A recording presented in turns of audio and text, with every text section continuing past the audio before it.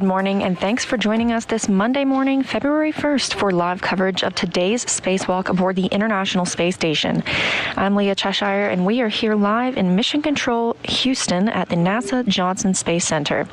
This is a live feed from the space station's Quest airlock, where astronauts are continuing procedures to prepare themselves for the airlock for today's extravehicular activity, the 234th spacewalk in the history of station assembly and maintenance. Today's spacewalk is scheduled to last approximately 6.5 hours. Today's spacewalkers are NASA astronauts Michael Hopkins and Victor Glover. It's Hopkins' fourth spacewalk, and he'll be EV1, wearing red stripes around the legs on his spacesuit. And it's the second spacewalk for Victor Glover, who is EV2, or extravehicular crew member number 2, and will have no stripes at the bottom of his spacesuit. This is, as we mentioned, the 234th spacewalk in the history of station assembly and maintenance. It's the second spacewalk in the last week for this duo, who ventured outside the hatch last Wednesday. As you can see inside the crew lock portion of the Quest airlock, NASA astronaut Kate Rubins helping the crew members get suited up today, assisted by JAXA astronaut, or Japanese Aerospace Exploration Agency astronaut, Soichi Noguchi. Today, Hopkins and Glover will address a variety of tasks, including installation of a final lithium-ion battery adapter plate on the P4 truss that will wrap up battery replacement work begun in January 2017. Hopkins and Glover will remove another grapple fixture bracket on the same truss segment, replace an external camera on the starboard truss, install a new high-definition camera on the Destiny laboratory, and replace components for the Japanese robotic arms camera system outside the Cabot module. Let's take a look in more detail of what we can expect to see today.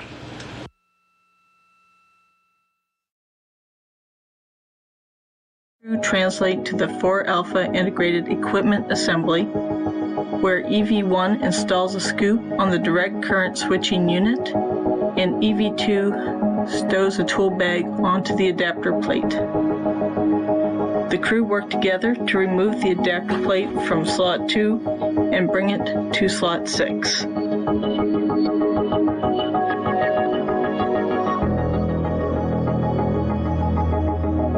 To install the adapter plate, the EV crew drive 2 bolts on the adapter plate. EV1 drives 1 bolt on the lithium-ion battery in slot 5. EV2 uses a ratchet wrench to break torque on the direct current switching unit, and then resets the torque at a lower value with the pistol grip tool.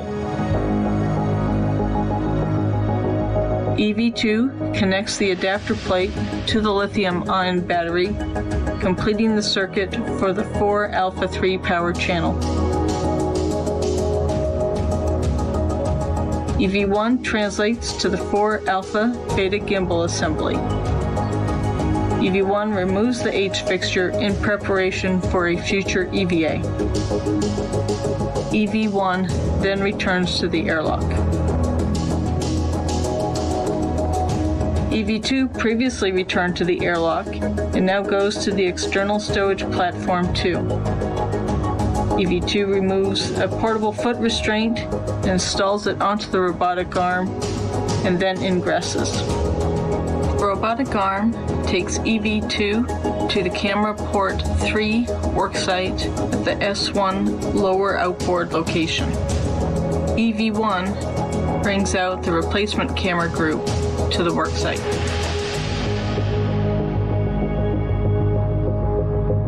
With both crew at the worksite, EV2 releases 3 bolts and removes the failed camera group. The crew swap out the failed and replacement units. Then EV2 installs and drives 3 bolts.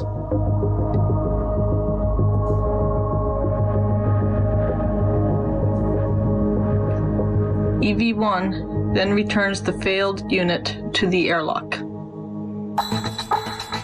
The arm flies EV2 over to the US laboratory module and the camera port 13 worksite. EV2 installs an external high-definition camera onto the current camera group.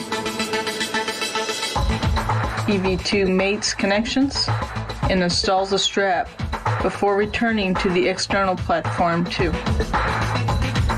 Since there are no further arm operations during this EVA, EV2 will egress the arm and remove the portable foot restraint.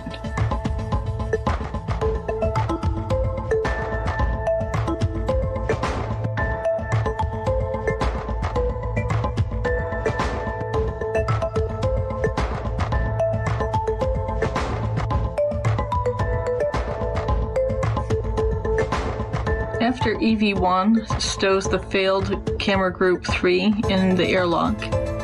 He retrieves the new wrist vision equipment box and translates along the U.S. laboratory in Node 2 module, then under the Japanese experiment module to the exposed facility.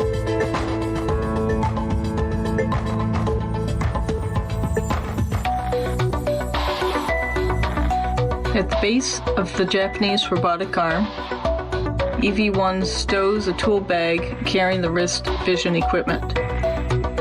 This box provides a camera view and light to support arm operations. EV1 installs a scoop, which is a handling aid, onto the failed wrist vision equipment box, and then removes the box. He then installs the new wrist vision equipment box and removes the handling aid from that and stows that in the tool bag. EV1 retrieves the tool bag with the failed wrist vision equipment and then retraces his path along the Japanese experiment module, the Node 2 module, to the U.S. laboratory. EV1 goes to the base of the camera port 13 stanchion and will mate the Ethernet cable to the wireless access port cable of the newly installed external high-definition camera. Both crew return to the airlock. EV2 ingresses, followed by EV1, completing the planned task for ISS upgrades to EVA.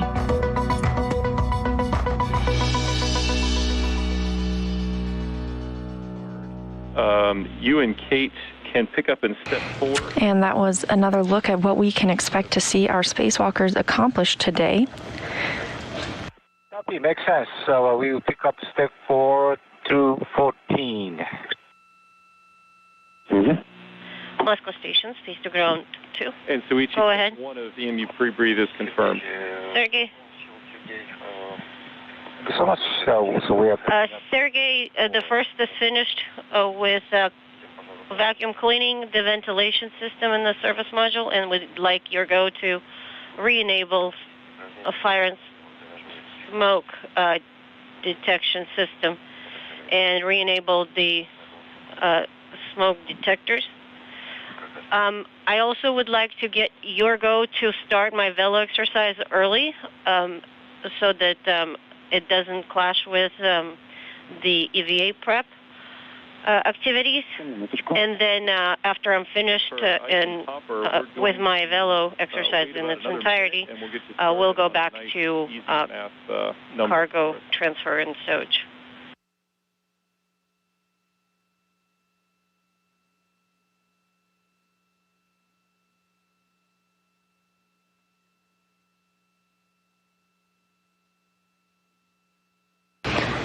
And the crew is running a little bit behind schedule today, about an hour on today's timeline. EVA prep is very complex. EVA standing for extravehicular activity, or spacewalk. And sometimes we run early on those steps, and sometimes you run a little behind. So the crew is a little bit behind today's schedule, but everything's still proceeding smoothly.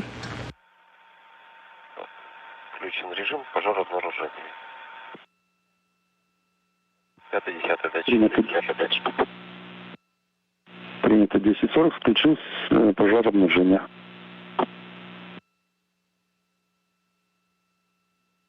Спасибо.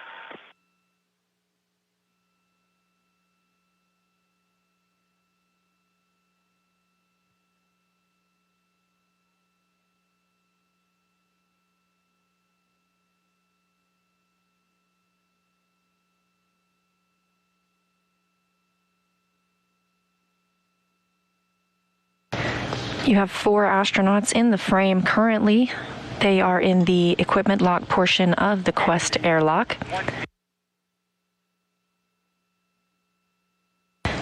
But there are total Of 4 NASA astronauts, 1 JAXA astronaut, or Japanese Aerospace Exploration Agency, and 2 Roscosmos cosmonauts aboard the International Space Station currently. Perform step 8 out in node 1 to help with any O2 concerns in the airlock. Houston copies. Our current NASA astronauts on board are Michael Hopkins and Victor Glover, today's 2 spacewalkers, Kate Rubins, who you just heard speaking with Houston, and NASA's Shannon Walker. Also on board are Soichi Noguchi of JAXA, who is just out of frame, and Sergei Ryzhikov and Sergei Kudzverchkov of Roscosmos. While Hopkins and Glover will be today's crew members outside the hatch, Rubins will command the Canadarm2 during the spacewalk from inside the station. The International Space Station itself is currently flying about 266 statute miles an hour over the South Pacific Ocean. And we're live from Mission Control at NASA's Johnson Space Center in Houston, Texas. Teams have been walking the crew through their suit up and pre-breathe and other spacewalk preparations this morning. Today's flight director is Vincent LaCourte. He is leading all of the flight controllers on the ground through today's spacewalk. And the Capcom is Drew Feustel. He's on hand to speak with the astronauts and will hand over communications to the ground IV once the Quest hatch is closed and depressurization is underway. The ground IV, or the person relaying the information to the 2 spacewalkers as they move throughout their tasks, is NASA astronaut Bob Hines. And the lead spacewalk officer for today is Sandy Fletcher. She'll be overseeing the team, monitoring the suit information, and walking through the procedures and feeding information to the teams on the ground.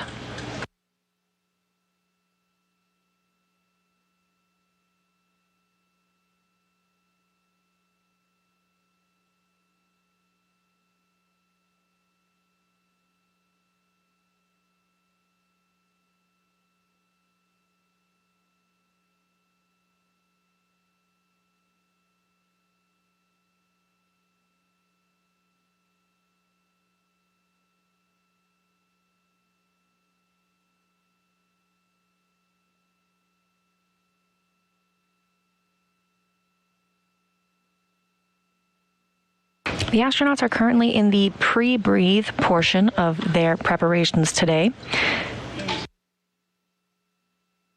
At nominal pressure, the suit is about 4.3 psi, or pounds per square inch.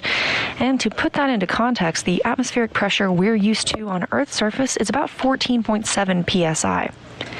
That's also similar to the pressure of the inside of the International Space Station, with a mixed oxygen-nitrogen environment, again, much like on Earth. To put that into context, 4.3 psi is similar to what you'd experience at about 30,000 feet elevation. That low pressure in the spacewalk allows much more flexibility, which is crucial when flexing the rigid gloves for the 6.5-hour spacewalk.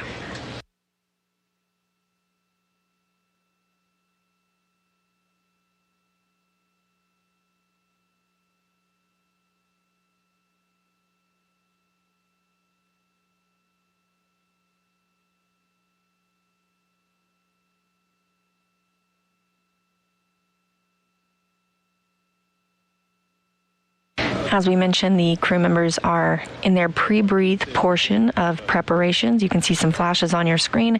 It looks like Soichi Noguchi is getting some photos of the crew. But the pre-breathing consists of 2 phases. In the first, the crew breathes 100% oxygen through a mask to begin purging the nitrogen from their bodies. If you have ever scuba dived or you're familiar with it, this can help you prevent the bends. In the second phase, the crew gets in their spacesuits and conducts something called the in-suit light exercise, or ISLE, moving their arms and legs ever so slightly, raising their metabolic rate to help speed up getting rid of that excess nitrogen.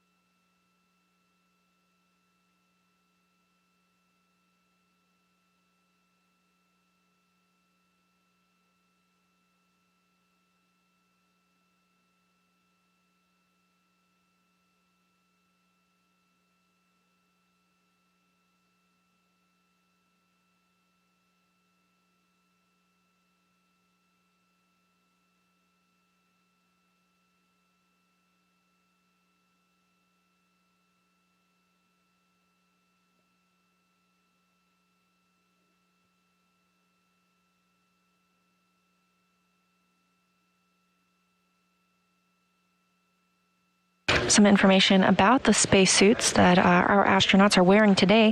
The astronauts refit their suits once they're in space to account for any spinal elongation or fluid shifting that has occurred since they arrived in microgravity. The spacesuit itself is called an EMU, or an extravehicular mobility unit. It's essentially an individual human-sized spacecraft, and each contains its own portable life support system. The suit has 6 layers and provides atmospheric containment, thermal insulation, cooling, solar radiation protection, and micrometeoroid or orbital debris protection. Because the space station orbits the Earth about 16 times a day, there are points throughout the spacewalk when the astronauts are in direct light of the sun, and other times when they are in complete darkness. These cooling and thermal units help regulate their temperature as their environment fluctuates from one extreme to another.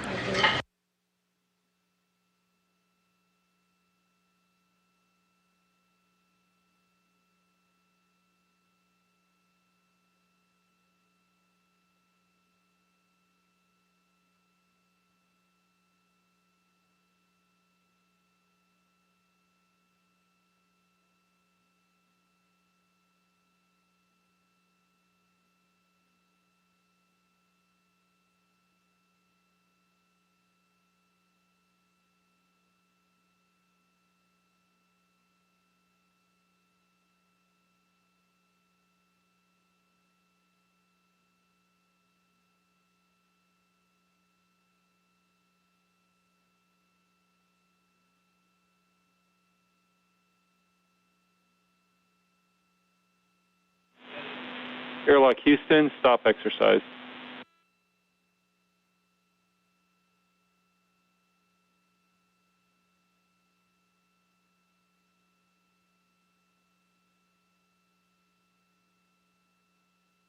That call from the ground to the astronauts as they continued that in-suit light exercise or ISLE pre-breathe portion of their preparations today, helping to purge that excess nitrogen from their bodies ever so slightly, raising their metabolic rate.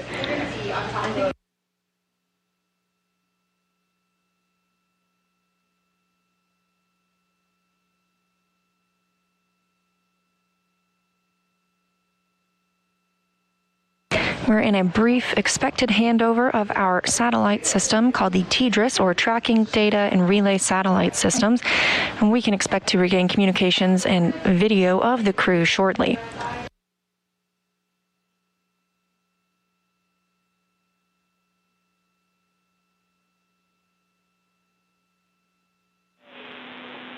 Airlock Houston, begin exercise.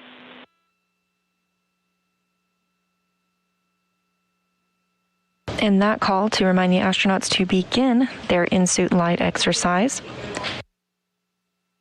That cycle includes 4 minutes of the light exercise and 1 minute resting.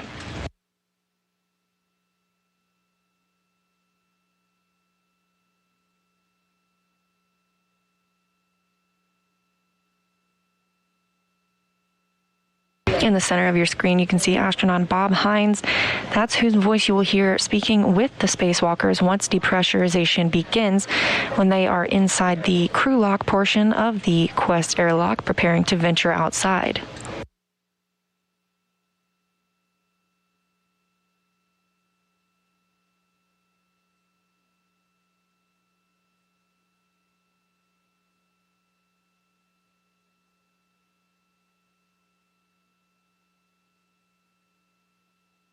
The crew member at the top of your screen in the spacesuit is Victor Glover.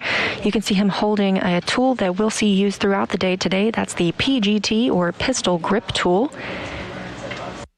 It's essentially a drill that will help the astronauts remove bolts and install bolts as well.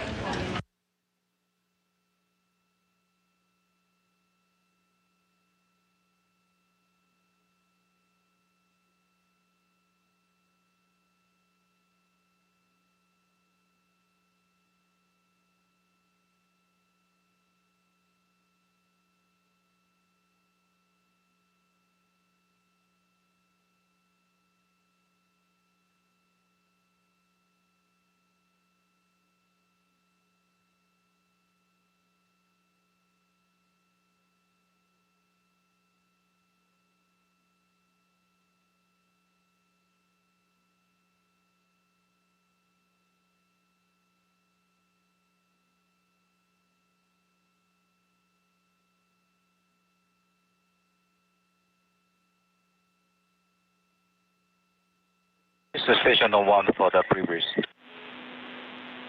Go ahead, Soichi. So now the step up, we completed up to step 14 and understand the MEDOX and the SAFER comes much later in the flow. That's affirmative.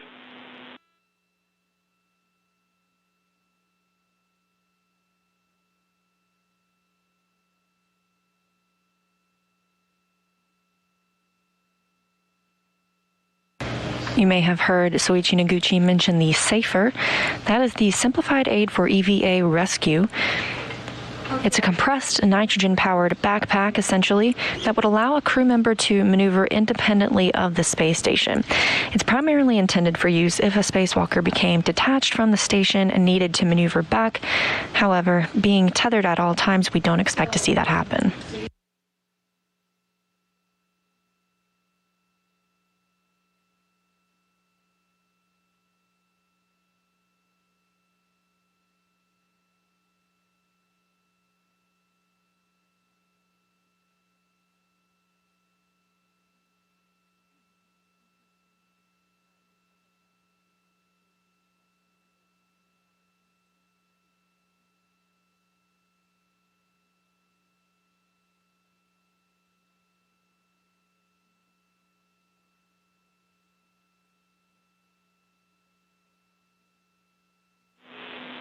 Airlock Houston, stop exercise.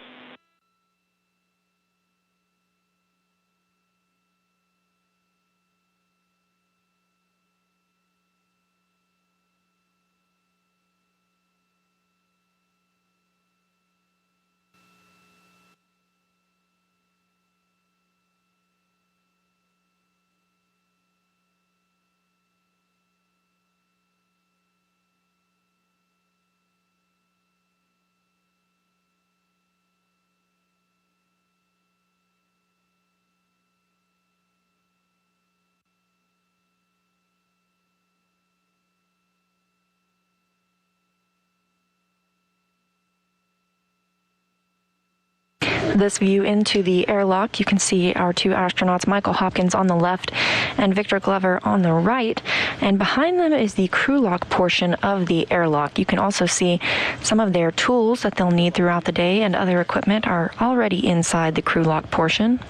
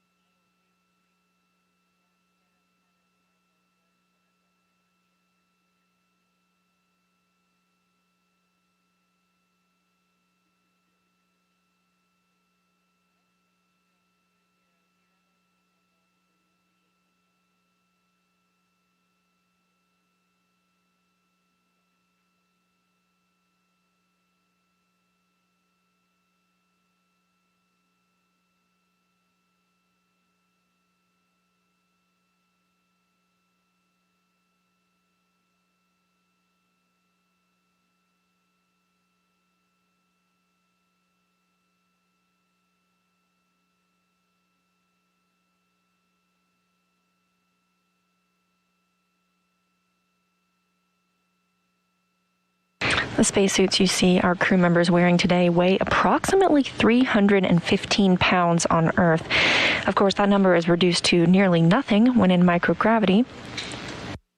But our spacewalkers do get the opportunity and have many of those to practice what it's like to participate in a spacewalk on Earth, and they use the Neutral Buoyancy Laboratory here in Houston to do so. The Neutral Buoyancy Laboratory is a large pool, 40 feet deep, and holds 6.2 million gallons of water. Inside the pool are mock-up portions of the International Space Station.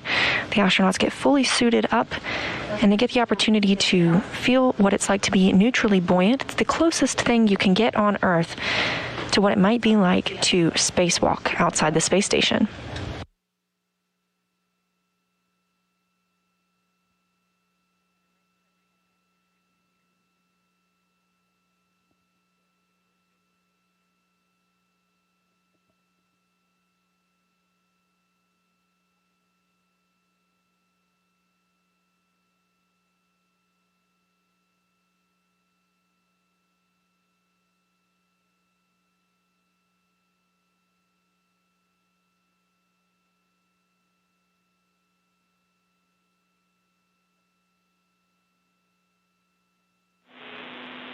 Airlock Houston, begin exercise.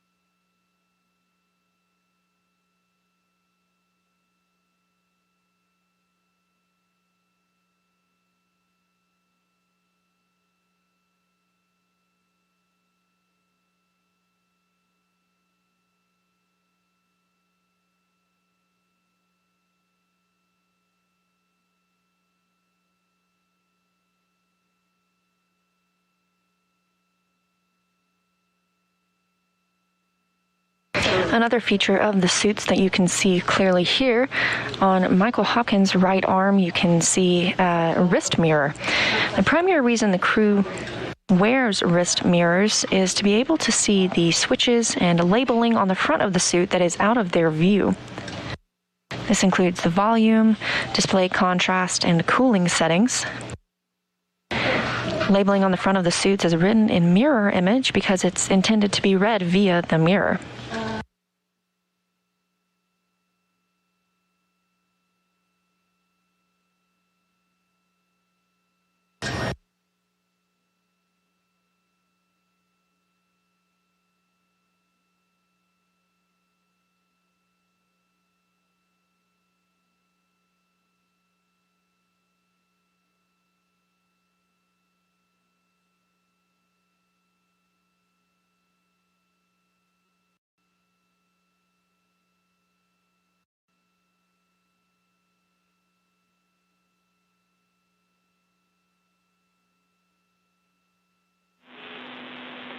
Airlock Houston, stop exercise.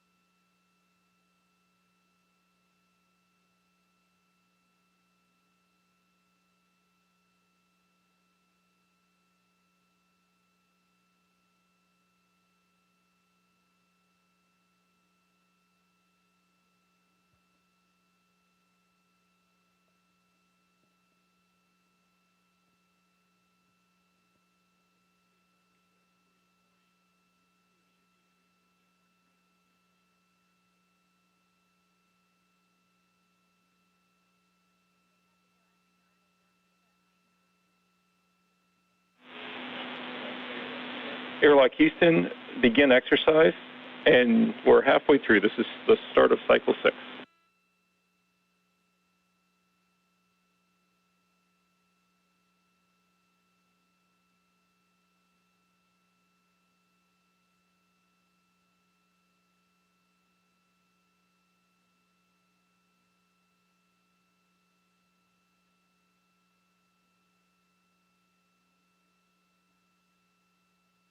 The astronauts are continuing the pre-breathe portion of their steps today for the spacewalk. The in-suit light exercise is scheduled to last 50 minutes.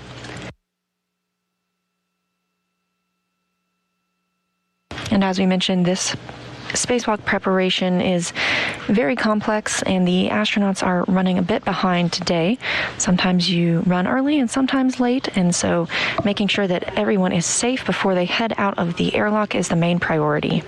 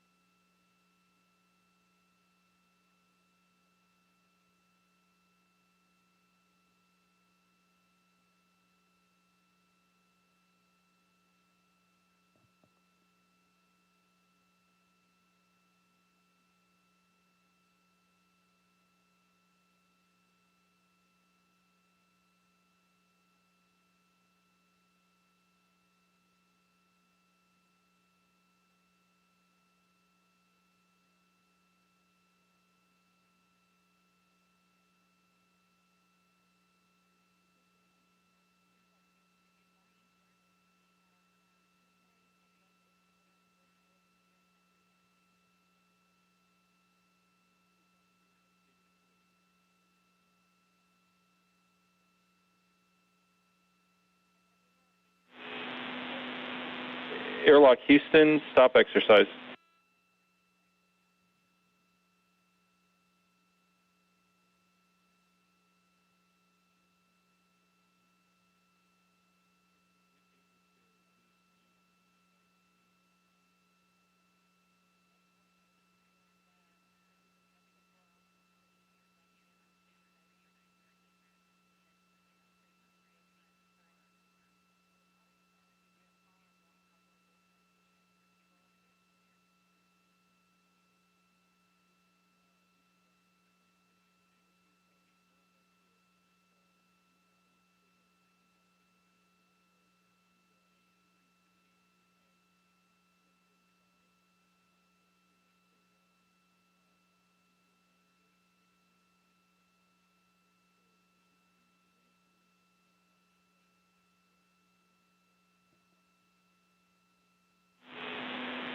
Airlock Houston, begin exercise.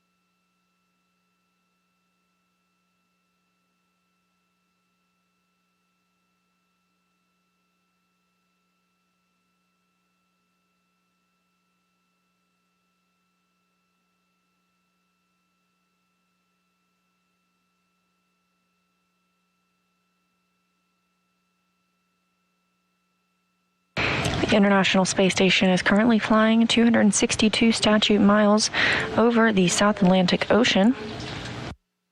Our spacewalkers are suited up and continuing the pre-breathe process prior to today's spacewalk.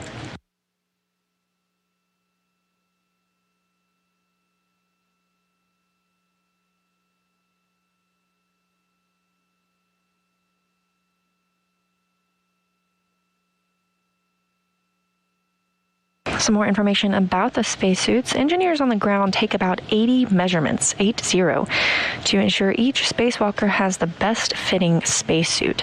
There are about 16 major elements that compose this spacesuit. That includes 3 different sizes of torsos, 8 sizes of elbow joint pieces, 2 sizes of adjustable waists, 5 sizes of knee joint pieces, and 65 sizes of gloves or custom fitted gloves.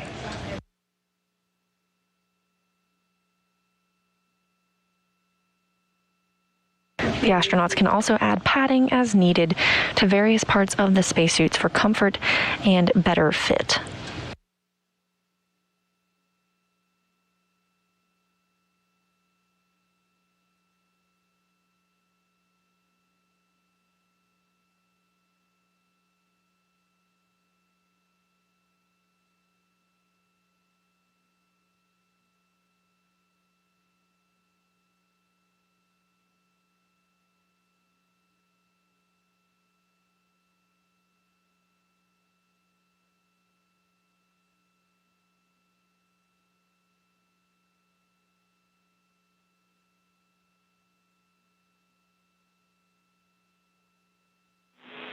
Airlock Houston, begin exercise, and this is the start of cycle 8.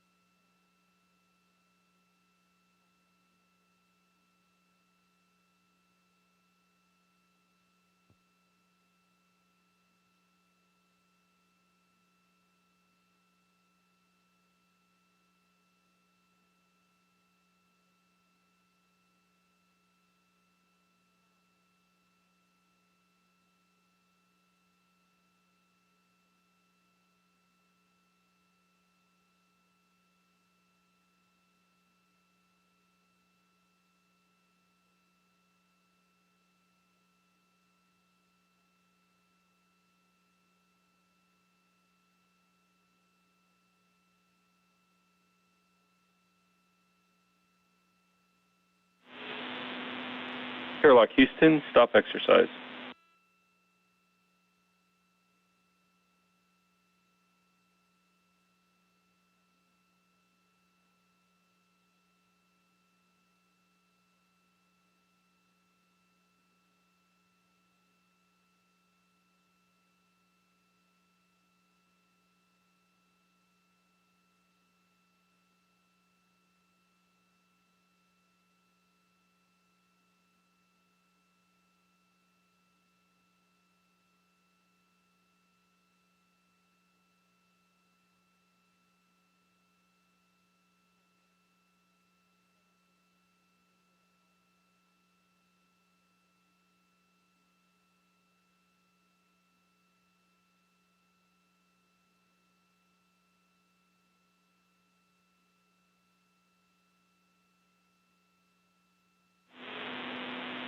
Airlock Houston, begin exercise.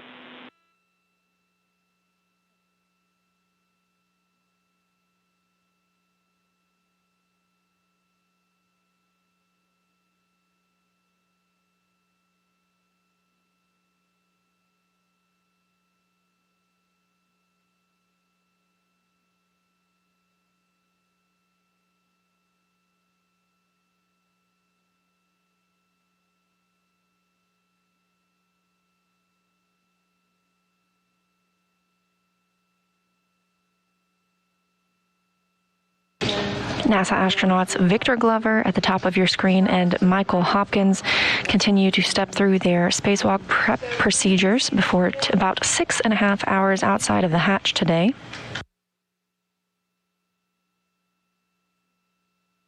Their first task will be the adapter plate relocation on the P4 truss. This is the final work to complete the battery upgrades aboard the space station. Prior to today's spacewalk, flight controllers on the ground robotically removed the final 2 nickel hydrogen batteries and installed the last lithium-ion battery.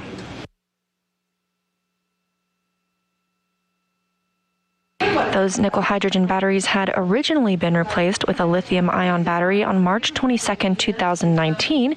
However, that battery failed after installation. And on the next spacewalk, which was USA Spacewalk 53 by Christina Cook and Nick Hague, about a week later, released the bolts on that new lithium-ion battery, which was removed and replaced by those nickel hydrogen batteries.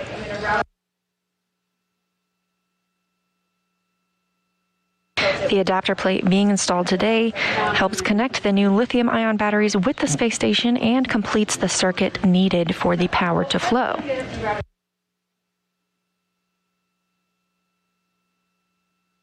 The power stored in the batteries is gathered through the station's solar arrays when it is in sunlight, which happens every 45 minutes. It switches between sunlight and nighttime as it orbits the Earth at 17,500 miles an hour. The solar arrays gather that power, which is then converted by a battery charge discharge unit and stored in the battery for usage when the space station is in an orbital nighttime.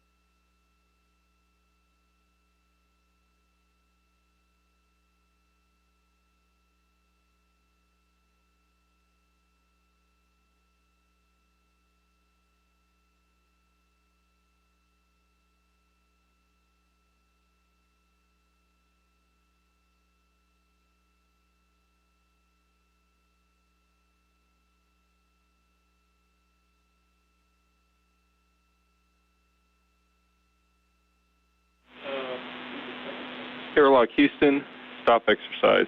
That's the end of cycle 9. One more to go.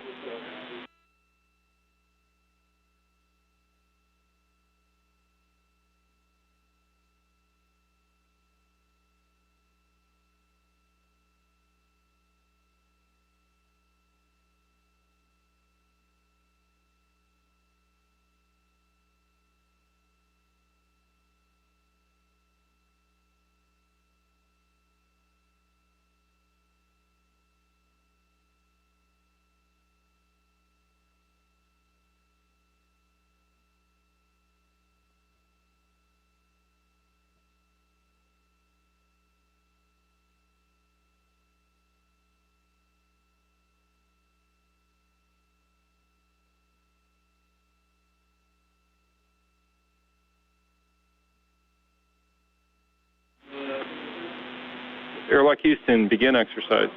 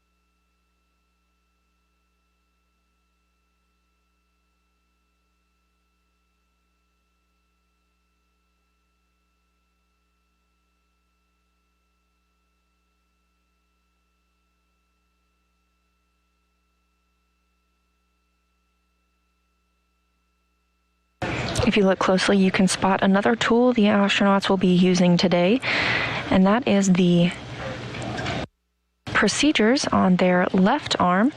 You can see Michael Hopkins down at the bottom of your screen and Victor Glover's near the center and top of your screen. That's essentially a playbook for the astronauts to reference during the spacewalk.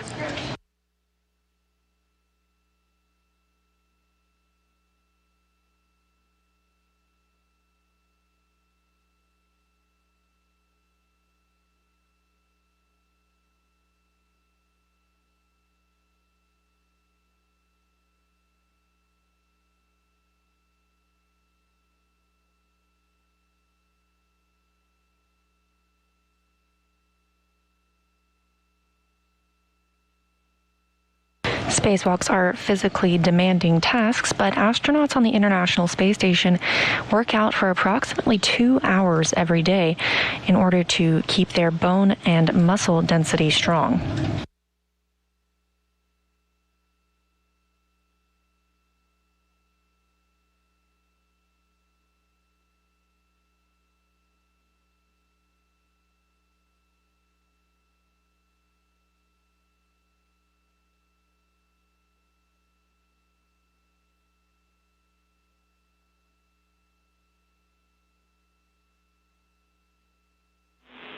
Airlock Houston, stop exercise.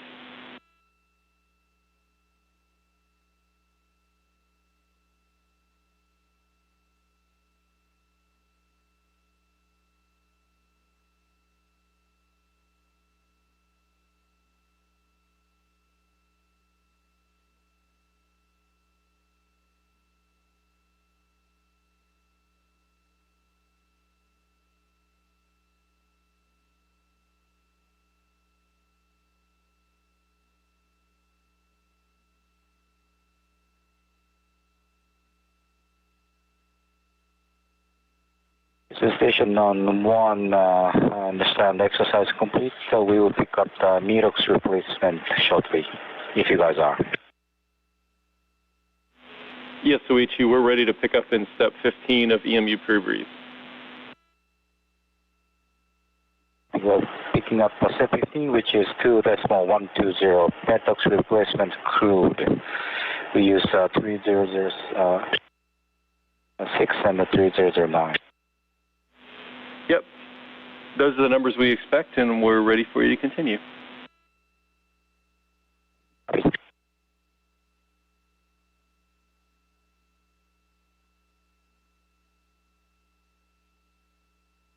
Japanese Aerospace Exploration Agency astronaut Soichi Noguchi talking with NASA astronaut Drew Feustel here on the ground.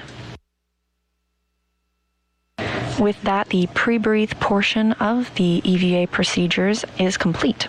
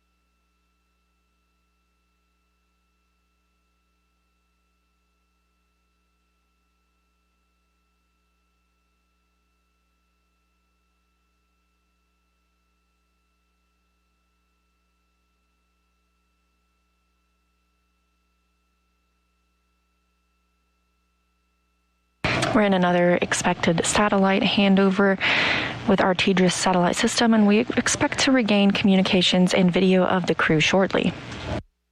In the meantime, this is a live look inside Mission Control Houston and the team that will be leading the spacewalk today.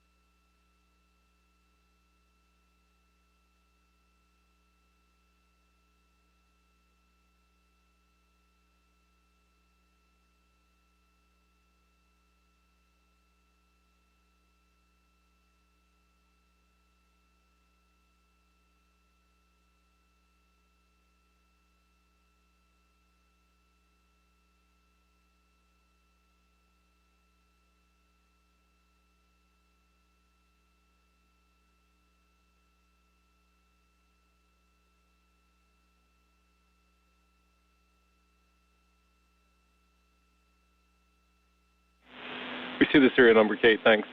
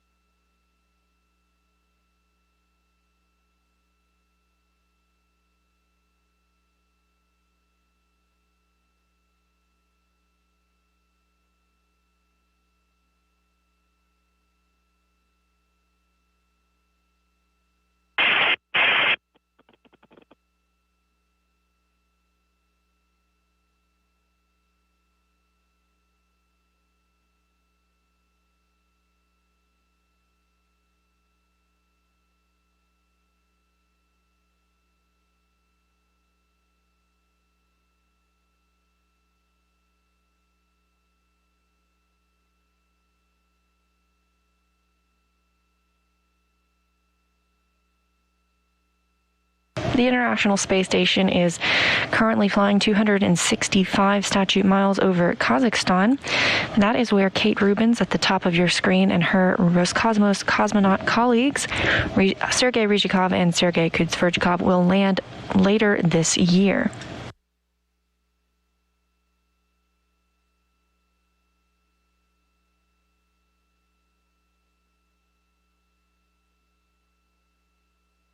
On 1, step 11, past the clock, and the time is 11:40. Houston copies 11:40.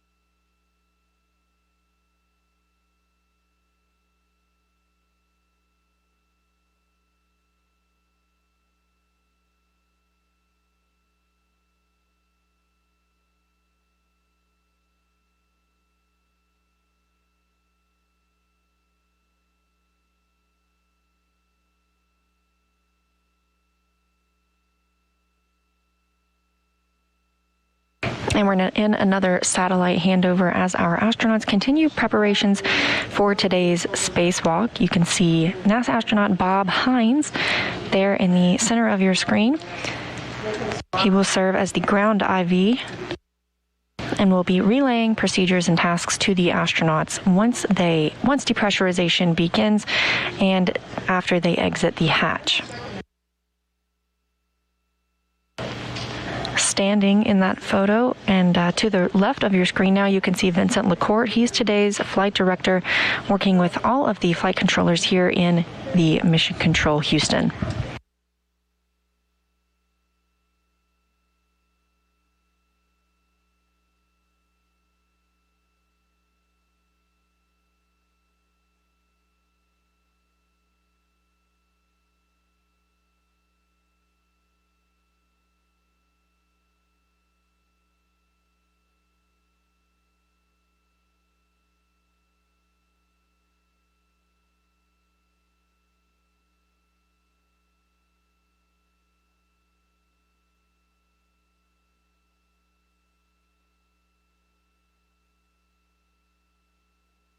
Houston Station on step 1. Step 19, all the metal canisters are 0018 and 0020 can be stored inside the crew lock, equipment lock.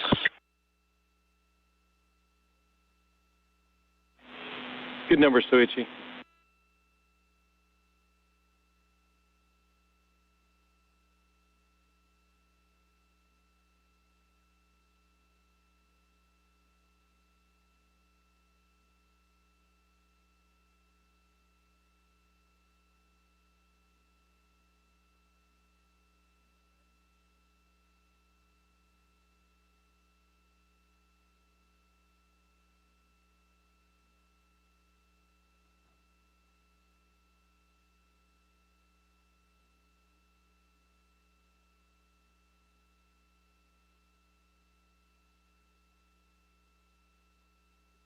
Space Ground 1, step 21, first clock restarted, time is 11:44. I mean, we started the PB clock, use of PB clock. Houston copies 11:44.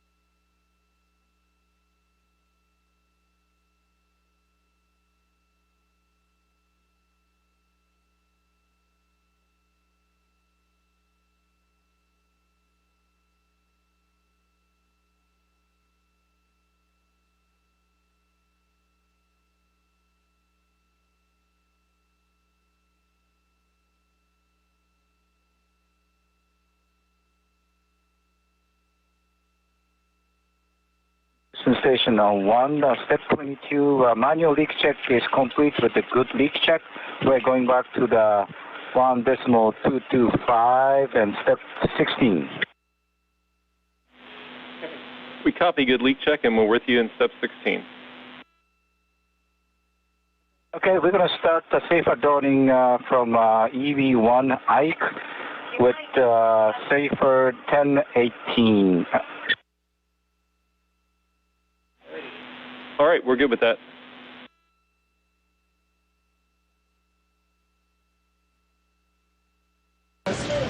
Confirmation of a good leak check of the suits coming from JAXA astronaut Soichi Noguchi.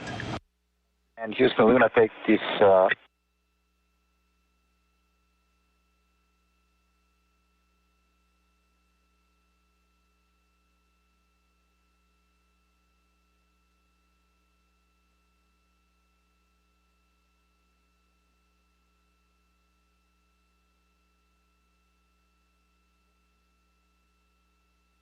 As we mentioned, the first task for the astronauts today will be the installation of an adapter plate, the final upgrade to the space station's battery system. Following that, Michael Hopkins will move to the P4 truss and work to remove an H fixture. This will be removed for future power system upgrades.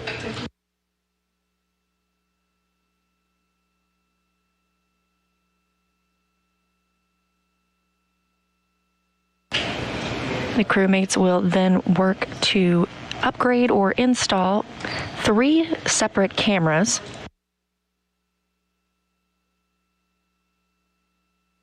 One camera will be a replacement on the starboard truss. Another camera will be installed on the Destiny laboratory.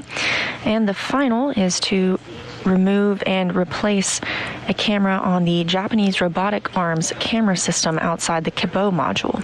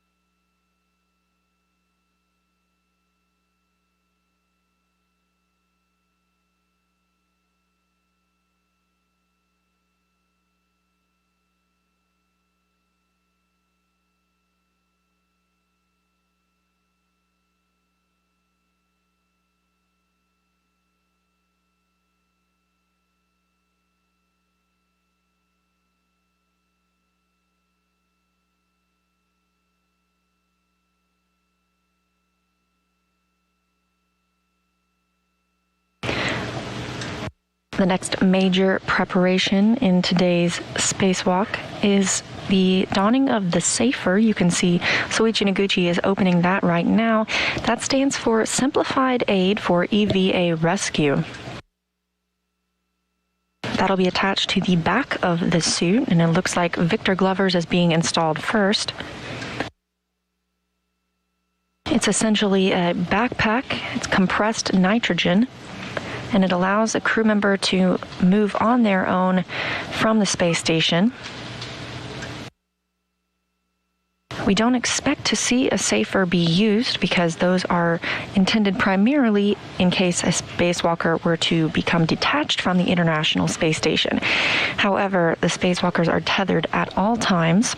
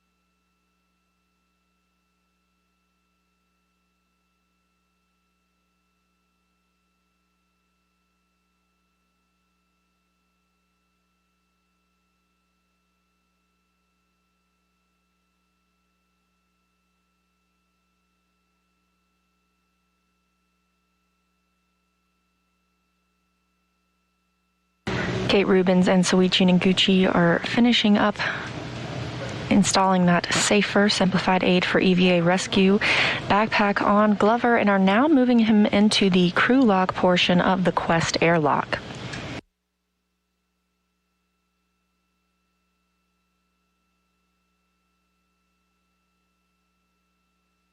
Once the spacewalkers are outside of the hatch today, Victor Glover will be conducting part of today's work while on the end of the Canadarm2. Kate Rubins will be inside, controlling the arm's movement robotically.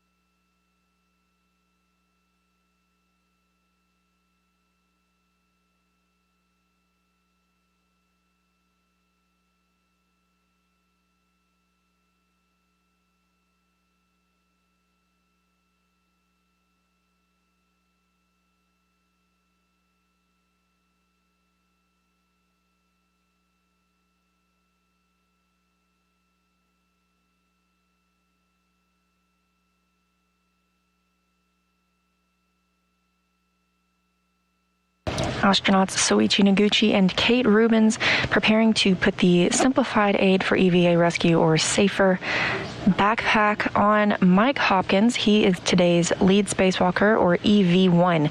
That stands for Extravehicular Crew Member 1. And once outside, you'll be able to distinguish who is who thanks to the red stripes on Hopkins' spacesuit. You'll be able to see them around the legs on his suit.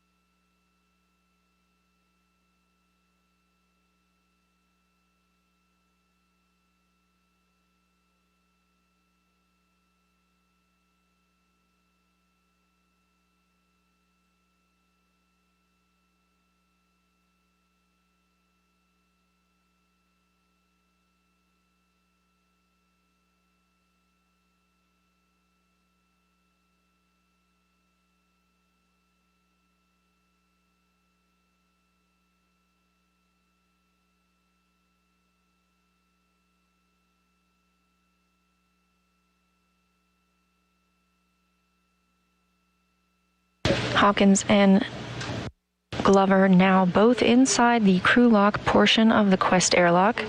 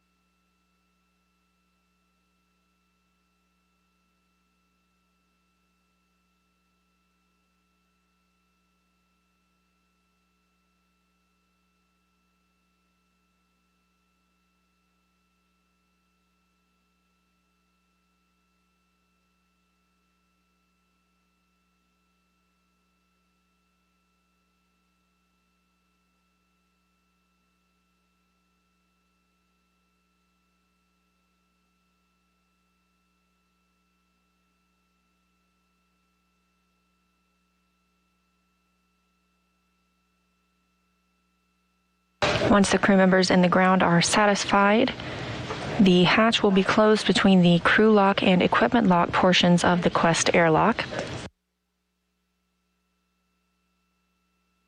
We'll wait for the call for depressurization to begin.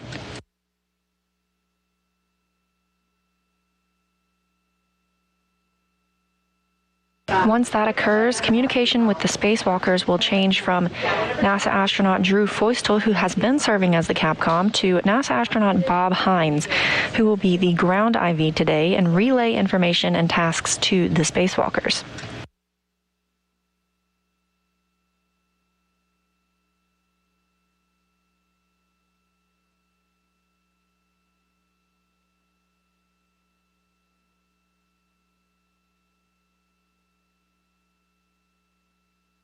Once depressurization of the crew lock portion is complete and down to nearly zero, that will equate it to the outside environment of outer space. Glover is positioned to open the airlock and begin today's spacewalk.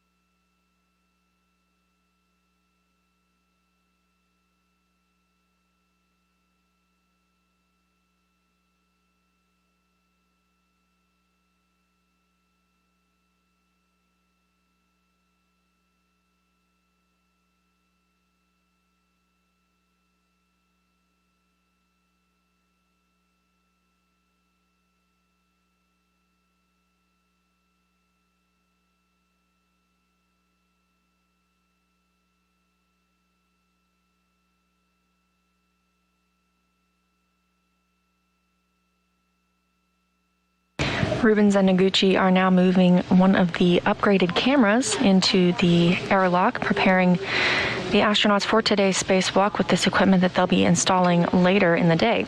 Today's spacewalk is expected to last about 6.5 hours.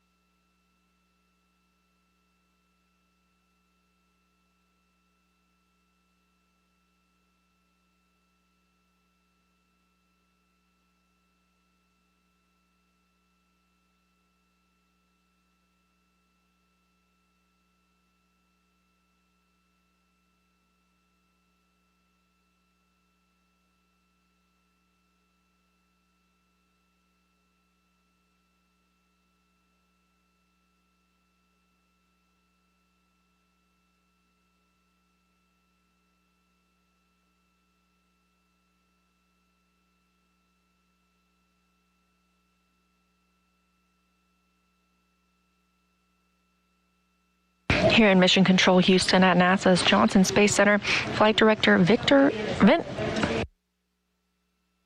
LaCourte just polled the team, all reporting that they are go for today's spacewalk.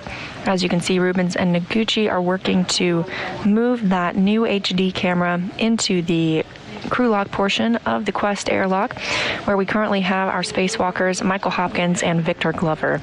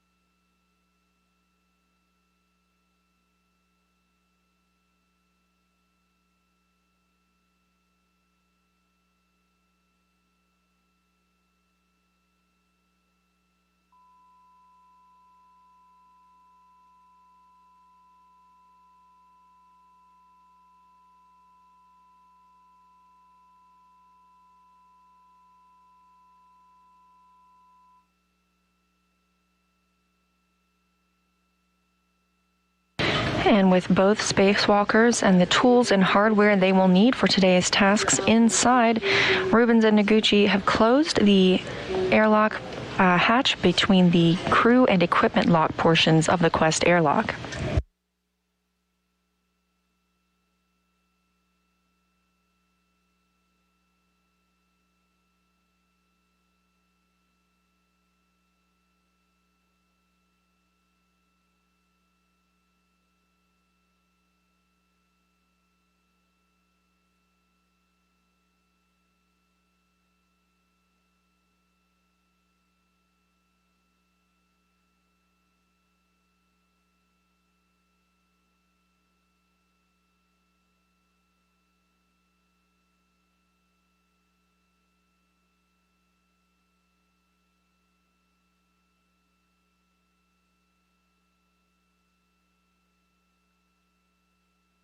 Houston Station, Space Ground 1 for the brief.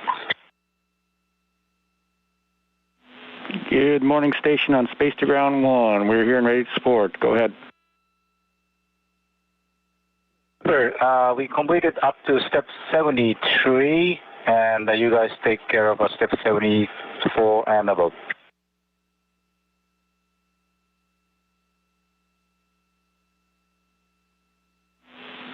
Station, we copy. You've completed 73, and we're in work for 74, 75, and 76, and stand by for hot mic for the EV crew.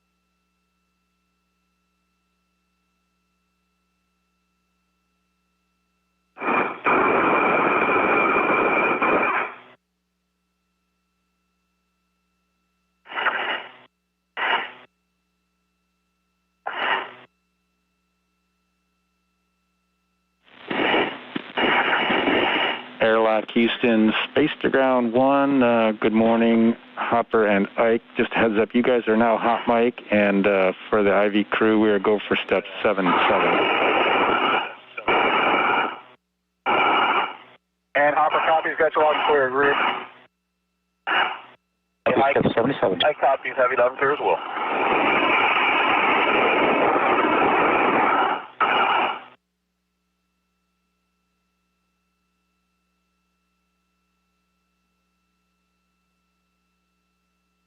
And Hopper in UIA, check the depressed pump power OFF. Depressed pump power OFF. Check the depressed pump enable LEDs on. On. ON. Thank you. And Houston Station, Space Ground 1, we're coming up to step 80, moving on to the depressed repress Q card. Airlock Houston on Space Ground 1, you have a go to move into step 80 for the crew lock depress, repress Q card. You're a go to start the depress. Thank you. All right. EV2, Hopper, UIA, switch depress pump power to on. Wait 10 seconds for complete startup. Depress pump power on. ON.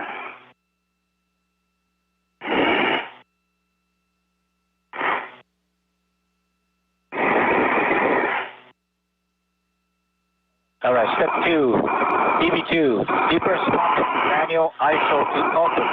EV expect alert go. Open.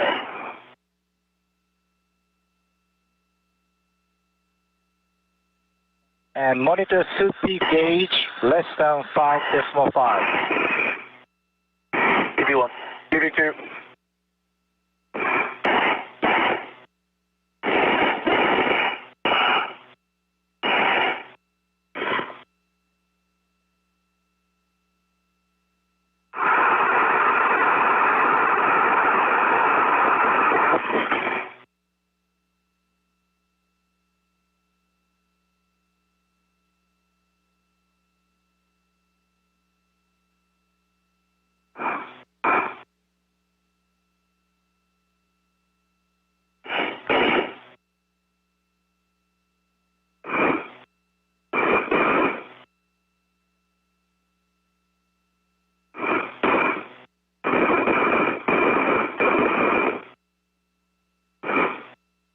Airlock P, 12.5.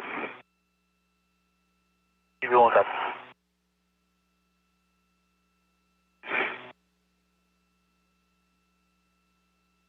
And Ike, your left foot is kind of right in that adjustable. There you go. Just don't want it to get up there.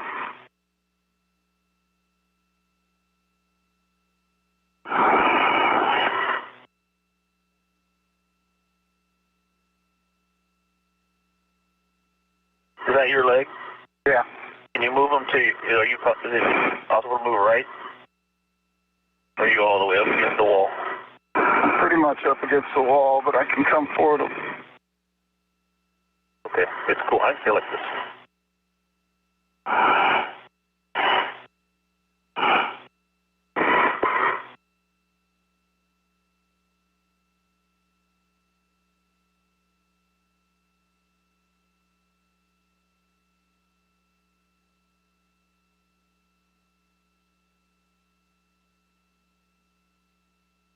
Airlock P, 10.9.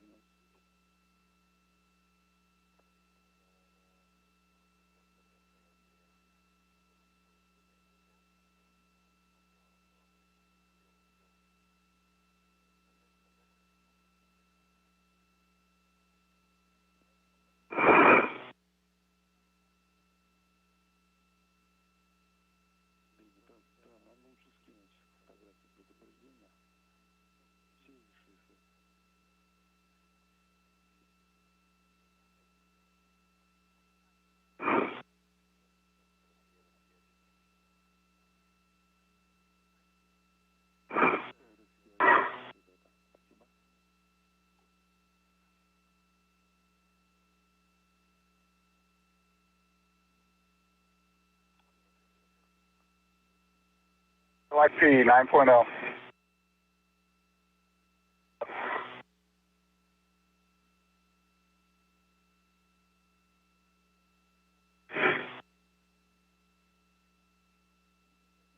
Face to ground 3 for EVA stowage for MEDOX.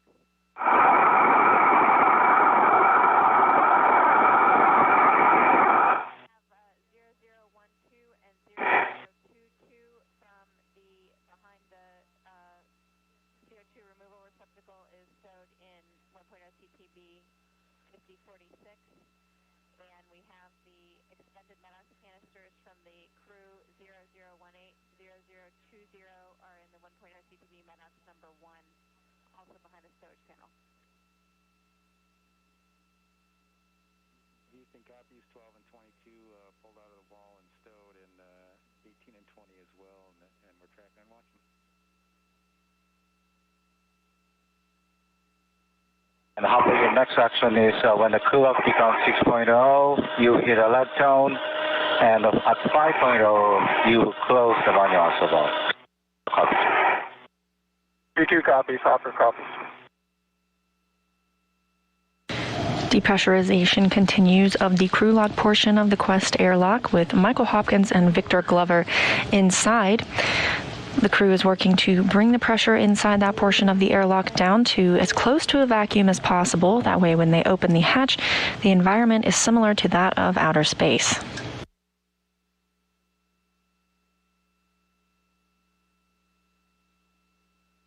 Another quick satellite handover of the tracking data and relay satellite systems, and this view in Mission Control Houston.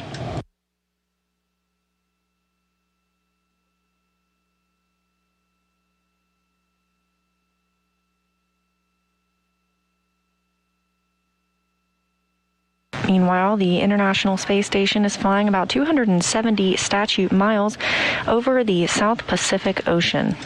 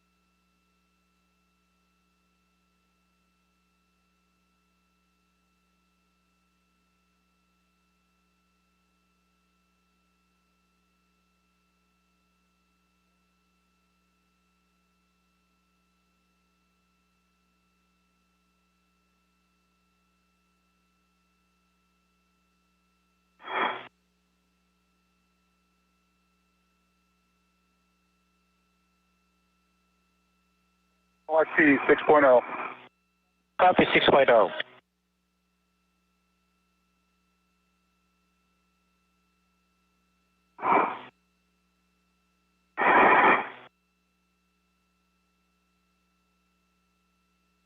Mike Hopkins reporting the pressurization of the airlock. Now it's 6.0 psi, or pounds per square inch, and the suit itself is about 4.3 pounds per square inch, or what you would experience at around 30,000 feet elevation on Earth.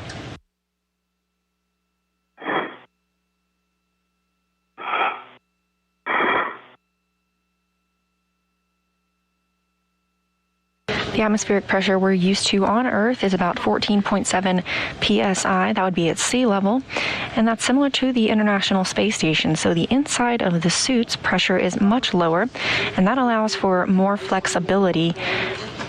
Copy 5.4. You will close the man ISO at 5.0. Me too.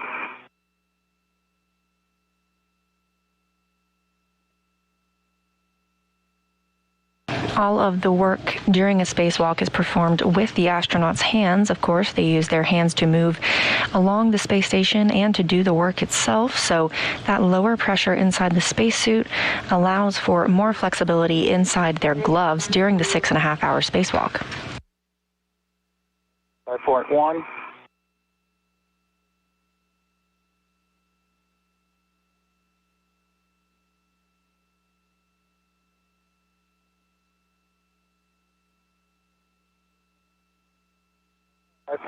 Manual isolation valve is closed.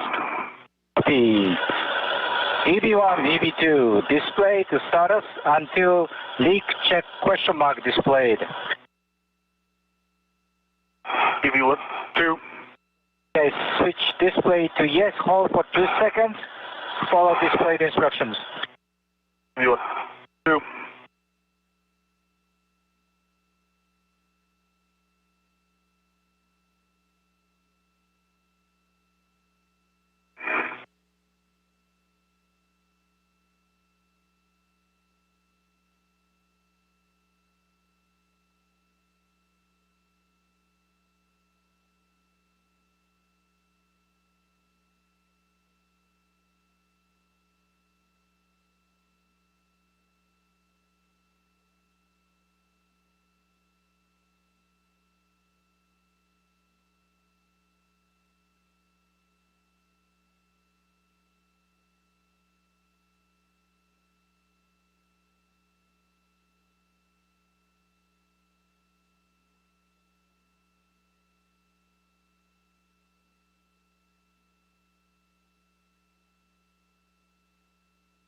EV1, leak check complete.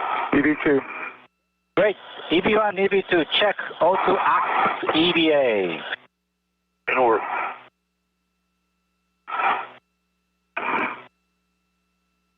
EV1. EV2. Copy. EV2, upper, depress pump non-ISO, open. EV members expect alert tone. Okay, depress pump manual isolation valve is open.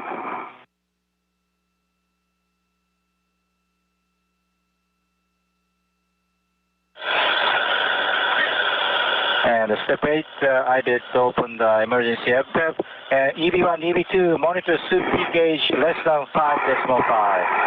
EV1, 2. Good.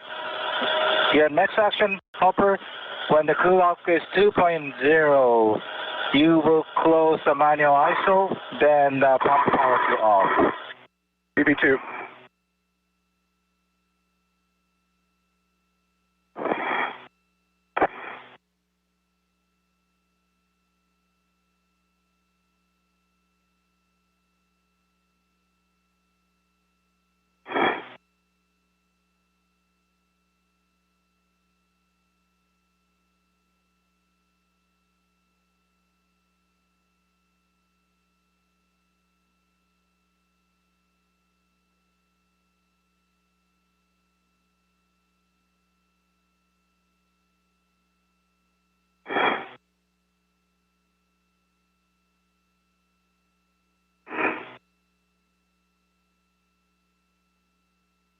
Some quick backflips from Japanese Exploration Aerospace Agency astronaut Soichi Noguchi, who is no stranger to being in space. He is actually one of only 3 people to have ever flown in 3 different spacecraft. That includes the Space Shuttle, the Soyuz, and most recently, SpaceX's Crew Dragon.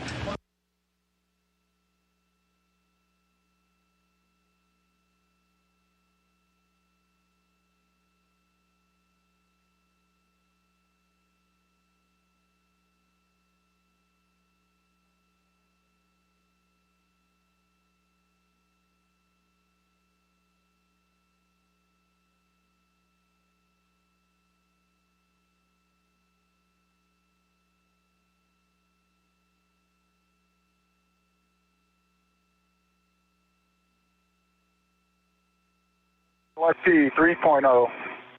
Copy 3.0.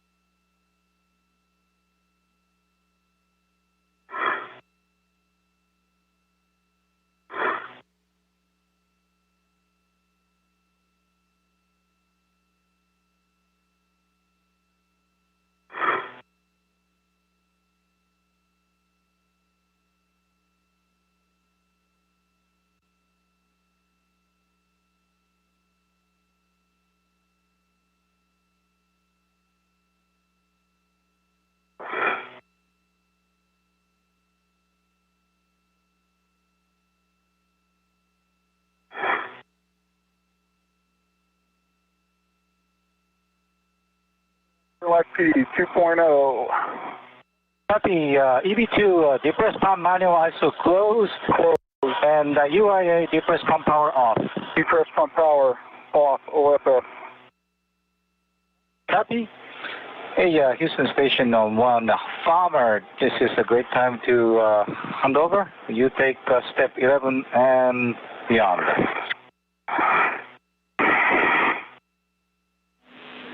And Houston, copy station, got you loud and clear. Hopper and Ike, how do you read me? V1, Ike has you loud and clear. V2, Hopper has you loud and clear. All right, great. It's a beautiful day. Let's go for a walk outside. Ready for your tether? Ready for your tether configurations when you are.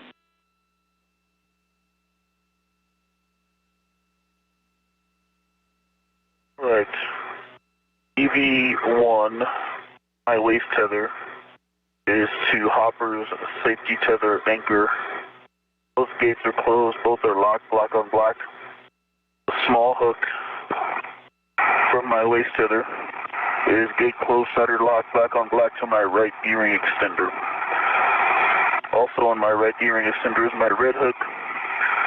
It is closed and locked, black on black. That red reel is unlocked, and it has a green hook locked to the reel. Sliders closed, gate closed, soldered locked, black on black. The yellow hook from that reel is locked, closed, black on black to my green reel. That green reel is unlocked, and that hook, the safety tether anchor, is to my mini workstation. Okay, that sounds like a good config. Ready for Hopper's config. Okay, for Hopper, EV2. Attached to the airlock D-ring extender is the airlock waist tether. Small hook is black on black. Close, slider lock, black on black through full test. The large hook of that waist tether is attached to the large hook of my waist tether. Both of those are bail close, slider lock, black on black, good full test. Small hook of my waist tether is attached to my right D-ring extender. Bail close, slider lock, black on black, good full test. My safety tether config, I've got a red hook that is attached to my right D-ring extender. And that is bail close, slider lock, black on black, good full test. The red reel is unlocked.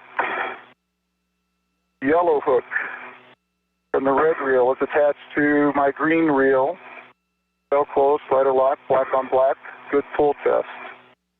The green hook from my green reel is attached to the red reel, and it is bail closed. Slider is not locked, but it is attached. And my anchor hook is attached to Ike's waist tether, large hook, bail closed, slider lock, black on black, full test.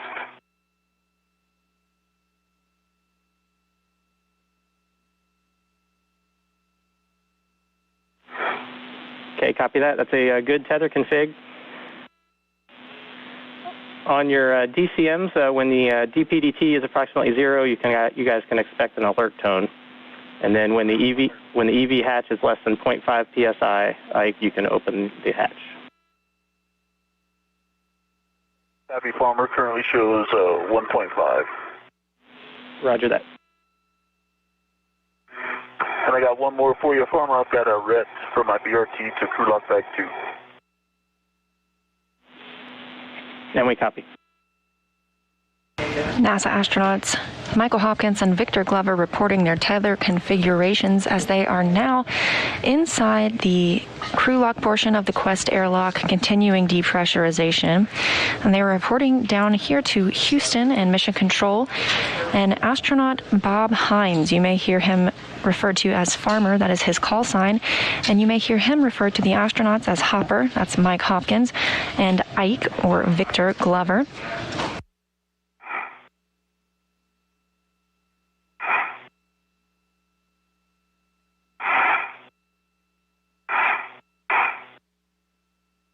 You'll also hear the voice of Kate Rubins. Today, she will be the lead for the Canadarm2, controlling that robotically from inside the space station, while Victor Glover is outside on the end of the arm.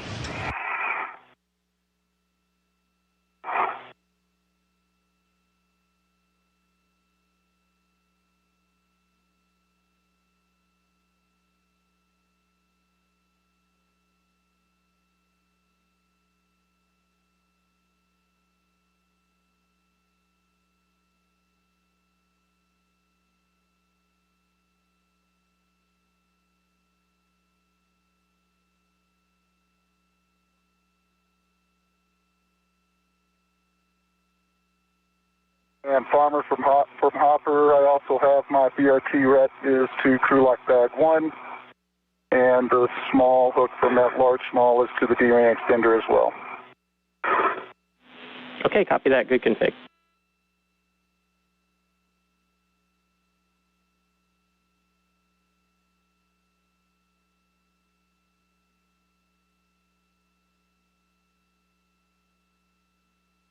Nice to see the Air Force Test Pilot School so well represented today.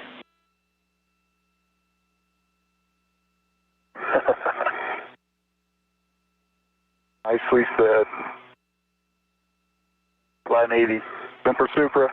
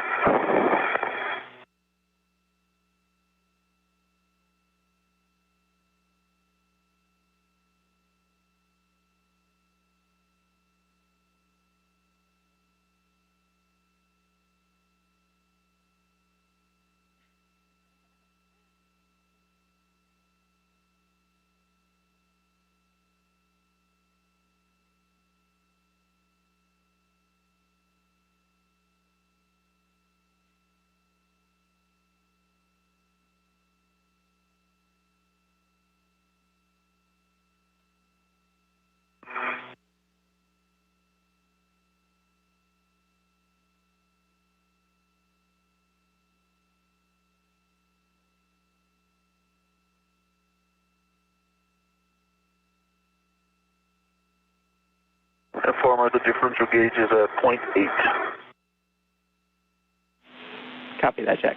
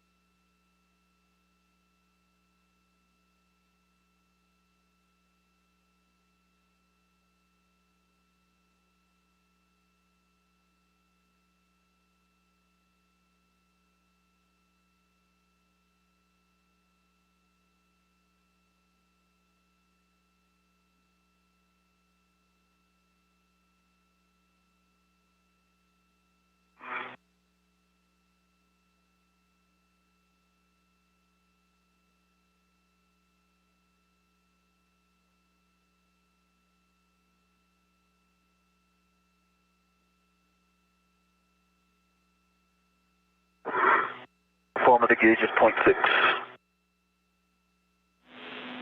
Copy that.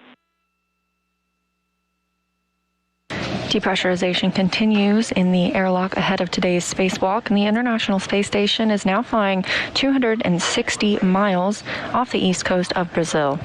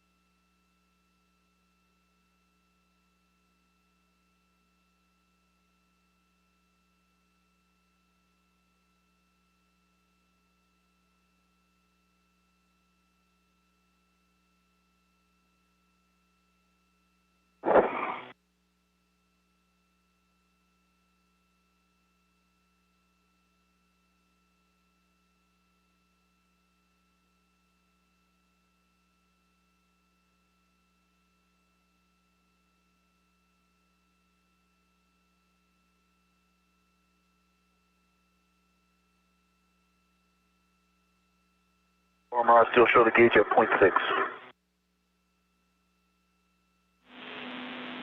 Copy that. We're showing a slow decrease. Okay.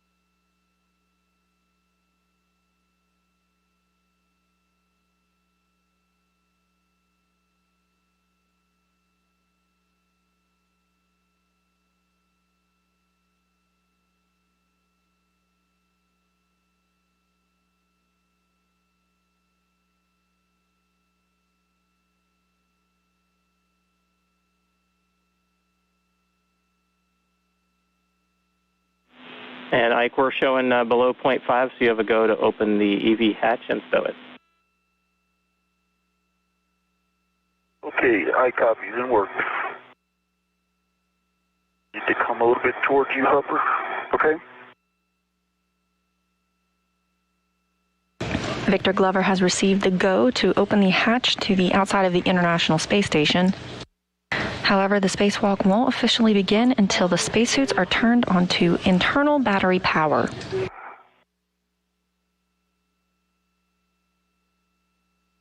All right, lock lever.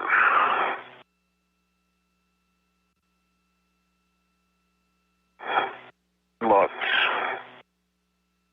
Clockwise to unlatch.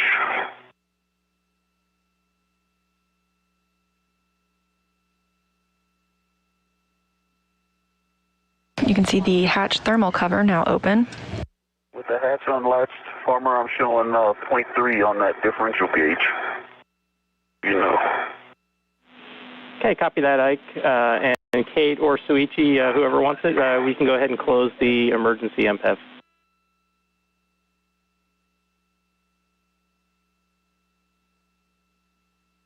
Farmer, MPEV is closed. Emergency MPEV is closed. Copy that, thanks. Ike and Hopper, both of you switch power to battery and stagger your switch throws. Expect a warning tone. Farmer, still opening the hatch.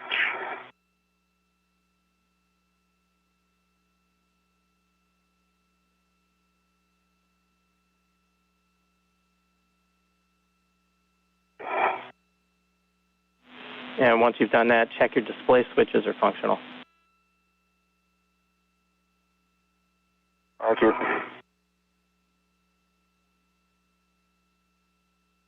Okay, hatch is open.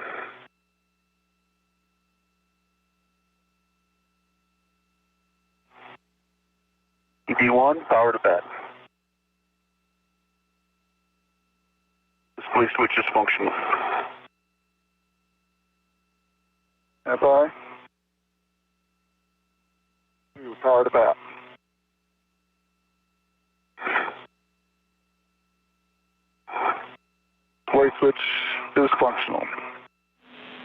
Copy that. Hopper on the UIA, switch power for both EV1 and EV2 to off and verify all 4 LEDs are off. Okay, power EV1 off.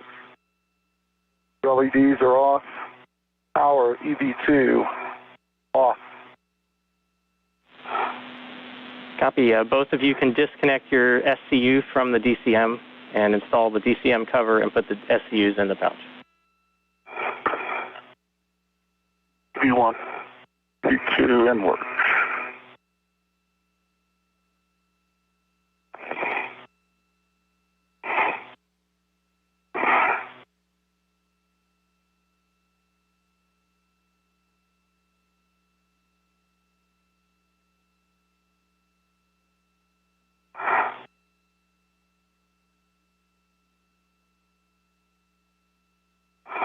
V1 SCU in the pouch.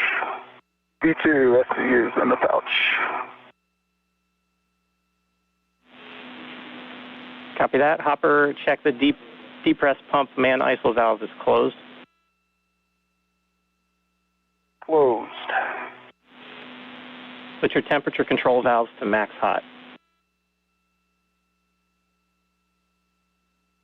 Work. In work.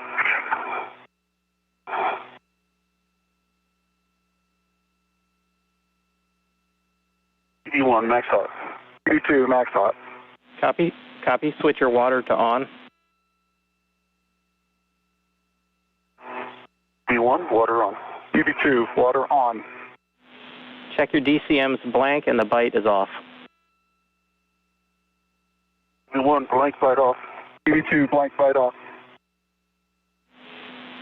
Okay, you can both set your TCVs as desired, and then check your suit pressure gauges between 4.2 and 4.4 psi and report that.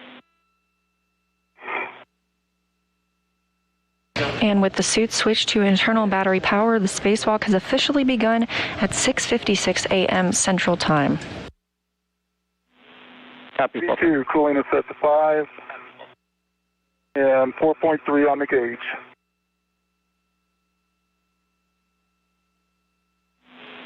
Okay, copy the pressures. That all sounds good. You guys are in a day pass. I'm sure, Ike, you can see it. So visors as desired.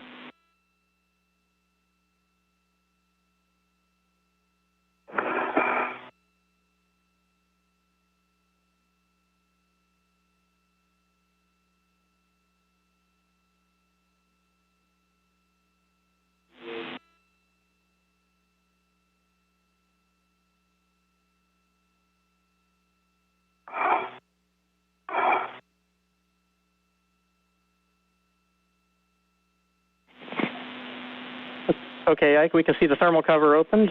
So if you can verify that forward airlock hatch pit pin is engaged, and then with that, you have a go to egress with your crew lock bag. Stand by.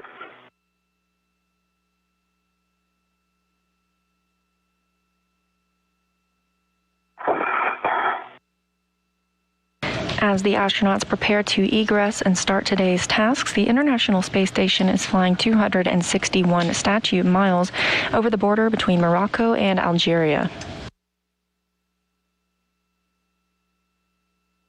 Okay, they're on the forward hinge. There's a forward and an aft, and the forward and aft pins are both engaged. Copy that. Good words, and you have a go to egress. V1.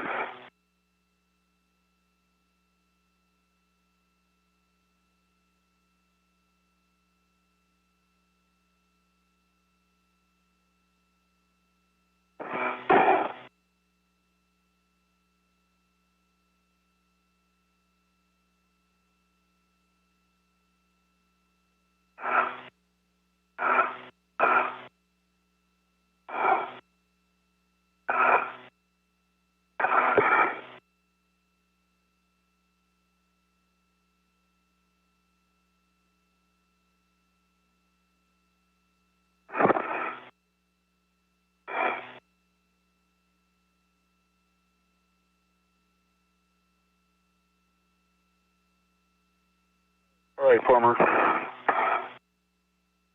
Ikes face each other. Anchor hooked. locked on the forward starboard airlock circular D-ring.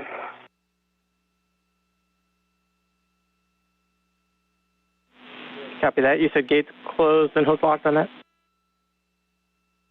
Gate closed. It's locked black on black. A good pull test. Copy. Good words. And then Hoppers is going over on handrail 554.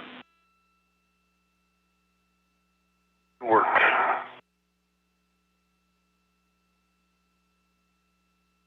And on the port side of that, correct?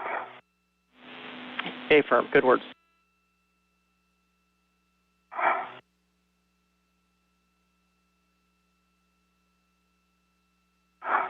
The first astronaut out of the hatch today is NASA's Victor Glover. You can tell him apart because he has no red stripes on his spacesuit. He is EV2 or extravehicular crew member 2 for today.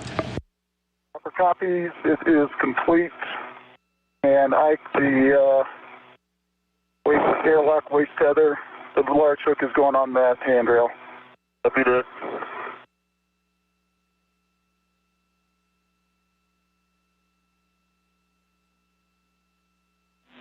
Yeah, and we copy all that. Sounds like a good tether config. And Hopper, when ready, you got to go to egress with your crew lock bag as well. Ike, you ready? I'm asked, and you have a go. Roger, coming out.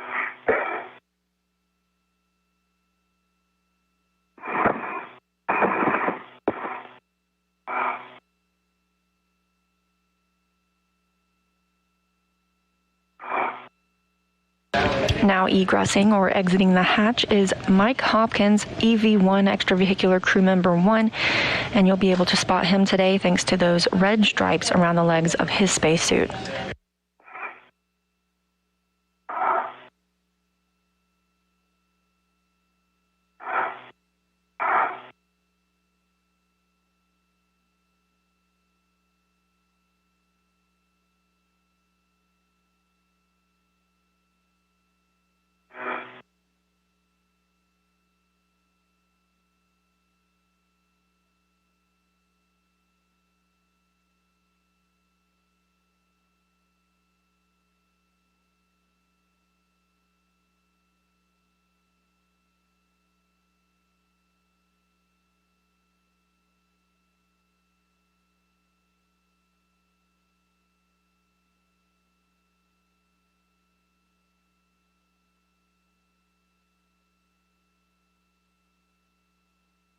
Okay.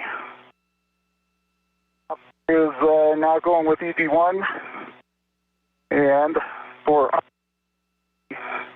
1, 2. 3 tabs are up.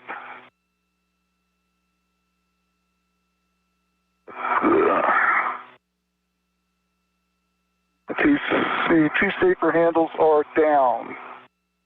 I do not see a green light on the WBS. You guys getting WBS?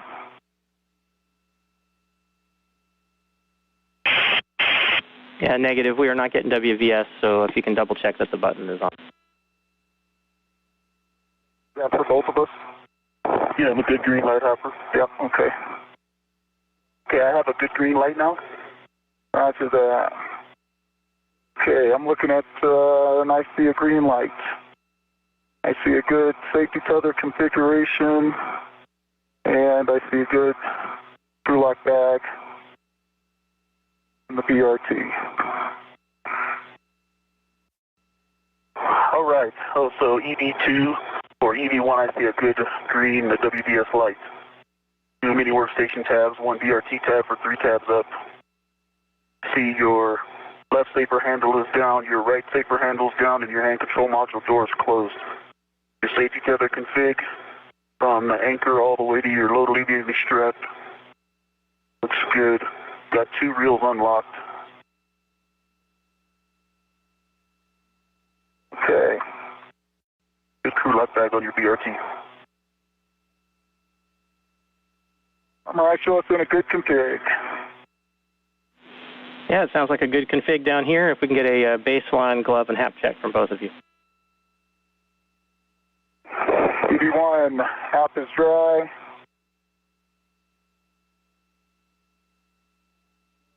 again. Gloves look like they did before I came out. EV2 dry hop, same on the gloves. No changes.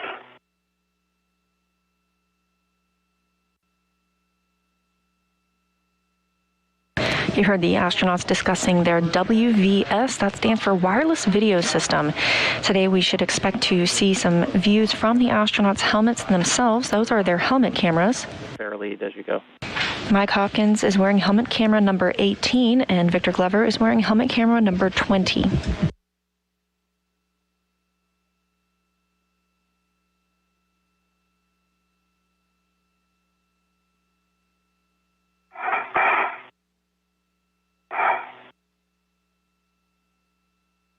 The thermal cover is closed.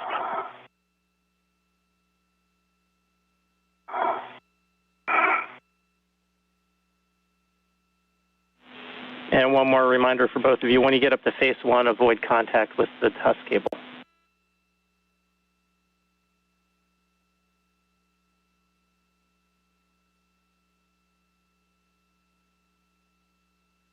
And that's a handover of our tracking data and relay satellite systems. This view now inside Mission Control Houston. The astronauts are going to be moving on to their first task of today, which is the adapter plate relocation, the final work to complete the battery upgrades aboard the station that began in January 2017. All right, Hopper, I'm on phase 1 as well. Roger. Yes, sorry, guys. Don't worry, the thermal cover is closed. Copy that. Good words, and if you missed it, classic error on my part at the LOS, but avoid contact with the TUS cable up there in phase 1.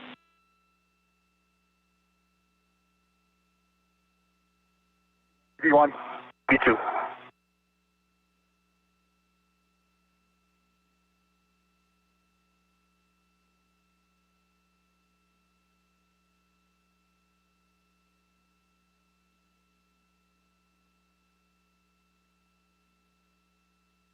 The astronauts reporting that the thermal cover is closed on the airlock.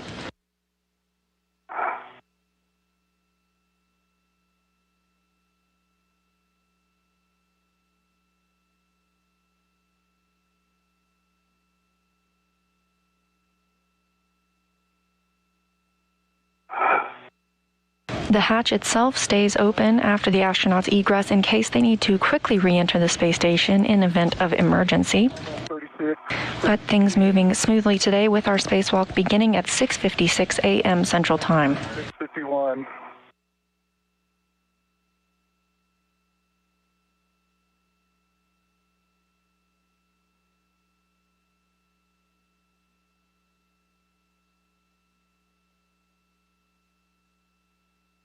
The astronauts will both revisit the airlock later today following their first task.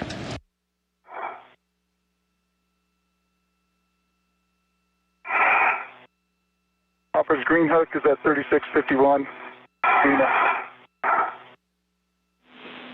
Okay, copy that. You can go ahead and continue out to the 4 Alpha IEA, and then as you get to the Sarge, if you can give us a gauntlet check, please. TV1.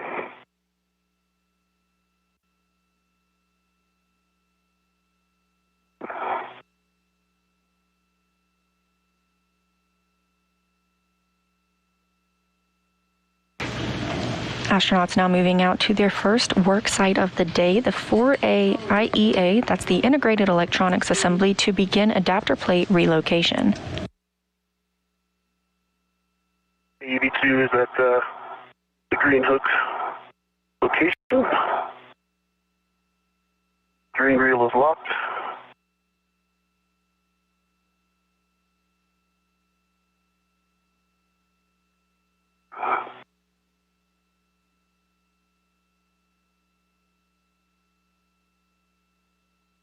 The number 18 in the bottom right-hand view of your screen denotes that this is helmet cam number 18 belonging to Michael Hopkins today.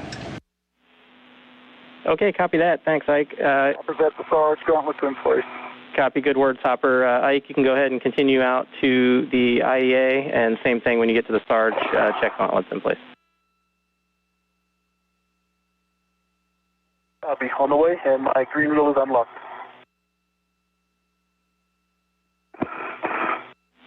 Copy the green reel, and reminder at the IEA, mostly applicable to Hopper since it's on your side, just avoid contact with the radiator out there.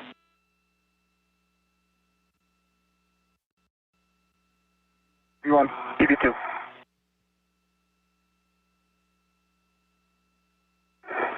EV2's gauntlets are in place. Switching the Sarge. Copy that, Ike.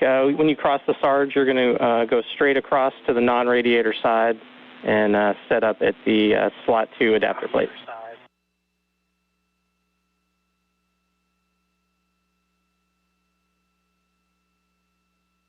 EV2.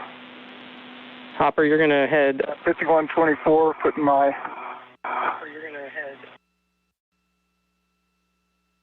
Yeah, 5124, my, still my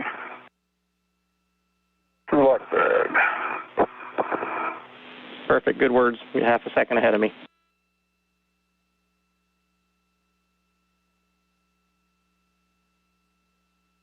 A good look at those batteries from the helmet camera of Mike Hopkins. As you heard, on their way out to this work site, they passed the Sarge. That's the solar array rotary joint.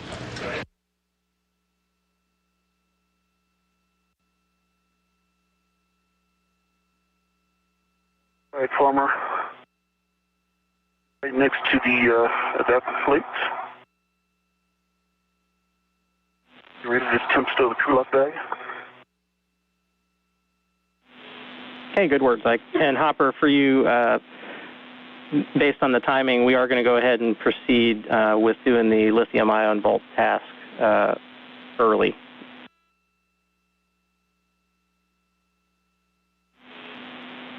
So, okay, copy.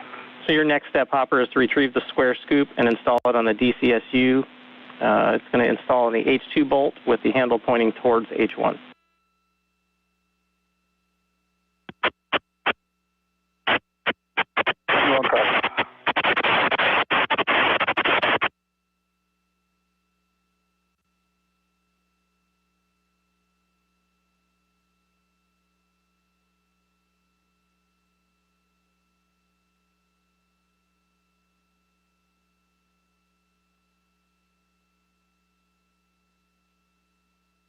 Mike Hopkins has received the go to install a scoop, which is a handling aid, on the lithium-ion battery.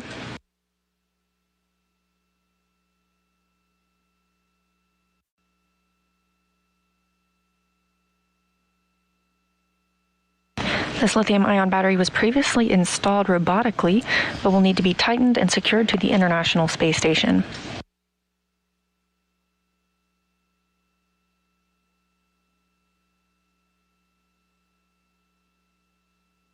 Farmer, the crew lock bag is on the adapter plate. Okay, copy that. There's in 2 locations. Copy that. Then you can stow your PGT on the bagret. This should be the one that was on the door handle.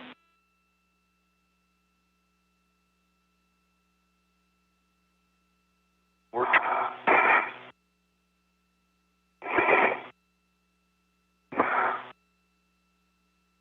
You've now got 2 astronauts' eye views. On the left side, that's helmet camera number 18 and Mike Hopkins. And on the right side is helmet camera number 20, Victor Glover.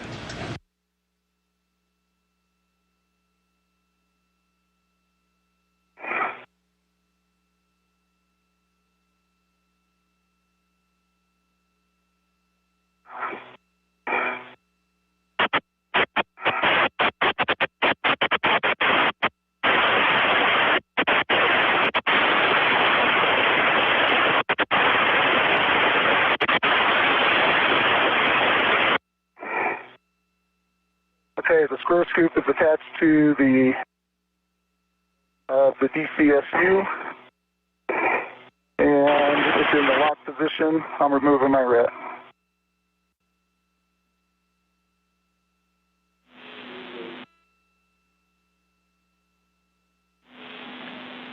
Farmer, the PGT is temp stowed with the crew lock bag on the adapter plate.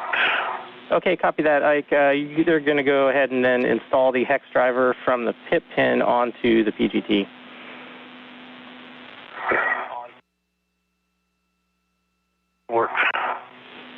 And Hopper Copry, the scoop installed. You can go ahead and translate over to the battery and get ready to drive that bolt.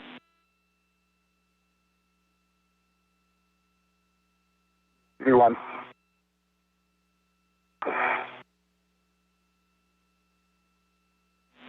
So Hopper, when we get over there, it'll be it's slot 5, and we're going to be driving H1. Let me know when you're ready for PTT setting.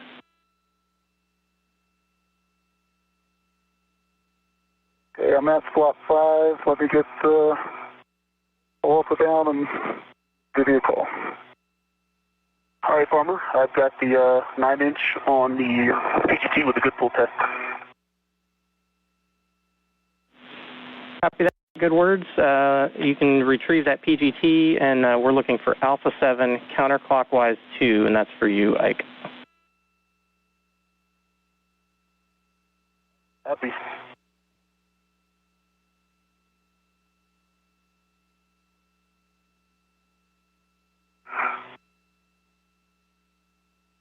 And Hopper's ready for his setting. Okay, Hopper, you're looking for Alpha 6 clockwise 2.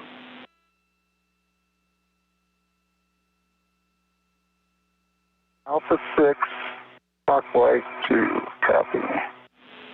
Good word. And Alpha 7 counter 2 for EV2 set. Okay, good words for both of you. Hopper, you're going to drive the H1 bolt to torque. Should be approximately 4 to 5.5 turns. EV1.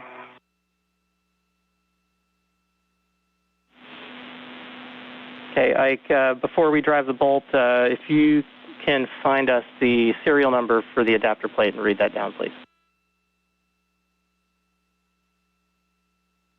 Work. Serial number 00.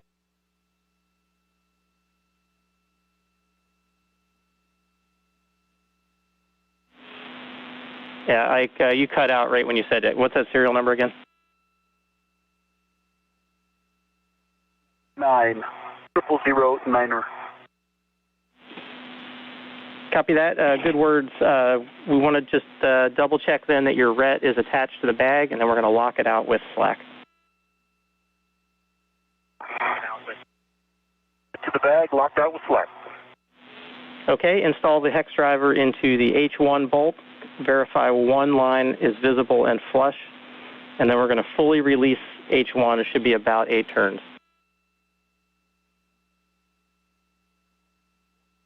Work. Farmer, the H1, 4.81 turns, 8.1 on the torque green light.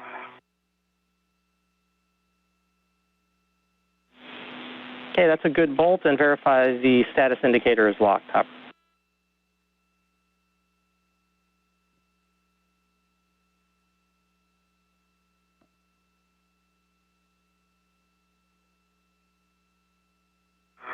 And status shows locked. Okay, that's a good config, Hopper. You can stow your PGT back on your swing arm and then head back over to the adapter plate to help Ike out.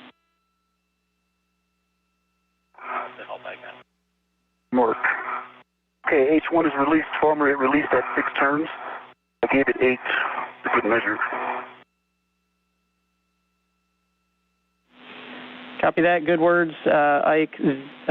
Once again, verify that you're tethered to the crew lock bag, and then we can release H2 bolt. Same thing. You're going to insert it, verify one line is flush, and then fully release. It should be about 19 turns. 1-9er. Tethered to the bag, and tethered to, and the bag is tethered time. A quick handover on our TDRS satellite system. These handovers are tracked and expected, and we'll regain communications with the crew shortly. Mike Hopkins just having completed his first task for the day, which was to drive and secure the final lithium-ion battery to the International Space Station. This battery was previously robotically installed in the station. Meanwhile, Victor Glover is beginning the relocation of the adapter plate. This will complete the circuit between the International Space Station and the lithium-ion battery. No, Alpha 7 counterclockwise 2. Yeah, sorry, Ike, we had a short LOS there. Alpha 7 counterclockwise 2 are your PGT settings. Do you need anything else for the H2 bolt? I'll do that. For the H2 bolt. And then one line flush, correct? One line. A-firm, single line flush, approximately 19 turns. Good work.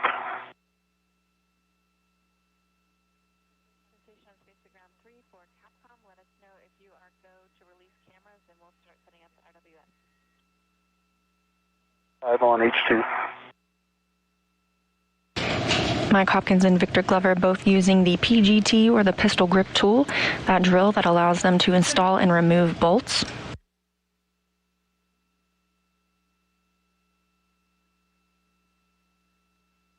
As you can see, the International Space Station has crossed into an orbital nighttime.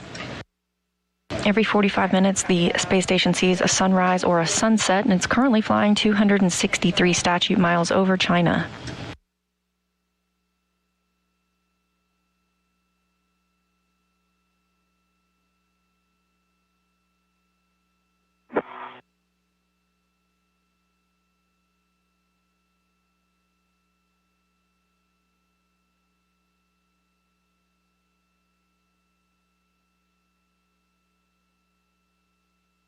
I don't think I was engaged.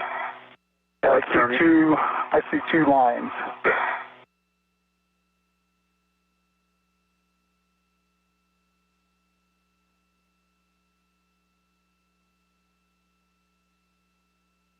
And it looks like that feels released.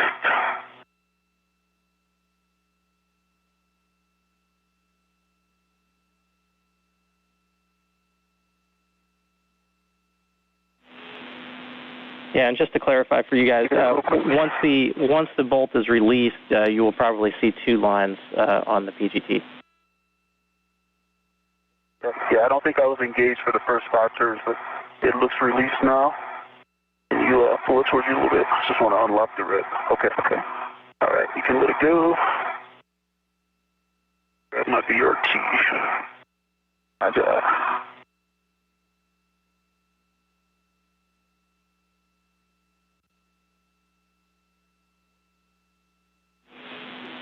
Hey, Ike, you're just going to stow the PGT with the crew lock bag, and then you guys can translate the adapter plate over to slot 6. And just a reminder that you'll have to rotate it so that the H2 bolt is outboard when you get to the new location.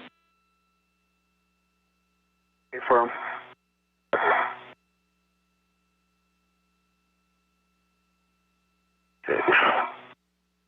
Get down a little bit, and then I can take it through my 13. Roger.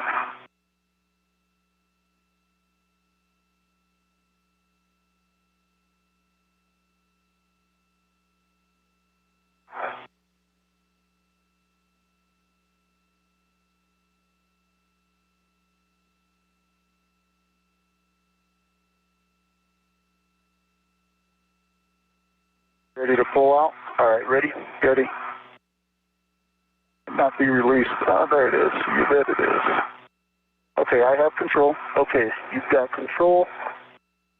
Then if you can let me spin it. Roger. You lower it back down to the IEA a little bit. Thank you. So let's spin it like right there.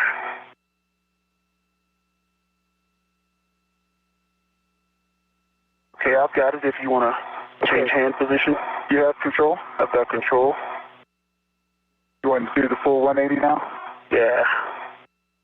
Okay. I need the handle. Roger.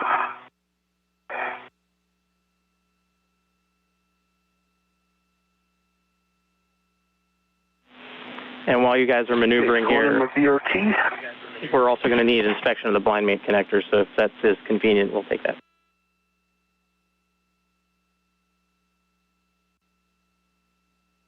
Not right now.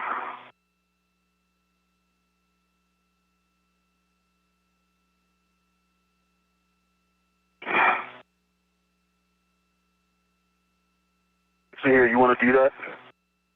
Yeah. Oh, they're on my side. No, that's the blind mate connectors are good. And there's a good EMI band. That's on my side.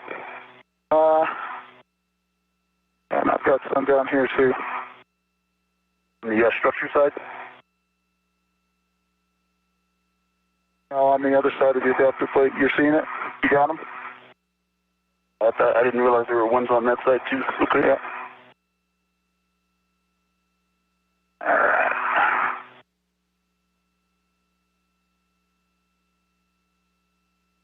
Do you have control?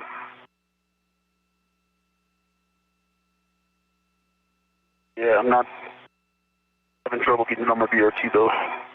Hey, give me a second, I'm just trying to get this stable. Roger. A lot of moving parts over here.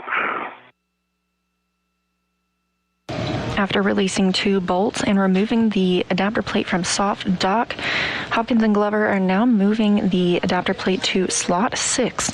There they will each drive 1 bolt to install it.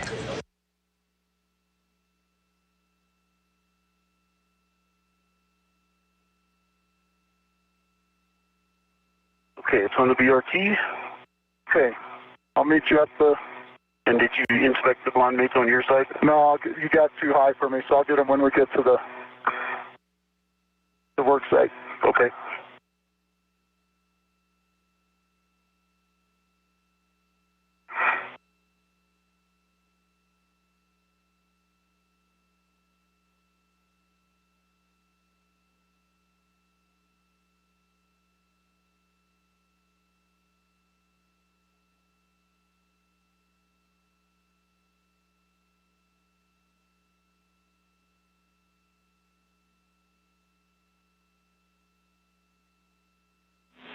And when you guys get over to slot 6, we'll also need inspection of the blind mate connectors on the IEA side also.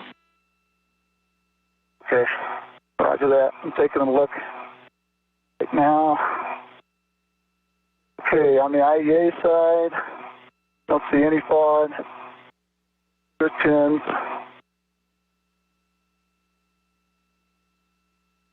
VMI band.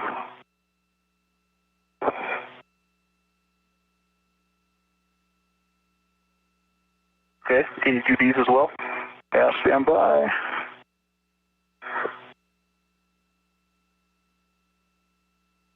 Let's see, where are they? You're right, I believe. Oh. All the way on the outside? On the board? Yeah, hold on. There we go. Okay. And I see L5, the pins, the DMI band. Copy. Okay, good words. Thanks a lot. You guys can soft dock to the to slot 6, and then you're going to lock out that ret with slack again. Copy. ED1. Okay, coming off the BRT. Okay.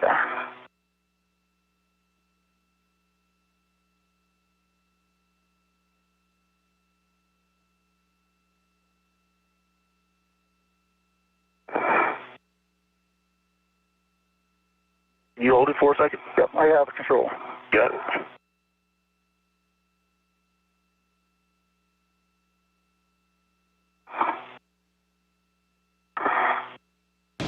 The astronauts have just inspected the adapter plate for any foreign object debris or FOD and are now preparing to soft dock it to its final home in slot 6. Sure.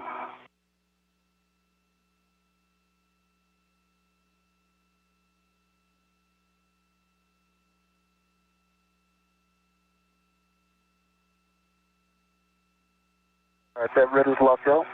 Okay. Okay, Ike, you're going to retrieve your PGT, and we're looking for the settings Alpha 6, clockwise 2. Okay, we got soft dock it first. Let's soft dock it first. Yep, sorry, getting ahead of you. I think I'm ready. I'm ready. 3, 2, 1. You tell us that soft dock? I'm hitting a hard stop. Okay. All Farmer. Now what was that?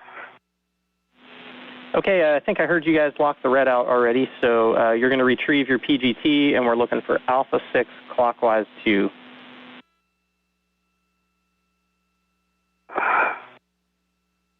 Copy.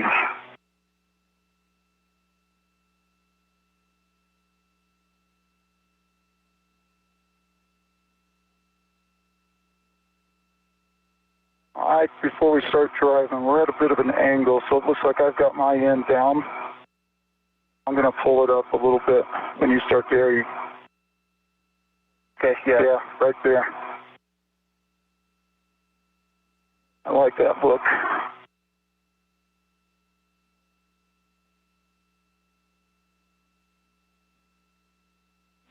And just for awareness for you guys, we don't have either one of your WVS video right now, so we're in the blind. Okay. Alpha 6 clockwise 2 is set. Once I get it in, then we can make sure it's flush before I drive. Okay.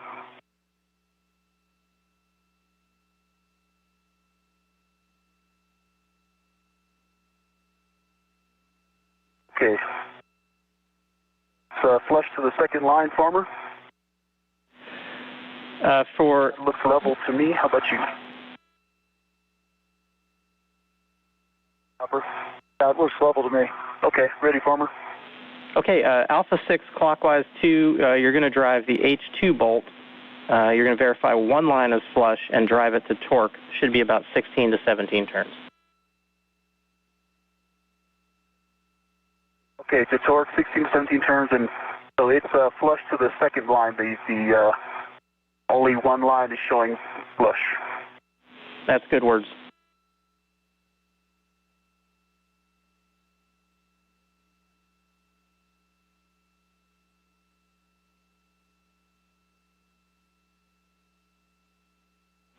And I see movement.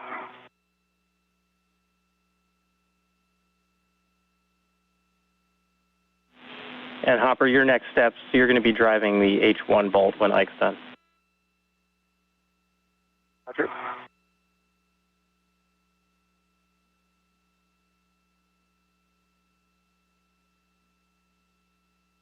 To torque. All right. And that is to torque 16 turns.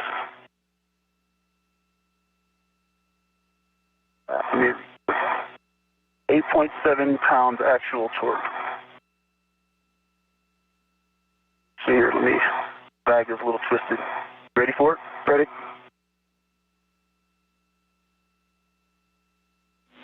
Yeah, I confirm you had a green light on that too.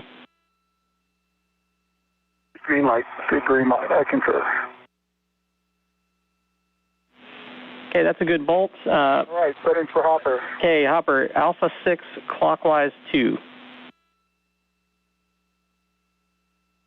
Alpha 6 clockwise 2 is set. Okay, you're driving the H1 bolt. You're going to insert it. You should have two lines visible, one flush. You're driving to torque. Should be only 4.5 to 5.5 turns. 4.5 to 5.5. How's that look, Ike? Looks like you need to go a little further in. Okay.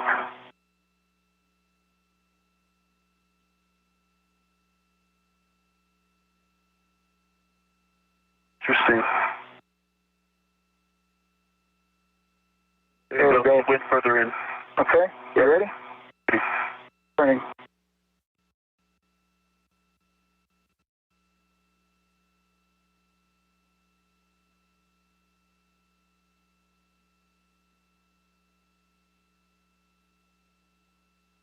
Okay, Farmer, 5.12 turns, 8.7 on the torque, green light.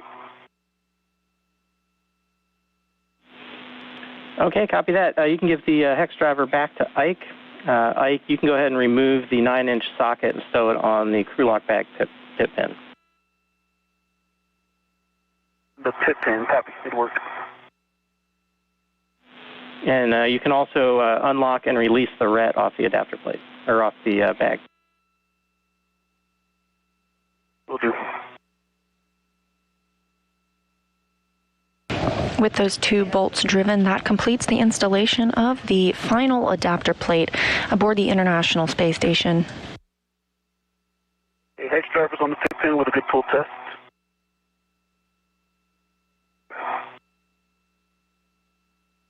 And the red is unlocked.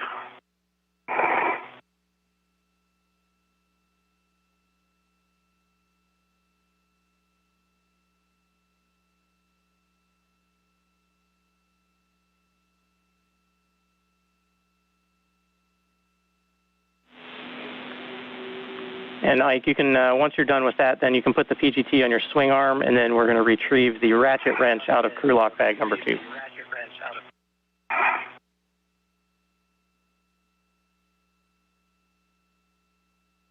PGT's on the swing arm, going for the ratchet.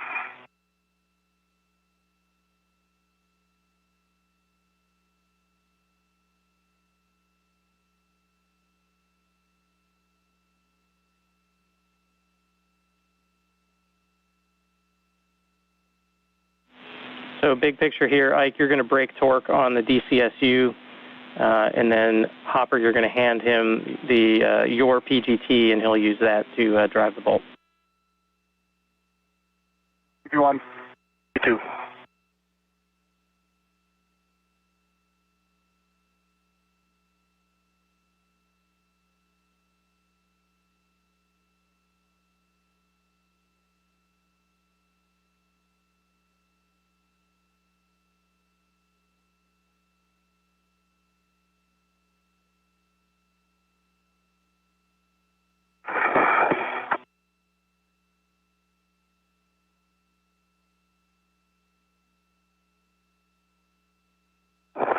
All right, 1 turn on H1.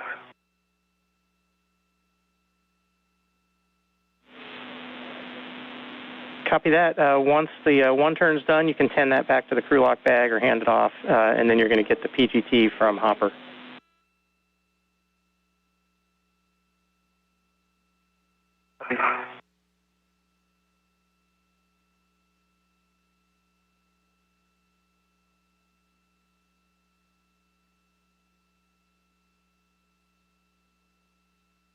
Okay, the torque is broken. 1 turn. I'm giving this to you, or is this back to the bag? No, back to the bag. I'm giving you my PGT. Okay.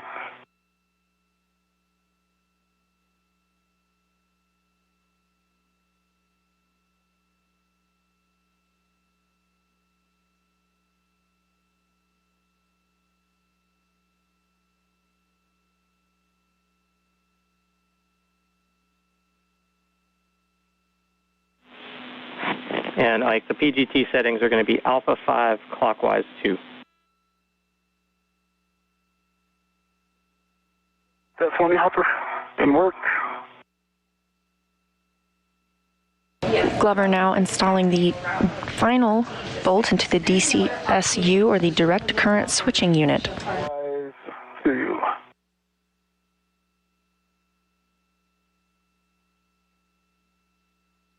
Got it? That's it.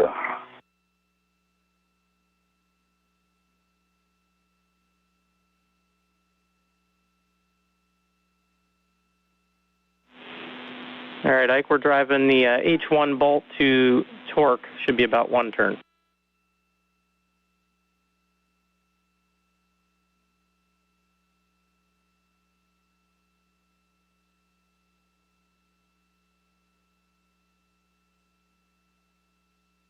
I did not get a good green light.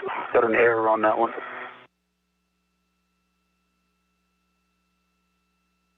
Me to try it again. Yeah, you have a go to try again. It went about 3/4 of a turn, and it felt like it torqued out. But Yeah, I agree. It looks good. and I thought I had a pretty good grip on it. So let me make sure. Looks good. We're straight.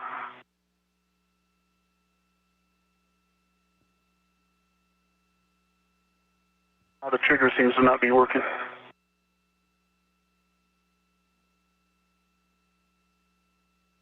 Collar error. Give that back to you.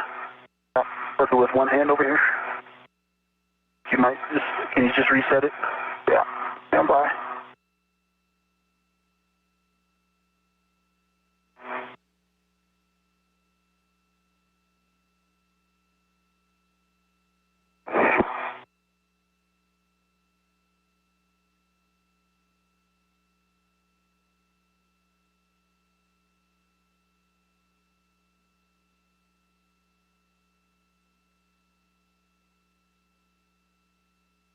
Okay.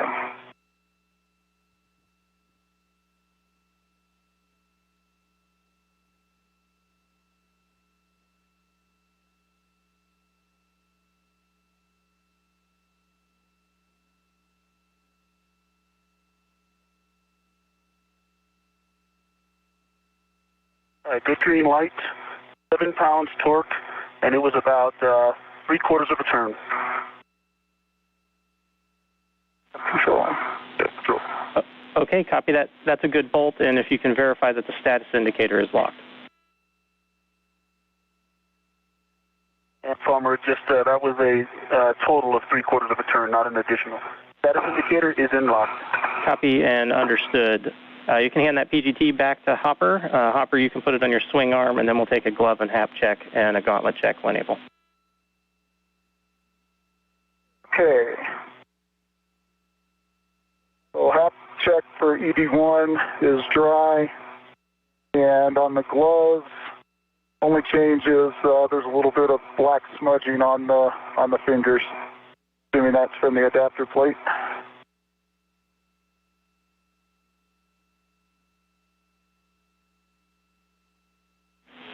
Copy that. That's to dry hap. That is the black smudge is expected from the adapter plate. Smudging on the right hand and the left hand. Smudging on the right hand and the left hand. Hap. Okay, copy those words, and both of you can check your gauntlets as well. You want gauntlets are in place. B2 gauntlets in place.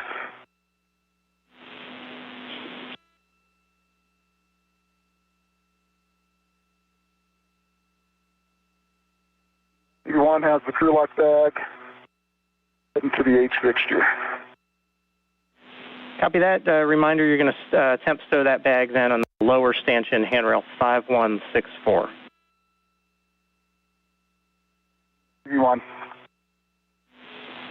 Ike, you're going to you can stow the ratchet wrench in the crew lock bag, and then on the adapter plate, get ready to release the TA clamps.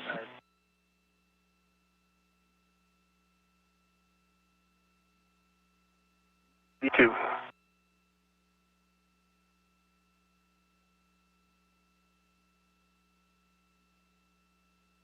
I see 3 TA clamps. Copy, you got to go to release those and remove the cable, and then you can demate the NZGL connector P4.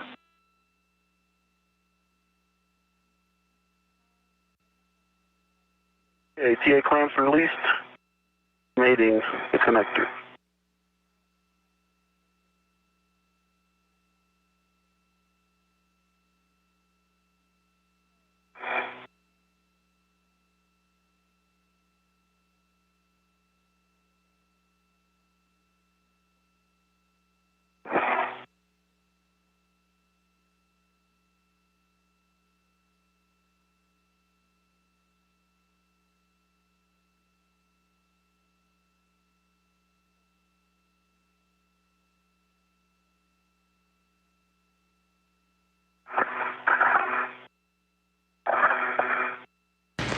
Minutes into today's spacewalk, 5-0, and the astronauts are moving smoothly through their tasks. Up next for NASA astronaut Victor Glover, whose helmet camera you're looking through right now, will be the demating and remating of some cables on the adapter plate that was just installed.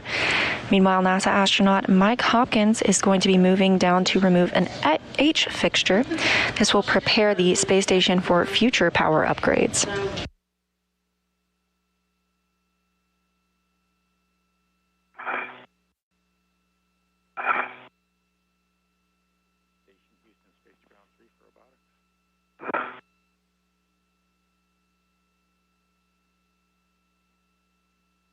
All Hi, Farmer. E4J4 is demated. Got a good EMI band. Odd. Copy, good words. You can close those TA clamps, and then you're going to ret to and remove the cap from the battery connector. Copy.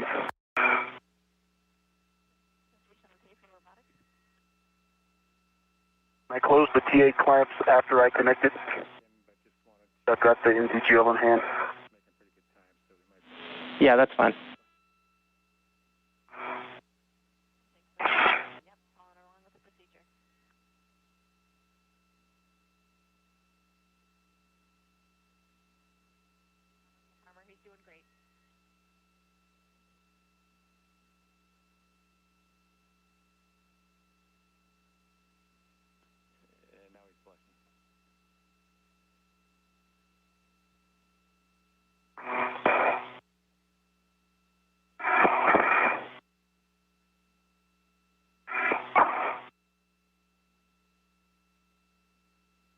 Okay, the cap is off to my mini workstation.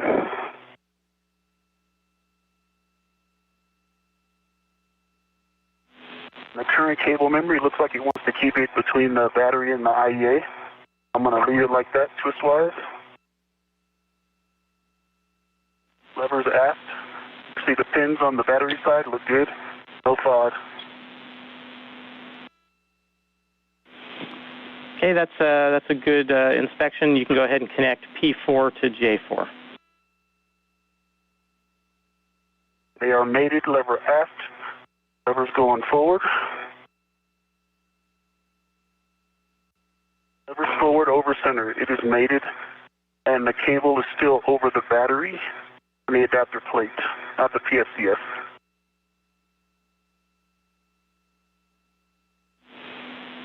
Copy. That sounds like a good config as long as the PFCS is clear. And then if you're good with it, we'll go ahead and perform a checkout on the battery.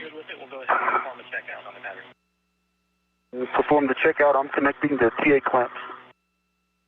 And Farmer, I'm ready. Read Bravo 7. Counterclockwise 1. A firm, good words. Bravo 7 counterclockwise 1. You're going to release torque on 4 bolts. It's going to be 1 to 2 turns only, and report the turns to us. TV1. Farmer 3 TA clamps reclosed. Okay, copy that. And then you can either install the battery connector cap on the adapter plate, or you can put it in your trash bag.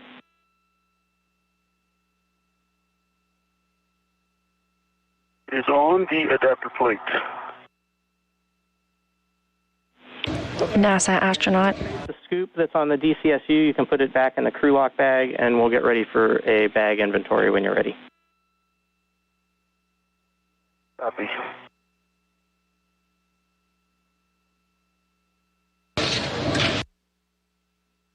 NASA astronaut Mike Hopkins now working to remove the H fixture. All right, Farmer, I had 1 turn on 1. 2 turns, I'm sorry, 2 turns on 1. Copy, 2 on 1. He is first releasing torque on 4 bolts.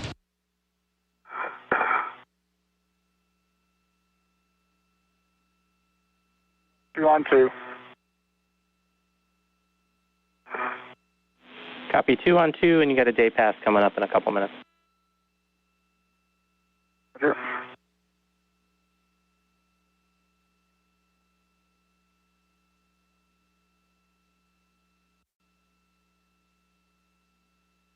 On 3. 2 on 3, got it.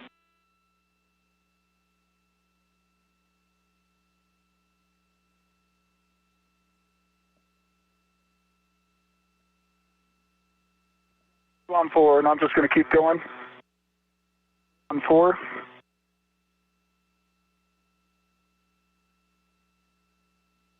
Okay, copy 2 on 4, and just want to confirm that we are redded to the H fixture before we continue any further. That's a good reminder. Thank you.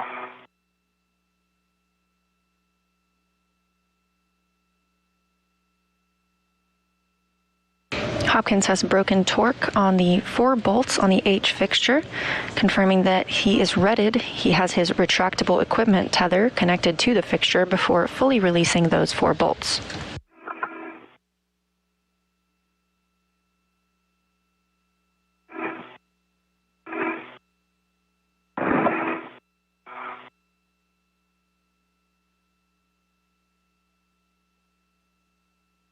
All right, Farmer, the square scoop is ready to a red small in the crew lock bag, ready for the inventory.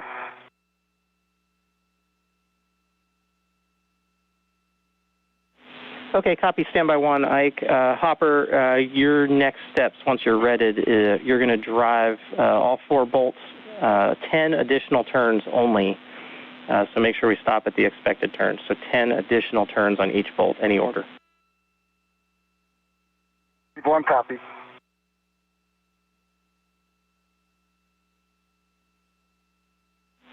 Okay, Ike, we're ready for the inventory. Okay, you've got a square scoop on a small red. Got a connector cleaner kit on an integral red. Have a socket caddy with a 9-inch rigid hex driver on an integral red. You have a ratchet wrench with a palm wheel and a 7/16 6-inch wobble on an integral ret. You have a ret in series. One of those rets has a pit pin, and that pit pin has a 9-inch rigid hex driver. And that's inside the bag. Outside the bag, you have an adjustable.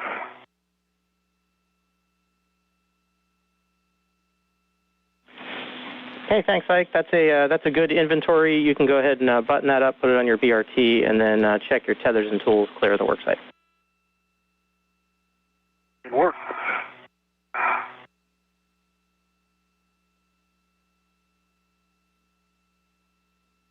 Victor Glover performing an inventory of his tool bag.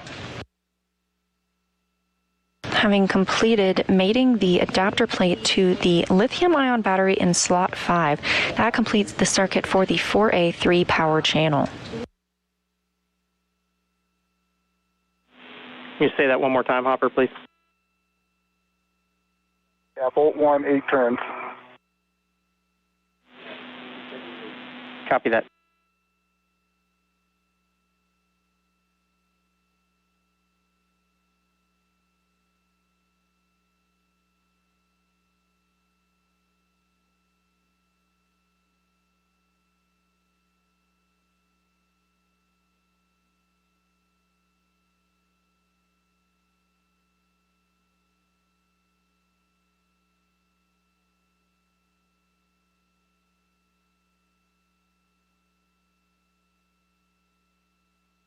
All right, Farmer, the crew lock bag is back on my BRT.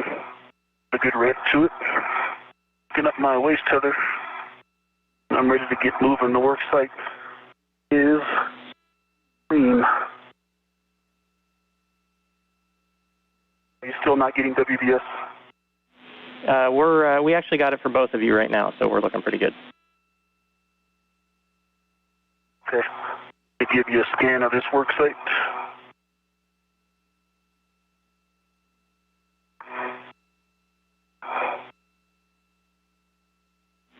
And we got a good. You see the battery and the cable. We got a good checkout on the battery, so good install, guys. Nice shot.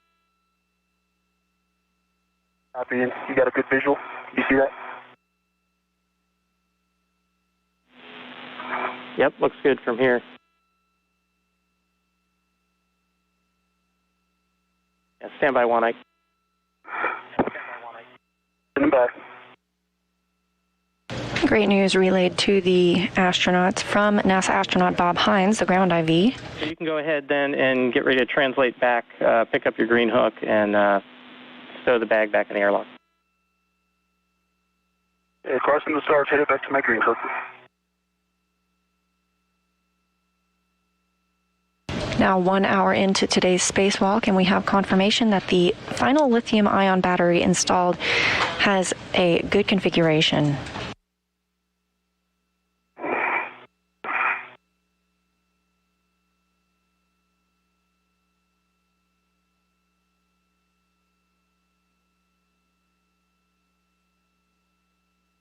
Victor Glover is heading back to the airlock to stow one of his crew lock bags. He will then move to the external stowage platform 2 to get into the Canadarm2.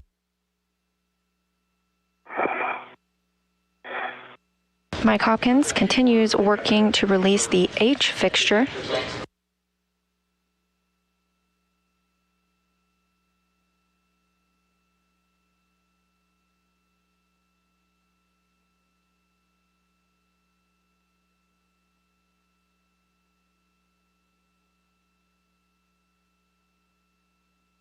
Okay, Farmer, all 4 bolts are released. All of them just took an additional 8 turns. Okay, copy that. Then you can get ready. You can stow the PGT, and then we'll get ready to install the wedges into the H fixture channel. Okay, copy.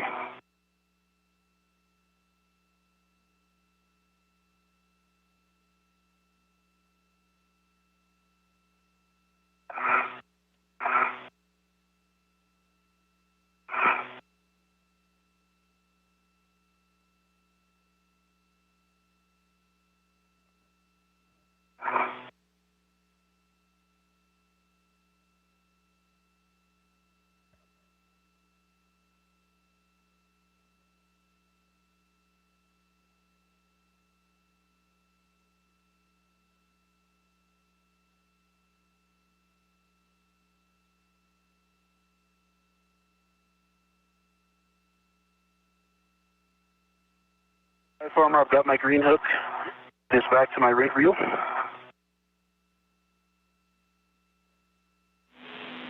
Okay, copy that. You can go ahead and proceed back to the airlock. Heading back.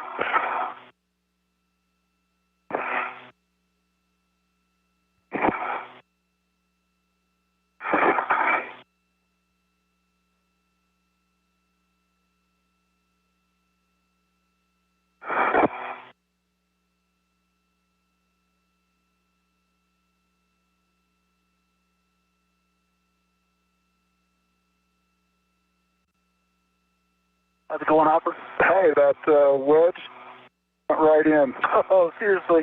Yeah. Of course it did. We'll see about the other one. Oh, hey, Farmer. Go ahead. Hey, I'm still on phase 1, right at P1. I didn't look at that pit pin across. I'll look at it. Okay, copy that. Yeah, we'll have Hopper look at it on the way in. Thanks. Okay.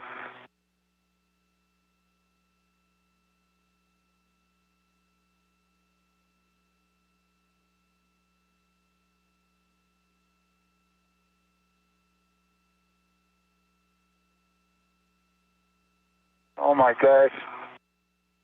You guys can't believe how easy wedge was. Nice. I mean, they kind of did us to try it.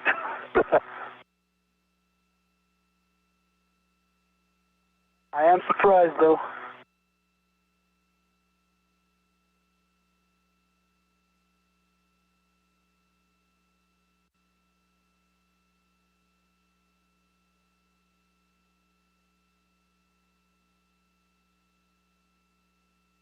All right, Hopper, I'm heading down the Cedar Spur. Roger.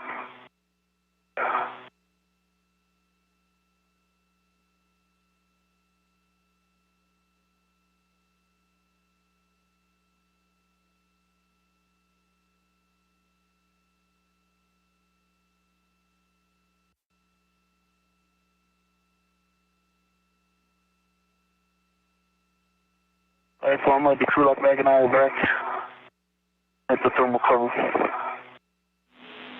Copy that, Ike. And Hopper, just a reminder, when we're prying on the H fixture, we have to wait 30 seconds between attempts. But it looks like you got it off. Nice work. Roger. Nice work. It's off.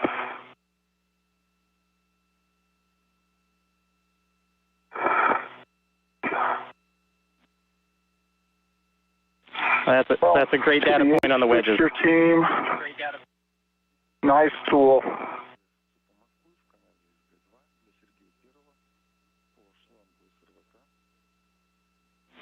All right, Hopper, as you stow the H fixture, if you moved any of the MLI on the BGA, make sure you reinstall that, and then take some imagery of the GSE pad when you're done. Roger.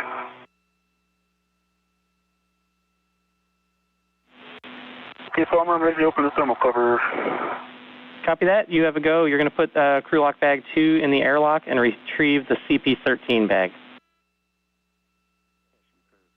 Copy the EHDC bag. Will do. Hey, Farmer, you need inventory here? Yay, Farm, we're ready. All right, I got a small rep with an adjustable. One end's got an H fixture, the other has the combo wrench. Got an integral rep that's got the wedge assembly. Got a integral rep with an adjustable and the 2 pliers. Got an integral rep with the hammer on an adjustable and the TLS tool. Got another integral rep that's got an adjustable with the pry bar, and then the other end is empty. That's where the square scoop was. I've got 2 adjustables inside. And there's 2 D-rings. Then I also have a camera. It's on a small. That's inside. On the outside, I have 1 adjustable. And that's the inventory. Okay, copy that. The only thing I missed was the hammer. You may have said it. Did say it. It's on that adjustable with the, is it the TLS tool? I think his name on it. Correct? Copy that. That's a good inventory, thanks. Roger. And I'm taking pictures now. The only thing that's coming out is the camera. Everything else, amen.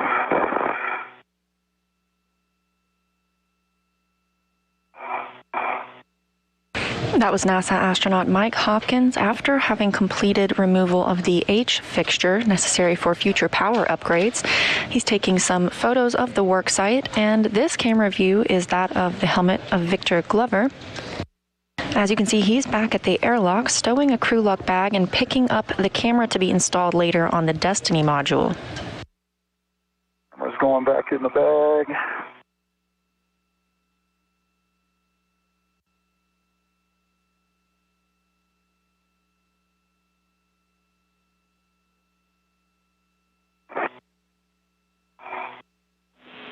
Hey, and a big picture for both of you guys. I know we went out the door a little bit late today, but we've made up all that time, so we're right back on. You on? You too. All right, Farmer, I've got the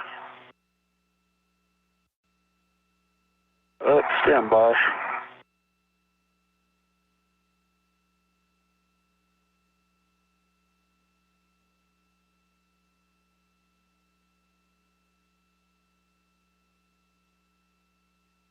Of course I don't. We have the wrong ORU bag.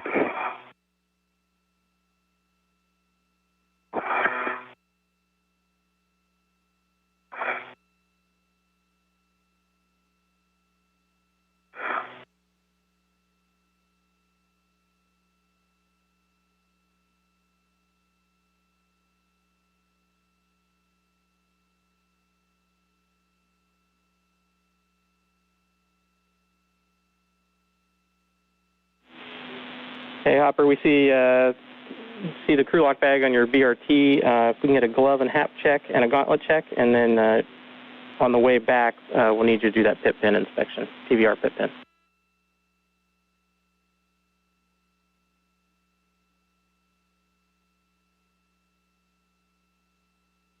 quick satellite handover coming as NASA astronaut Bob Hines, today's Grand IV, was relaying next steps to our astronauts. That's his task throughout the day.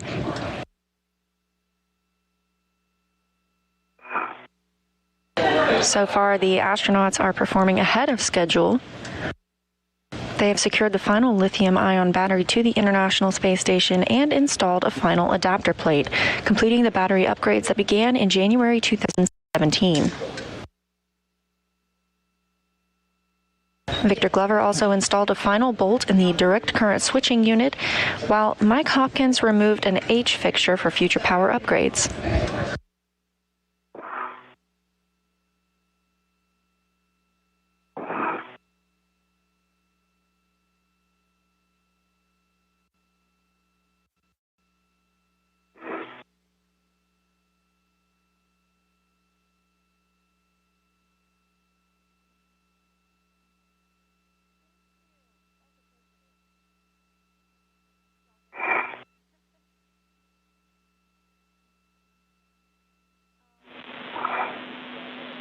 Hey guys, we're back with you. Hopper didn't get a chance to pass it to you before the LOS, but we're looking for that PVR pit pin inspection on the way back.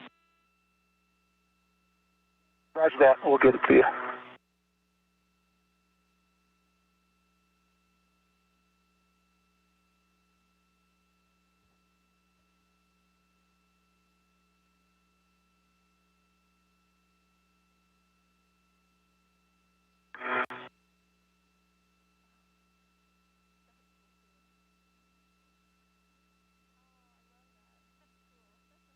You doing, Ike? Pretty good. I've got my CP13 RU bag. All right, Farmer. Now I've got the right RU bag. And pit fan is installed, Farmer. Excellent. You guys got that in the WVS? Yep, we had it for a second, but looks good to us. You can go ahead and head back to the airlock and pick up your green hook on the way. Roger.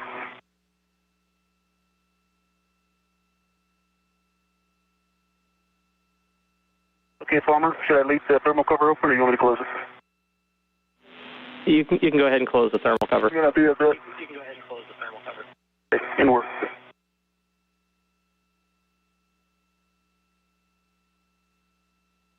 The International Space Station is currently flying 267 statute miles over the South Pacific Ocean. This view from the helmet camera of NASA astronaut Victor Glover on his second spacewalk.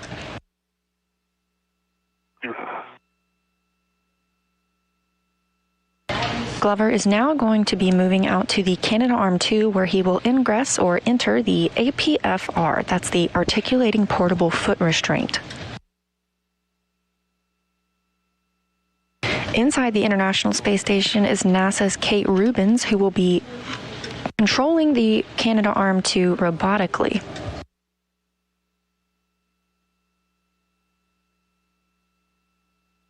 And my hand control module. Doors closed. Okay, back up on face one, inboard of the Sarge. Heading for my green hook. Copy that. Safer handles down. Copy that.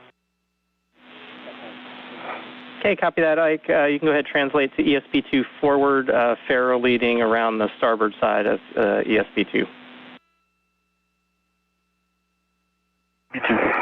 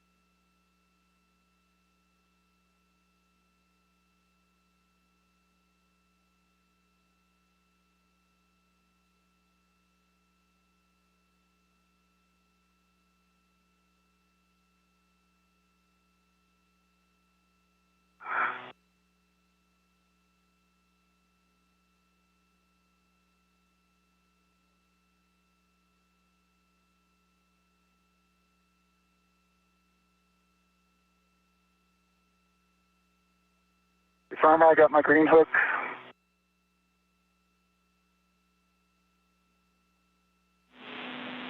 Copy that.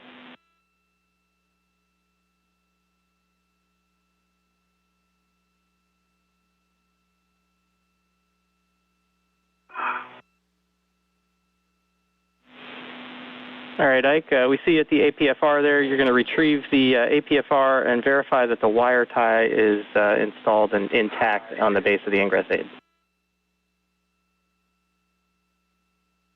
Wire tie is installed and intact.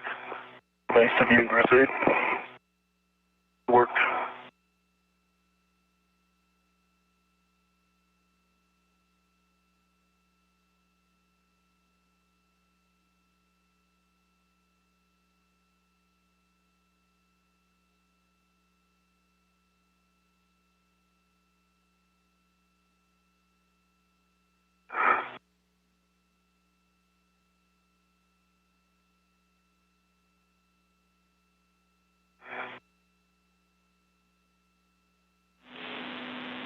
All right, Ike, once you've got the APFR, next is bringing the arm into the install and ingress position.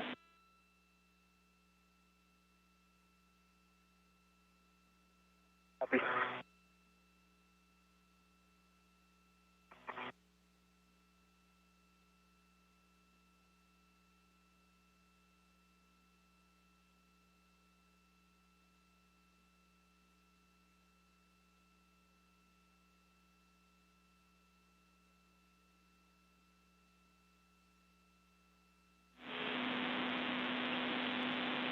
Almost, I got the APFR. And Kate Rubins, you're ready. Got a good view of the entire arm.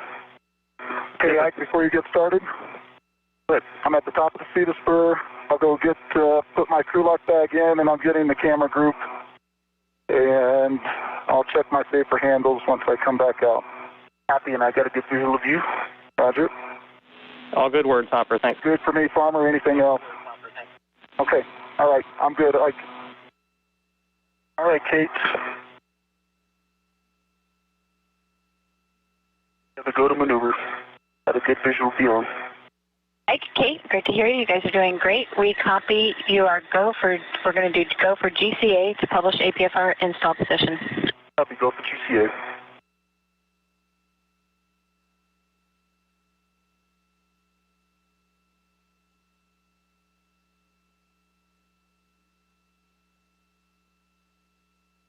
Coming up on an hour and 20 minutes into today's spacewalk, that's NASA astronaut Victor Glover on your screen, preparing to install and ingress the APFR, or the articulating portable foot restraint, on the end of the Canadarm2.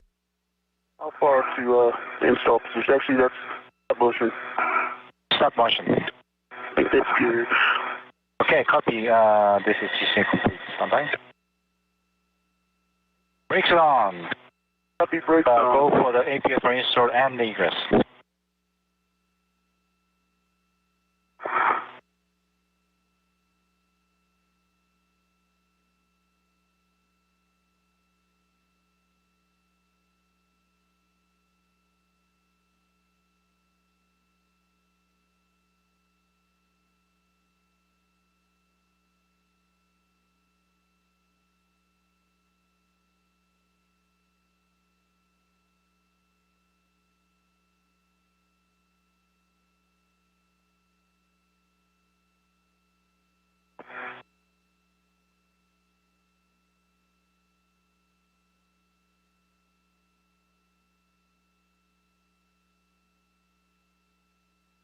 All right, Farmer, it's installed.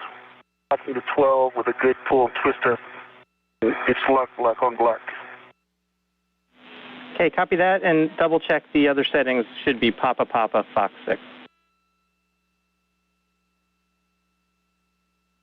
Papa Papa Fox 6. Set.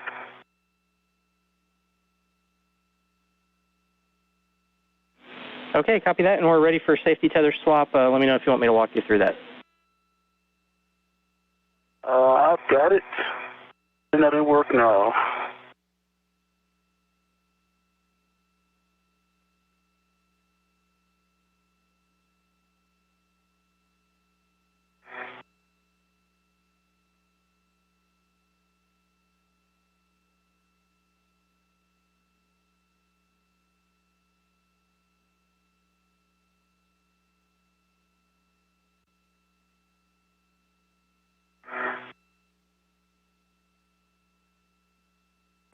As Victor Glover works to install that articulating portable foot restraint to the end of the Canadarm2, you've got this view from the International Space Station and his helmet specifically, 262 statute miles over Bolivia.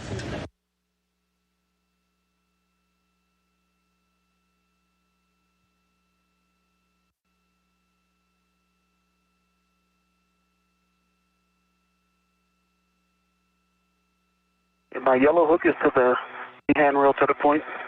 Gate closed, sliders locked, black on black. Good full test. My red reel is unlocked. Green hook is coming off and going on the ESP2. Copy that.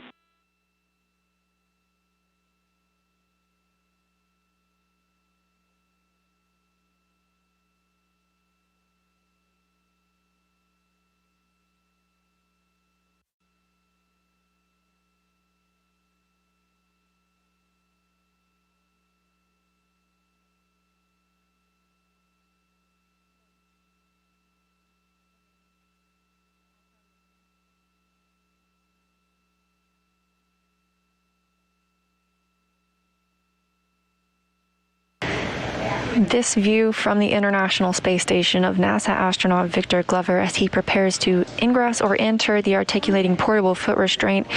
And in the distance, you can see the moon as the International Space Station is now flying 262 statute miles over Brazil. We are now 1 hour and 23 minutes into today's spacewalk, everything progressing smoothly.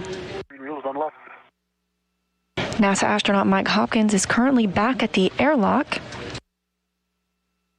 All right, Kate and Soichi, if you could, I'd like you to go meter, about a half a meter for ingress. Copy, half a meter for ingress. Thank you.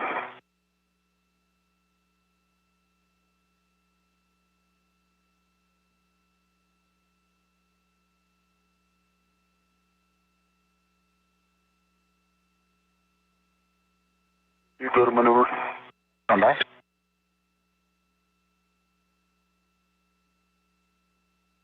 His arm is coming, so a half a meter. Copy.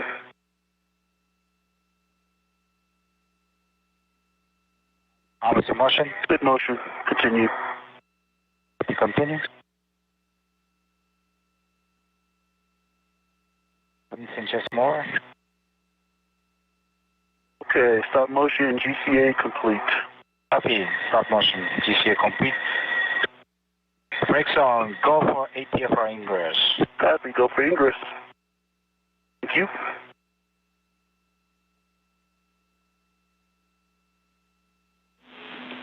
Okay, Ike, put your waist tether on the ingress aid or on the APFR, and then you can go ahead and ingress. Yep, I'm going to put it on the ingress aid. And thanks for the reminder.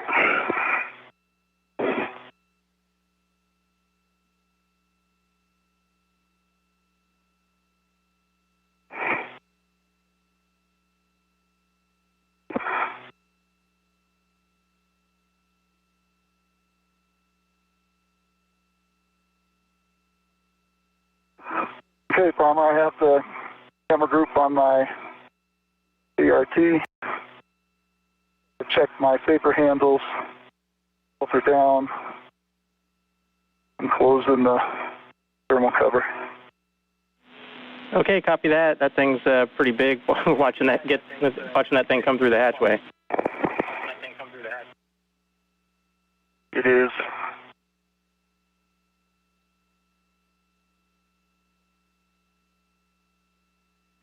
Thermal cover is closed. Copy that. We get a quick glove and hap check from you, and then you can translate up to the CP3 worksite.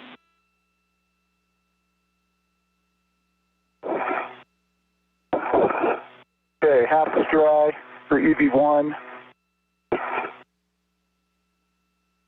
And no change to the gloves other than the smudges have kind of already worn off.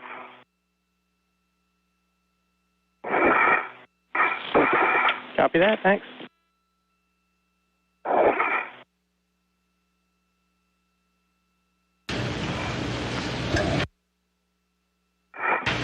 In the distance, you can now see the moon setting behind the Earth's limb. NASA astronaut Victor Glover in the foreground.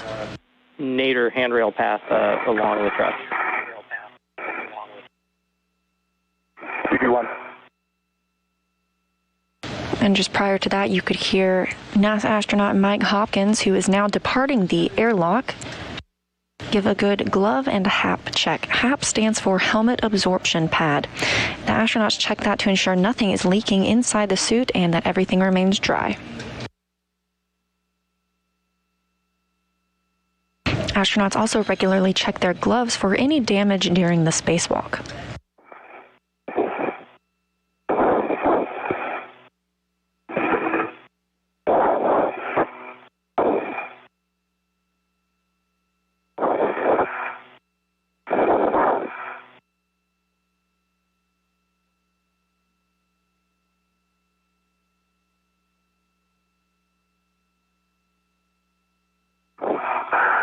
All right, EV2 is in the APFR. Okay, copy that. Nice work. Next is an arm maneuver to the ESP2 back off position and then continuing over to CP3.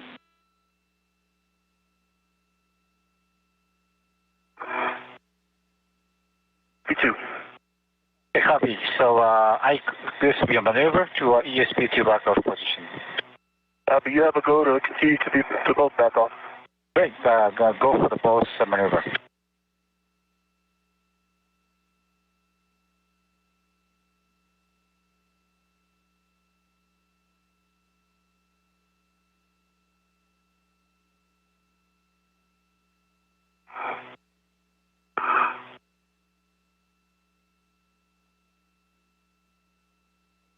Arms in motion, station forward.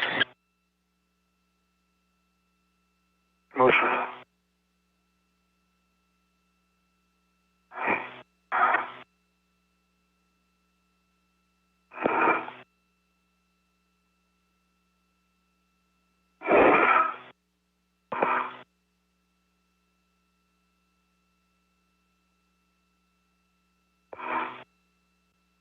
Coming up on 1 hour and 30 minutes into today's spacewalk, which began at 6:56 a.m. Central Time, you can see the Canadarm2 moving slightly, taking Victor Glover to the next work site.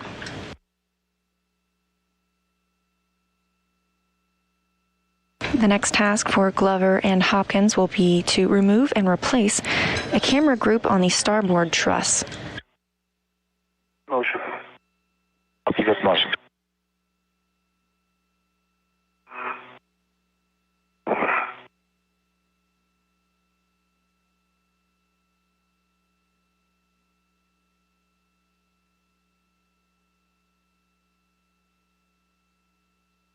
The new HD camera being installed will replace the pink-hued camera you might be familiar with, whose color wheel has failed and may be available for public views in future broadcasts. 5 minutes.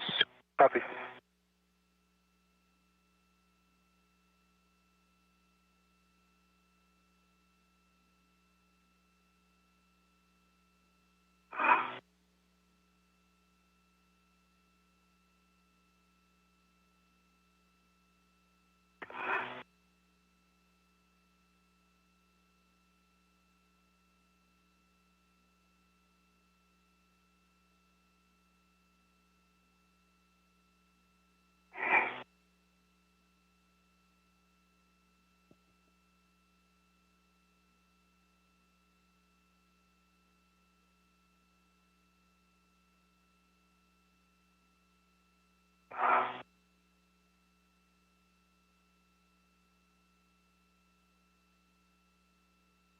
Yeah, Farmer EV1's at the work site. Okay, copy that. We're just waiting on the arm to get over there. Your next step, once Ike gets over there, is you're going to receive that RET in series, and you're going to be putting that on handrail 3238 if you want to get eyes on that. I am on it right now.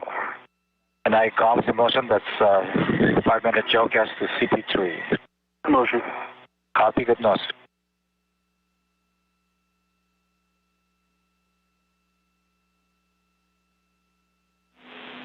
Okay, Ike, while you're flying, we got a couple things for you when you're ready. Ready. Okay, you're going to retrieve your PGT and install the 9-inch rigid socket that is in the CP13 bag. Work.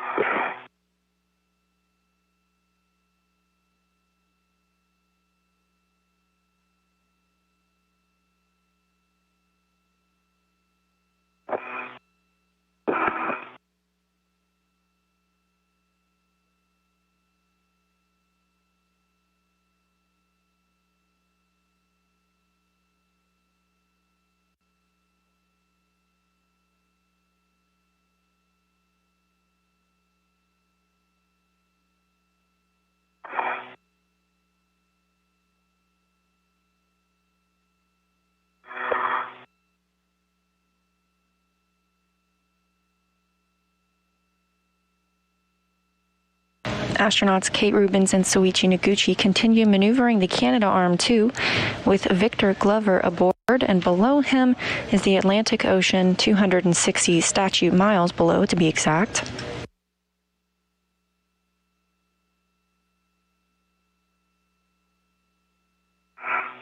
We have some questions coming in online, so if you're watching, you can use the hashtag AskNASA on Twitter, and we'll do our best to answer them.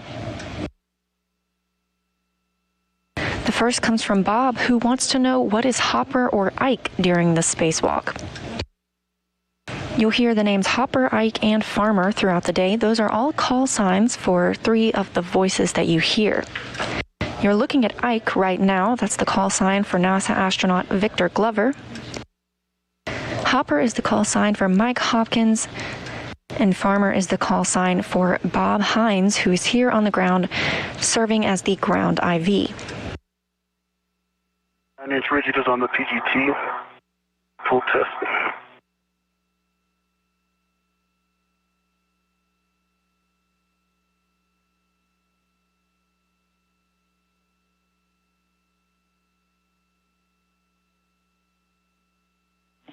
And can you guys repeat your last, please?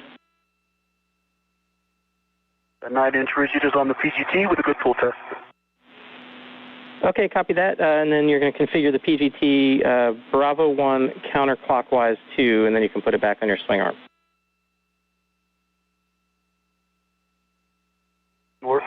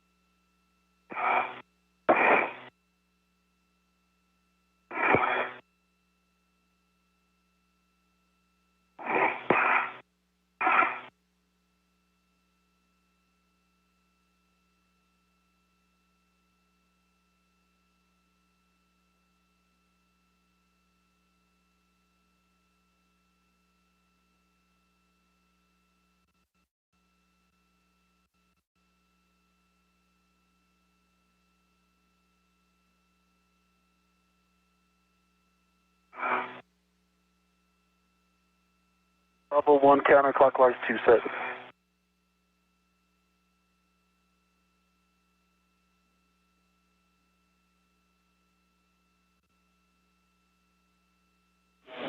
Okay, copy that, Ike. You can put that back on your swing arm, and then you're going to retrieve the CP3 hardware out of the bag, and then you can close the bag back up. Good work.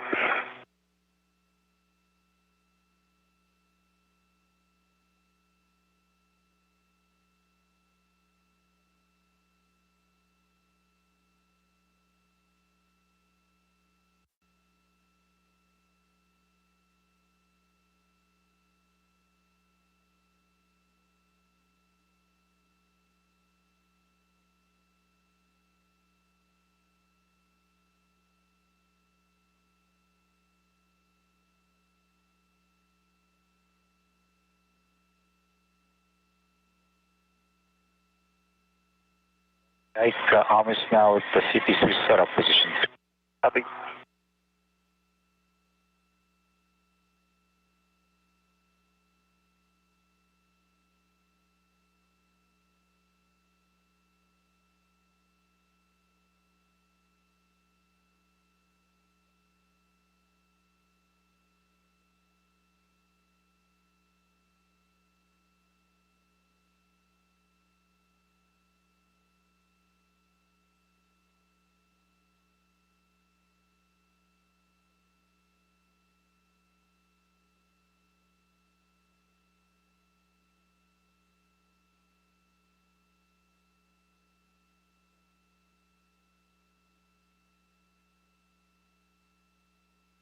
Okay, Farmer, I have the round scoop and the cover. Okay, great. Let's get a quick glove and hap check, and then you guys can work on moving the arm into the camera group R&R position.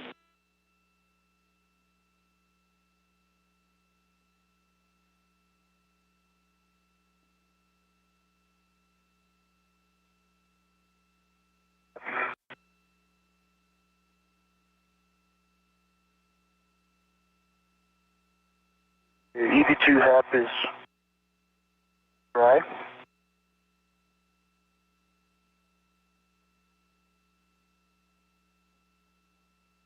Yeah, Soichi, we are ready for GCA for publish the CP3 camera group R&R position whenever you're ready. Copy, stand by. And I got a small bit of the RTV lifting off the bottom digit of my right pinky. It's still in place. It's just lifting about a quarter of an inch wide and an eighth of an inch deep. Other than that, they look brand new.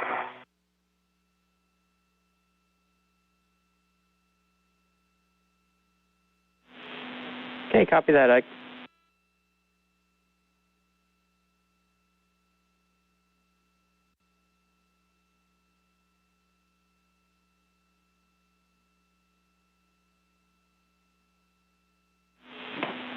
And Ike, we're good to continue with that, and then over to you and Soichi to bring the arm to the R&R position. And the copies, we are ready. All right, Soichi. You guys have to go to maneuver room. Copy, Ike. We are go for GCA to the CP3 camera group R&R position. Go for GCA. Copy, go for GCA.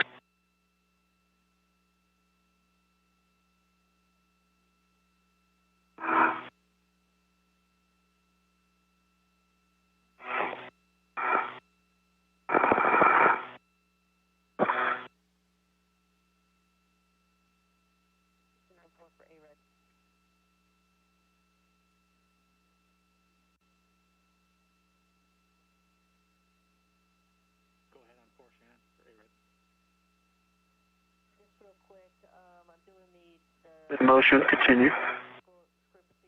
Roger, continue. As motion continues for Victor Glover aboard the Canadarm2, we have another Ask NASA question, this one from Nicole, wondering why does Victor Glover have to use the Canadarm instead of just using the handrails? Once Glover arrives at the work site, this will give him stable footing and allow him to impart the proper loads onto the camera that they'll be installing. I got to get myself out of the way. Sorry, Ike. No problem. Realize. And while we're here, stop. What's the rest of the maneuver like? Somebody said your body left about 0.3 meters. Accurate, the published for the body up and will be body left 1.3. Okay, copy. All right, I'm clear. Okay. The go to continue. Okay, copy, go. We see Hopper clear as well. Copy, go.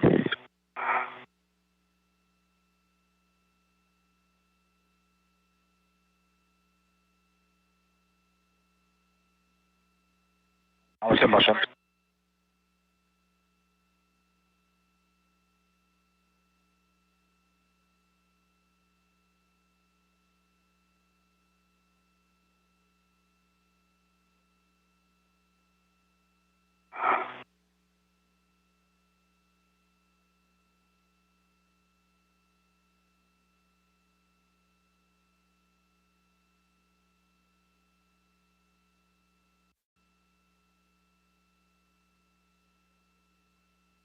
Okay, that looks good right about there. Start motion. Start motion. It does the publish. Okay, GCA complete. Bye. Okay, SSRS brakes on. Copy, brakes on.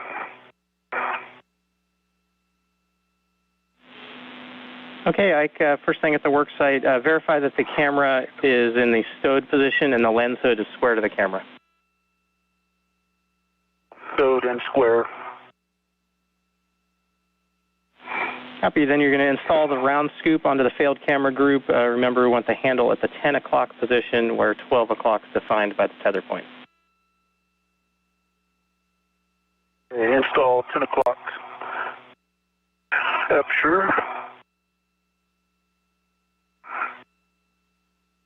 Okay, round scoop is locked on. Copy that. Install the HD window cover and on the failed CP3 camera.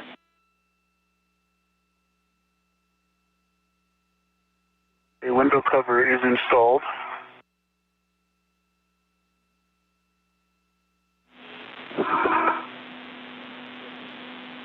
Copy the window cover. Just confirm the quarter turn fasteners are installed and you got a pull test on it. Good pull test. Quarter turn fasteners are engaged ×2. Copy. You can take that RET and series in and hand it off to Hopper. Hopper, you're going to stow that RET on handrail 3238. Roger. Okay. A little tight workspace in here, so give me a second to get to the base of this. No worries, Ike.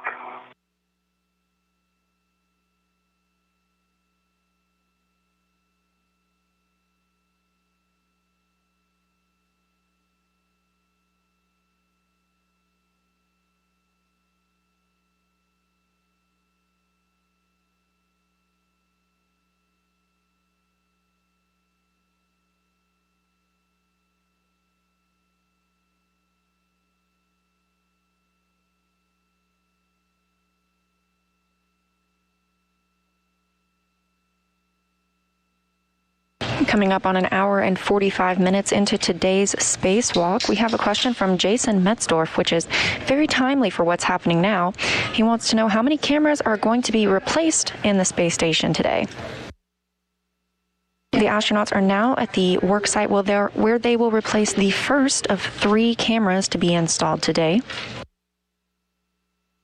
This camera is being installed on the starboard truss lower outboard location. A new HD camera to replace a pink-hued camera whose color wheel has failed.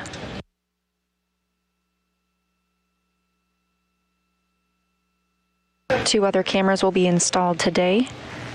There will be another HD camera installed on the Destiny laboratory.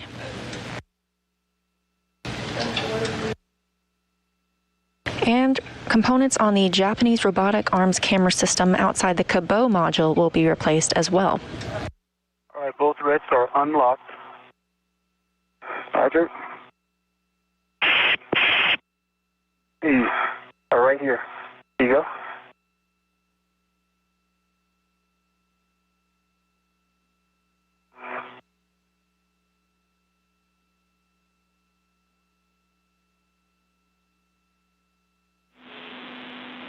All right, Ike, you're going to retrieve your PGT then. We're looking for Bravo 1 counterclockwise 2, which you set earlier, and then we'll be driving the secondary bolts.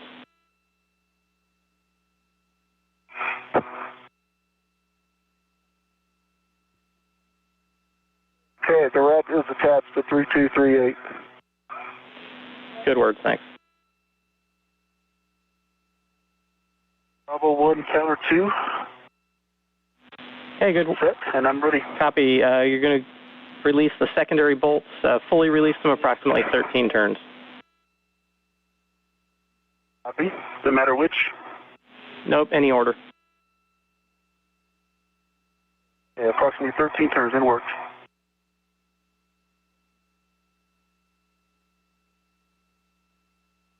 And Hopper, next for you, once we remove the camera group, you're going to receive that from Ike and get ready to temp stow it. Roger. In for 13.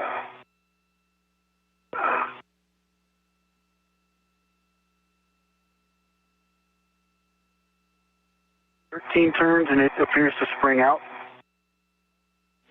Copy that. On the full bolt. And go into the aft bolt. Copy.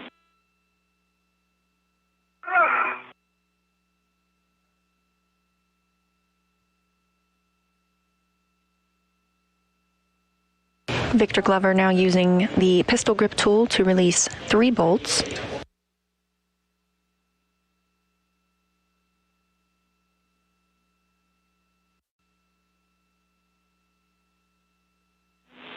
And for 13.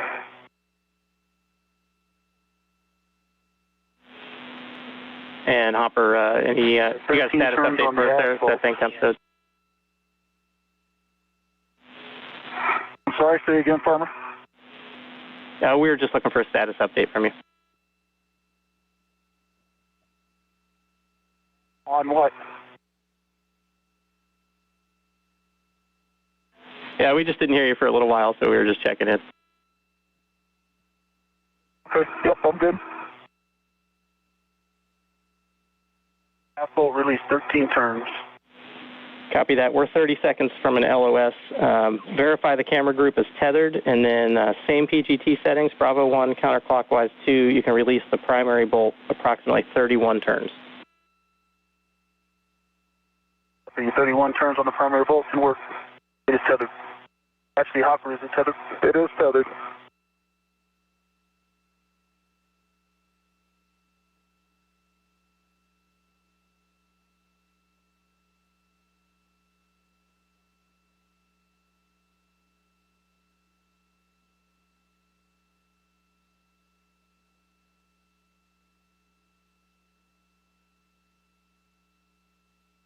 Currently in another satellite handover, and we will regain video communications with the International Space Station and astronauts shortly.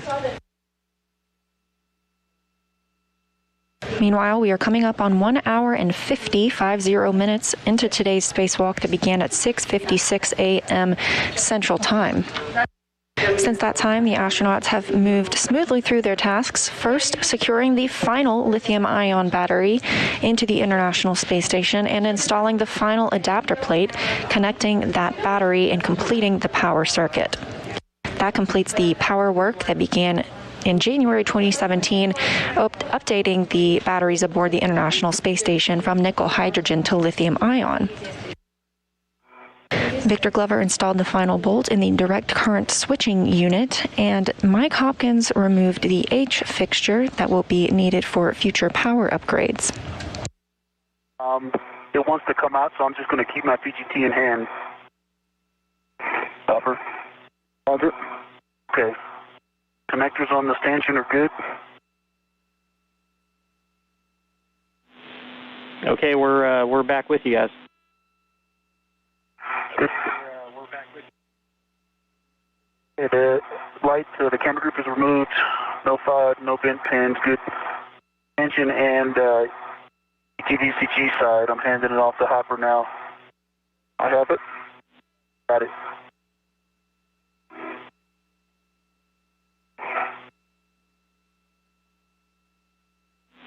Okay, Hopper, once you temp stow that, then you can go ahead and transfer the spare camera group over to Ike, and then we'll need the blind mate connect, or the inspections for the blind mate connectors on that one as well.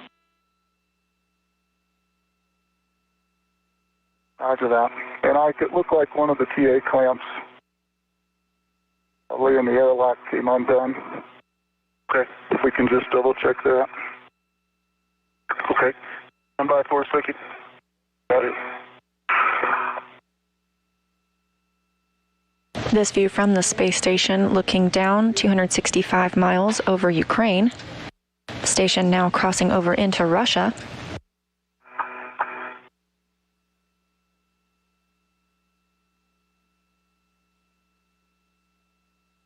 And in about 5 minutes, we will see the astronauts cross over into an orbital nighttime. This question from Daniel Bolnick, actually his 12-year-old daughter, who wants to know how cold it is outside the International Space Station and what the suits are made of to keep them warm or cool. In the sunlight, it can be 250 degrees, and without sunlight, it can be a negative 250 degrees Fahrenheit. The astronauts have a cooling garment underneath their spacesuit that they can control the temperature to keep them cool during the sunlight, and also a thermal garment to keep them warm when they enter orbital nighttime. Okay, I've got the ret for that. Roger.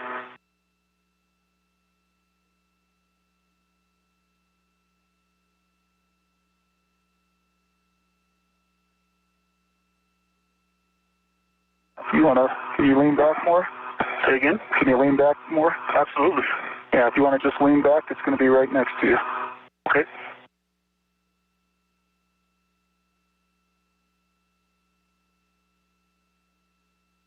Right to the adjustable.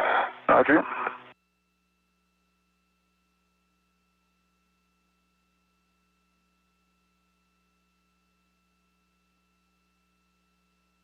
Perfect.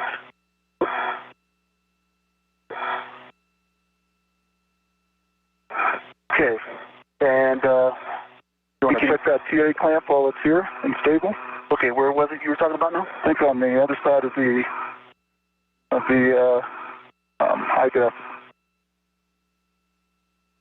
Oh yeah, okay. Catch.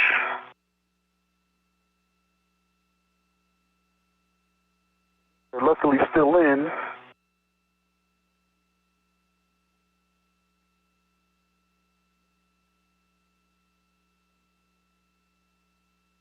Yeah, this is a very lightly, it's one that will pop open easily, but they're in and it's clamped. Okay, okay. So I've got a ret to it. All right. It'll be a medium or a U bag. Okay. Ready to swap? I'm ready to swap if you want to just... That's your ret. Okay, you can just let it go. Okay. And can you pop the handle? Yep. Oh, that's nice. There you go. Yeah, I've got control. I've got the light. Nicely done. Camera group. Teamwork makes the dream work. Sure does. All right, so the extension side is still good, Farmer.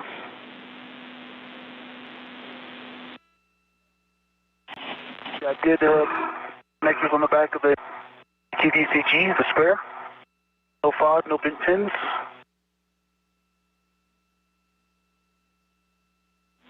Okay, copy that. Sounds like a good inspection. Also, push in and rotate the PU lock lever to unlock and verify that it pops out.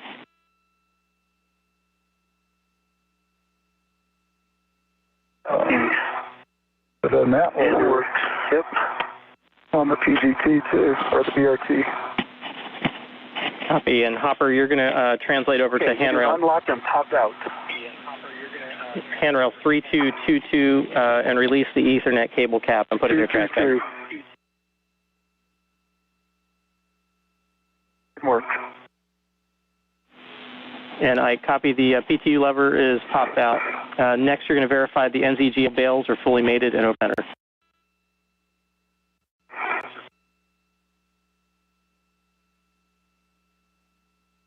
Copy and work.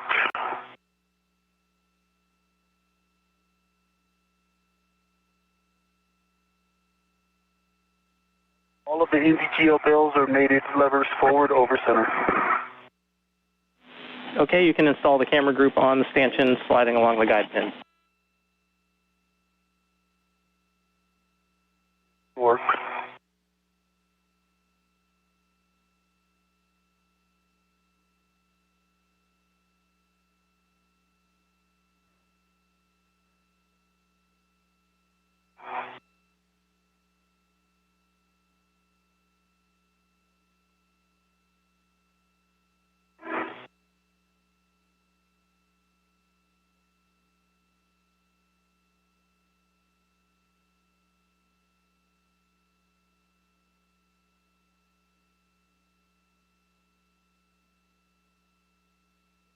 All right, it is soft docked. Okay, you can retrieve your PGT. We're looking for Bravo 1, clockwise 2.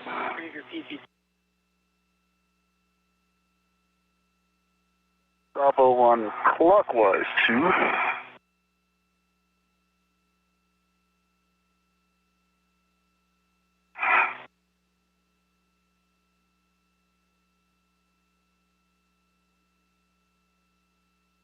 Bravo 1, clockwise 2 is set.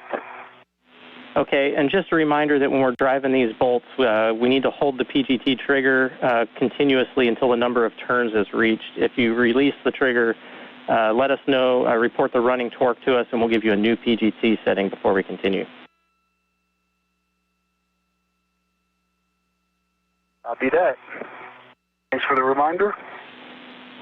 All right, first bolt is going to be the primary bolt. We're going to drive it 23 turns only, report turns and running torque.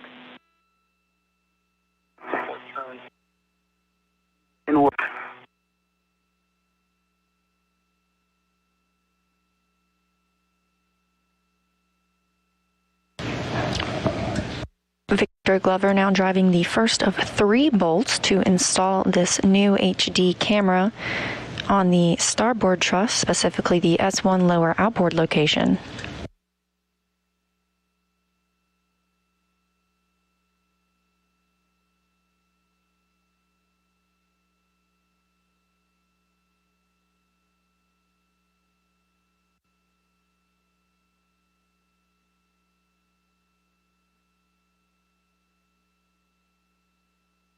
Armor, 23 turns. Actual torque, 0.8.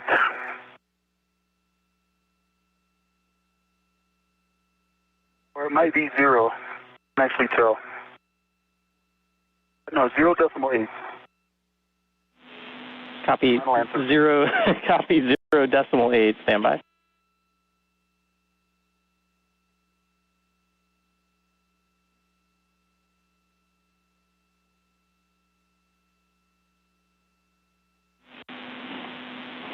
Okay, Ike, PGT settings now, Alpha 1, clockwise 2.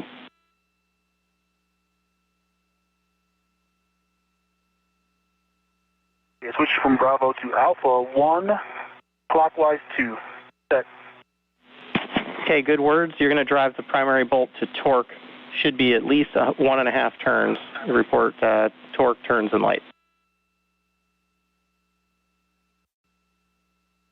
Copy.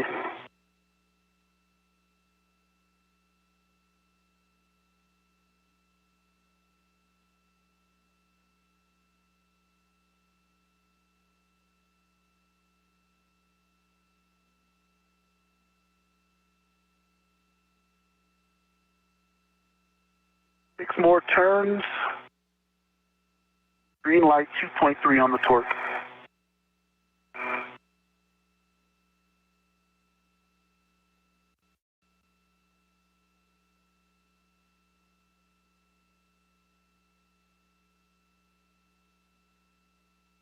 Okay, can you read that torque one more time? We thought it was lower than expected.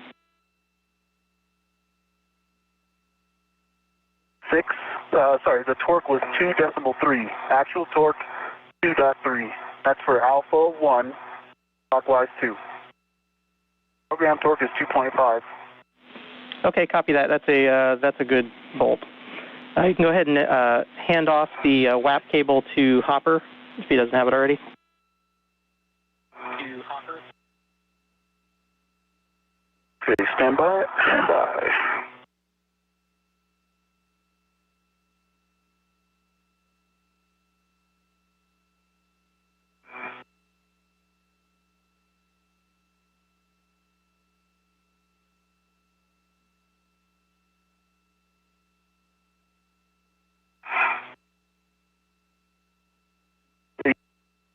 Quite.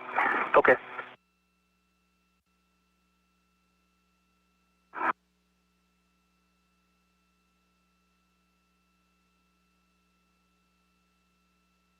And to stay out of your workspace, you're fine. Do what you got to do.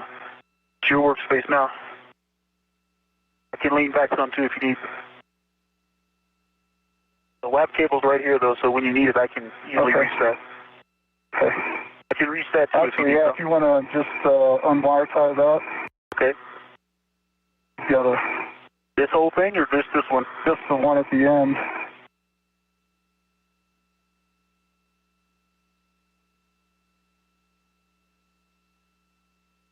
Okay. Actually, we'll probably need another twist.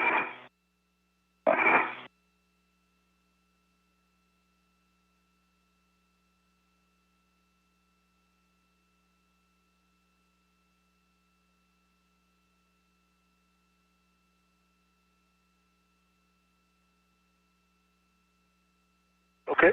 Okay. Want the whole thing or just? We're gonna. That's good. Okay. And then the lock cable. Oh, let me put this base back in here. Okay. That'll be good.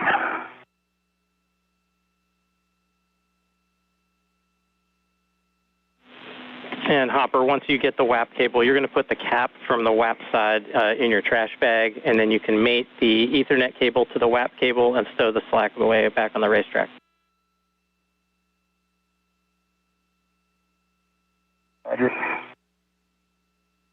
So I think it needs to come behind the stanchion, yeah? What do you think?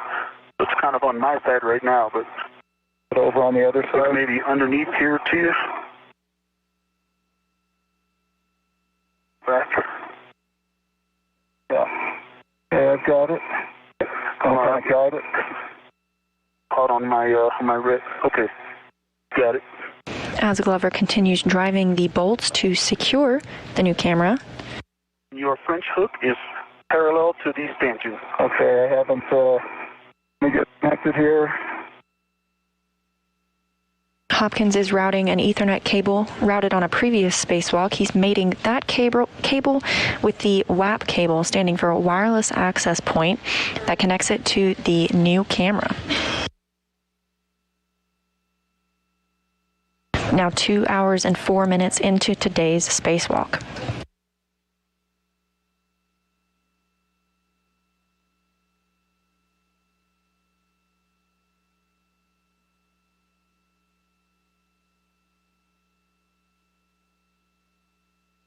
Okay, cap is removed.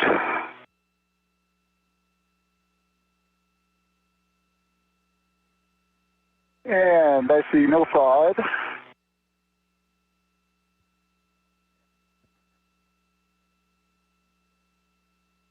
Pins to your band. Copy that. Good inspection. You got to go to mate.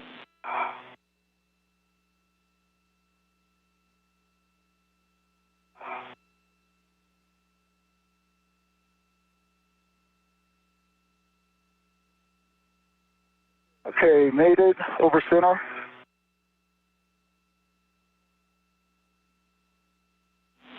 Okay, copy that. You can stow the slack away. We're about 30 seconds from an LOS, but Ike, if you want to get your PGT ready, Bravo 1, clockwise 2, and we'll meet you on the other side of the LOS.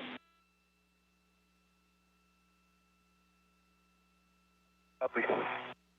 All right, Ike, I'm going to kind of gather this stuff up.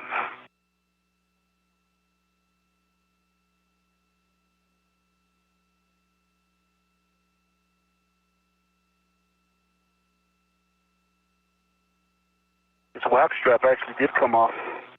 I see why we...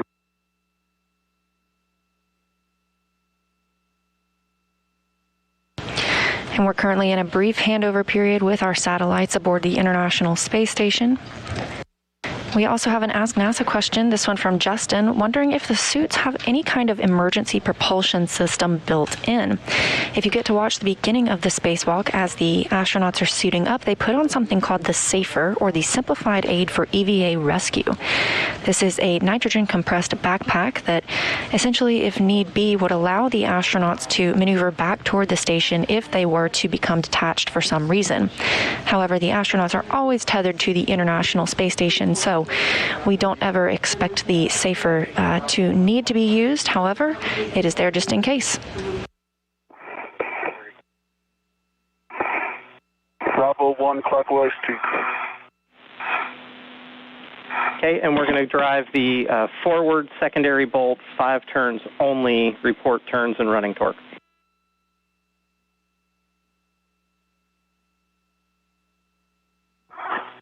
Okay, forward as in station forward. Okay, firm. Okay, station forward volt. I've got Bravo 1, clockwise 2 set, 5 turns, and then you get running torque. Good words.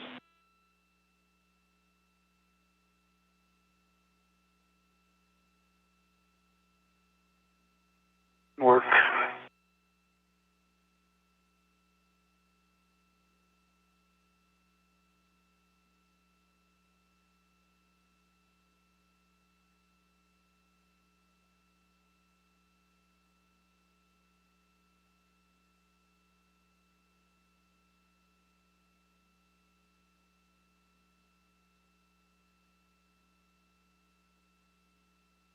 Okay, 5 turns on the forward bolt. Does appear to be started. Running torque is 0.1.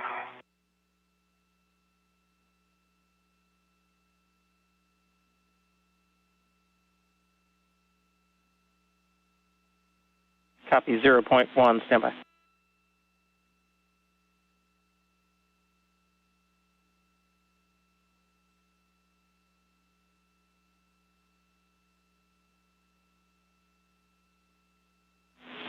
And Ike, did you say you thought you weren't sure if the bolt was actually turning or engaged? The bolt is engaged. It is engaged.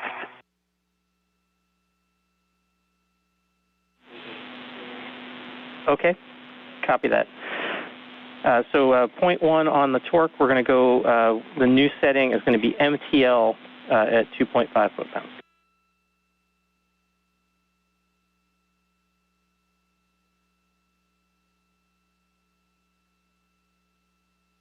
Copy and work.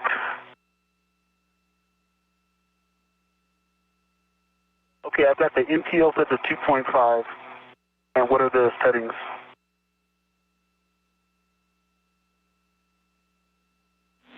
Standby 1.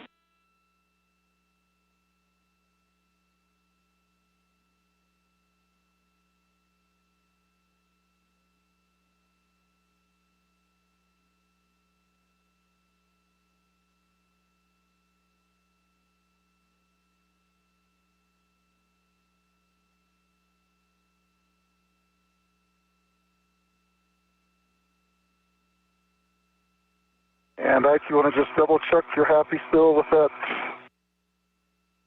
Sure didn't move. Looks great.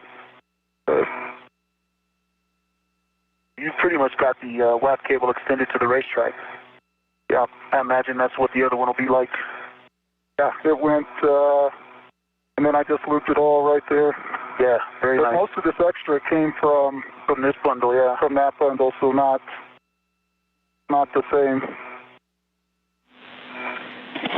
And Ike and Hopper, they're double checking on the setting for the MTL. We think you can leave it where it's at and proceed, but we'll get back to you on that.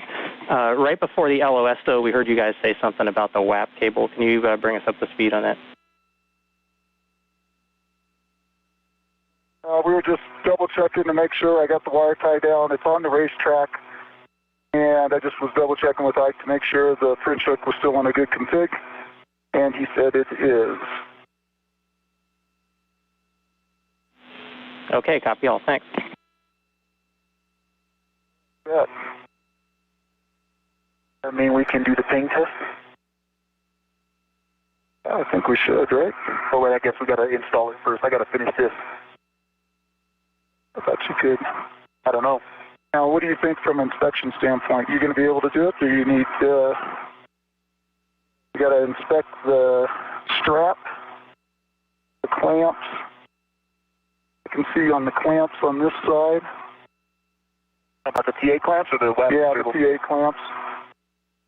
Yeah, I can see the TA clamps, I can see the PTU clamp, and I can see and reach the strap, so I think I can do the same. So all the inspection, you're in a good position. Hey, firm, and I already checked the NDGL, so yeah, I think I knocked that out. And if it needs, like I said, the tie-down cable, the WAP strap came loose. I was able to cinch it back down. Okay. So, Farmer, based on Ike's assessment there that he thinks he can do all those inspections, are you okay if I start heading back, get the sales and go? Yeah, hey, firm, Hopper, that sounds like a good plan. So you can take the old camera group with you back to the airlock. Okay. That didn't work.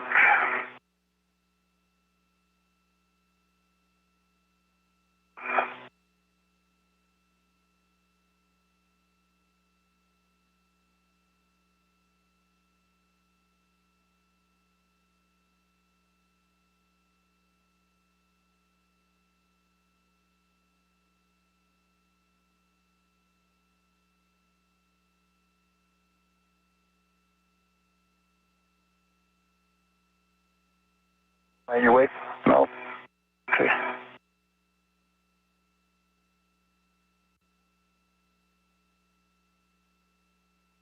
NASA astronaut Mike Hopkins. This view from his helmet camera. Now heading back to the airlock. Once again, he's going to stow the camera, the failed camera that was just removed, and he's going to retrieve the camera and equipment needed to install the new components for the Japanese robotic arms camera system outside the Cabot module.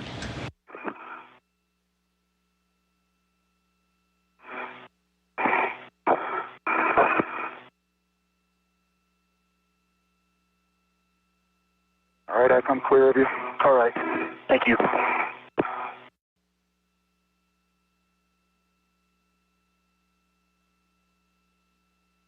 We're 2 hours and 13 minutes into today's spacewalk with the International Space Station flying in an orbital nighttime, 261 statute miles over Indonesia.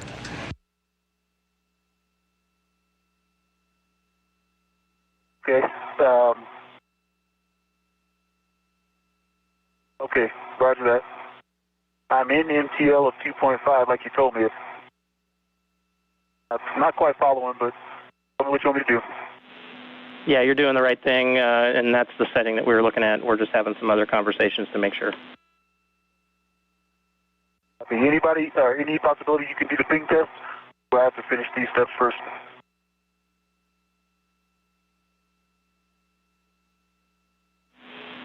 Yeah, unfortunately, we have to complete all these steps before we can do the ping test. Roger. Standing by.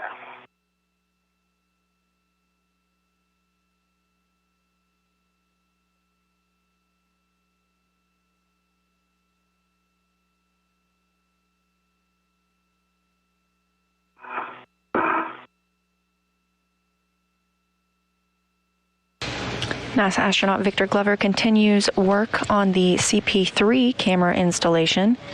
And in the meantime, we have a question from Amal on Twitter. You can use the hashtag AskNASA, and we'll try to answer your questions. This question: what's the main objective for this spacewalk? We're watching one of them right now, and we've seen a few others happen.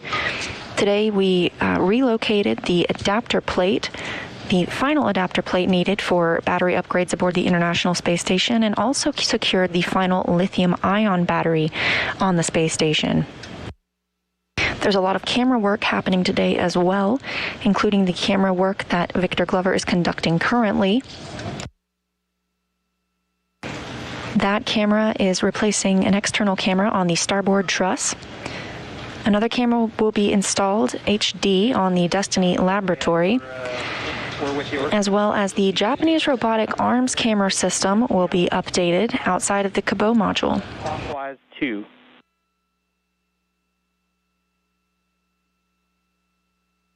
Okay, copy. But what about the, Alpha Bravo 1 through 7? Do you want me to change any of that?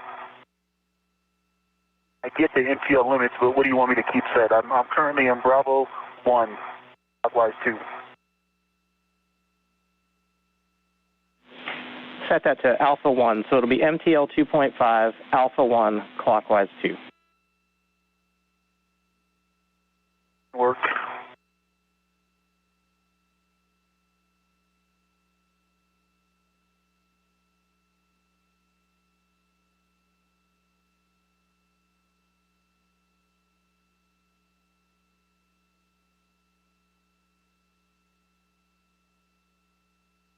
MTL 2.5, Alpha 1, clockwise 2. Is this the torque? A-firm, we're going to drive the forward bolt to torque. It should be at least 2 additional turns, and we're not expecting a green light necessarily on this one.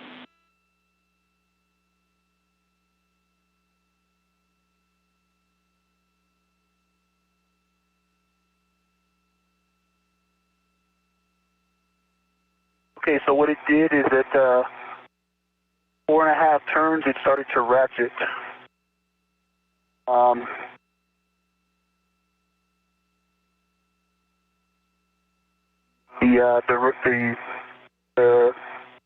The part that turns continued to turn, but the MTL was causing it to ratchet.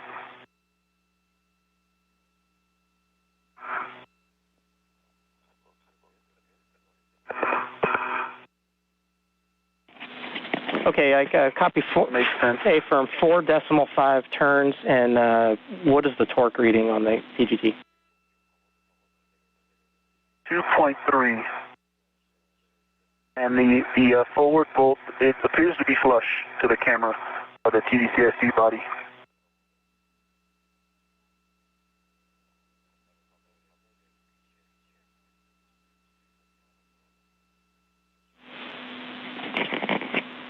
And we're double checking on that, but that sounds good for now, so stand by 1 second.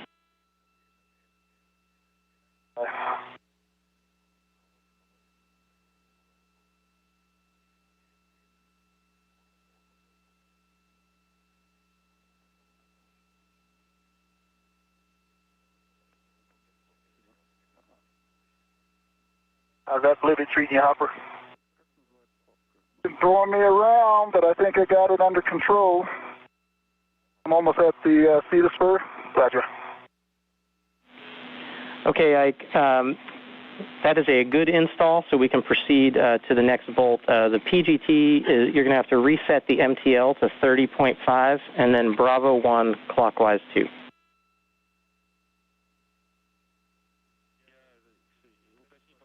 Work.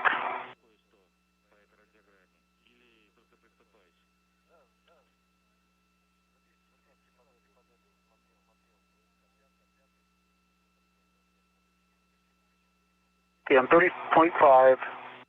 Bravo 1, clockwise 2, was it? Yep, good words. Bravo 1, clockwise 2. We're going to be driving the aft bolt, 5 turns only. Bravo 1, clockwise 2. 5 turns. Good words, and we'll look for turns and running torque.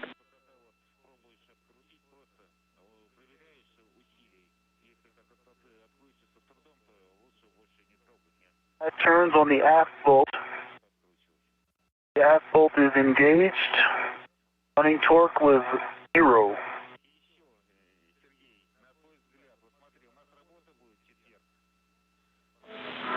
Copy 5 turns and understand 0.0.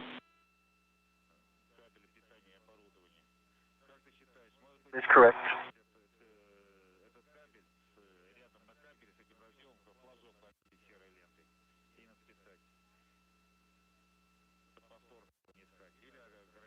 Two hours and 20 minutes into today's spacewalk, NASA astronaut Victor Glover continues work on the CP3 cameras, ensuring they are properly installed. MTL to 2.5, and then Alpha 1 clockwise 2. Work.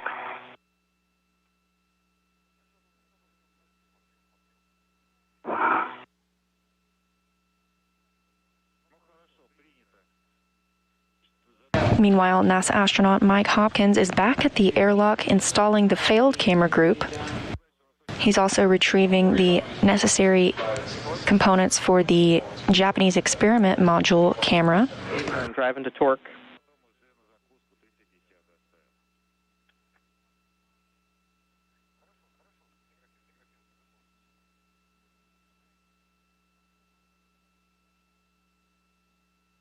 A 7 turns. Torque is 2.1. It actually gave me a green light. Bolt is flush. Okay, great. That is a good install. You can go ahead and put your PGT on your swing arm, and we'll get ready for the inspection. Copy.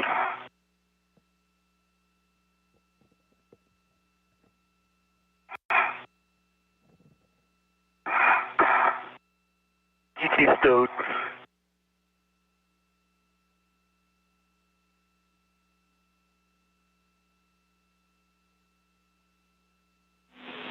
And Hopper, we see you putting the camera group into the airlock. Reminder, once you get it in there, you're going to swap the round scoop from the camera over to the GEM RMS bag. Give you one.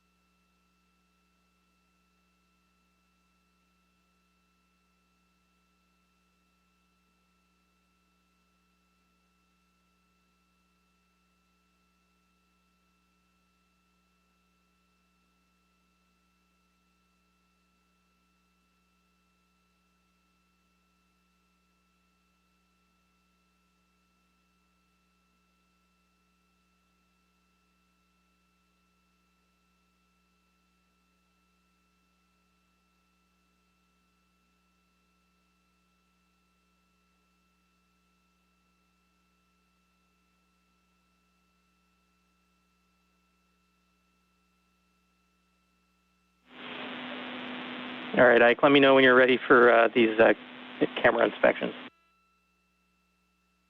Ready. Okay, first thing we're going to look for is that the WAP strap is configured correctly and cinched down, and double check the French hook that you were looking at earlier. It is correct, cinched, and the French hook is parallel to the stanchion. Okay, verify the WAP and PTU cables go through the PTU cable restraint. They are through the restraint is closed. And verify that the cable clamp is configured correctly with both the TA clamps still closed.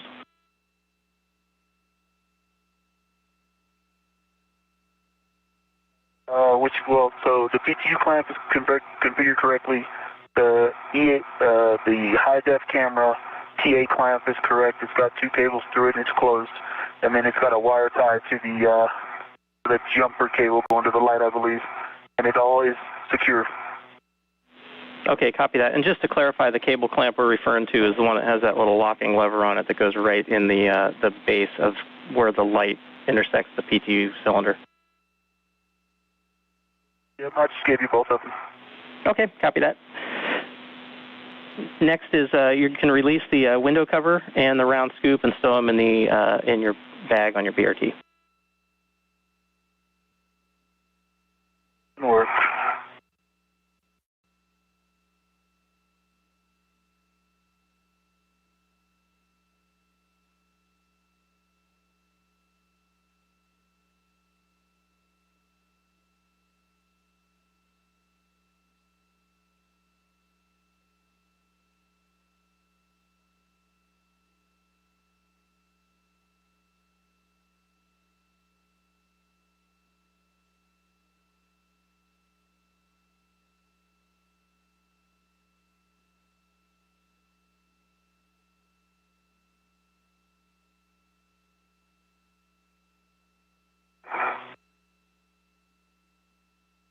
Okay, the camera cover and the round scoop are in the RU bag.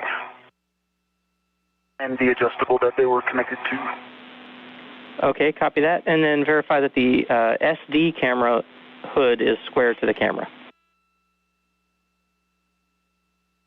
Square.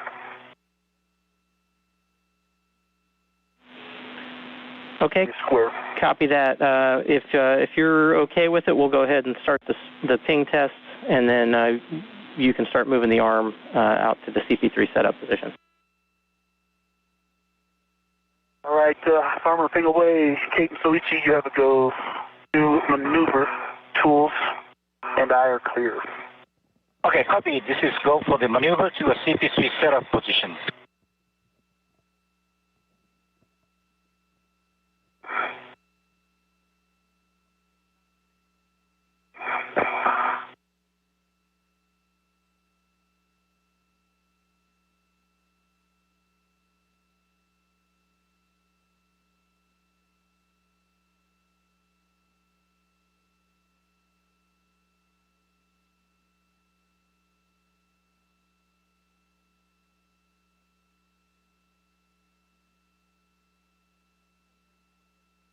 And will be a body right first, then the body down. Arms in motion. Motion, continue. Copy, good motion.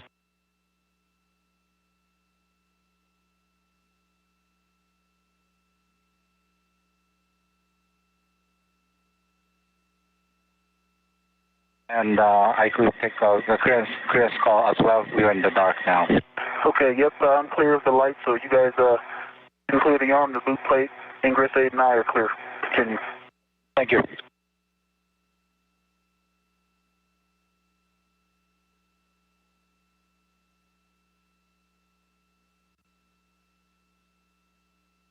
We're clear of the camera group. Copy, camera group down. Now bring the body down. Good motion. Motion, continue. Go.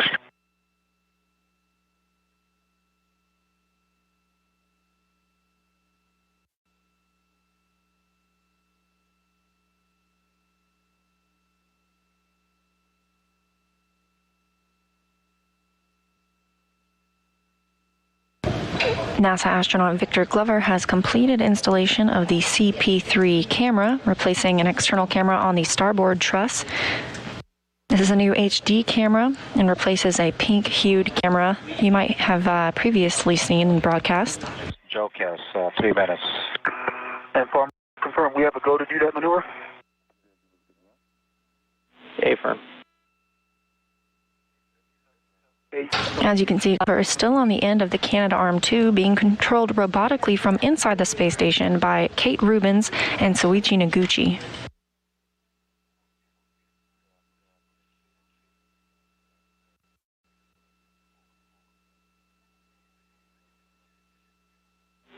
You guys got a day pass coming up in 2 minutes, and we just got a good ping test on the camera. Nice work.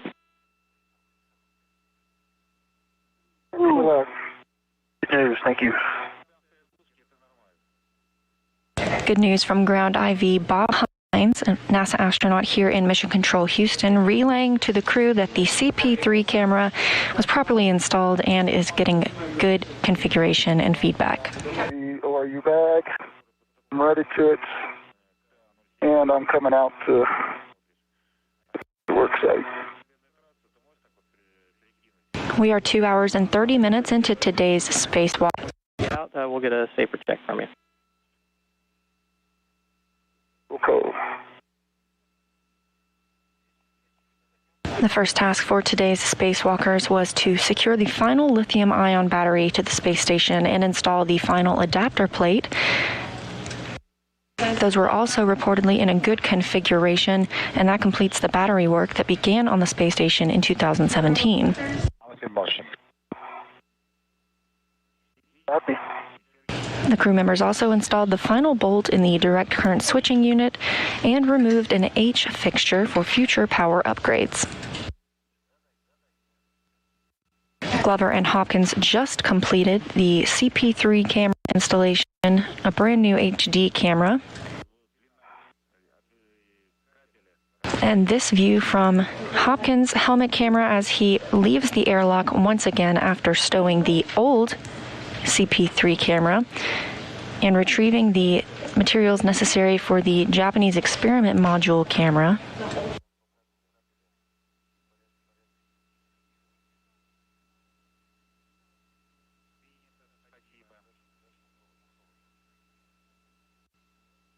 Glover will be working on a separate camera, and that'll be on the Destiny laboratory, bringing in another new HD camera there.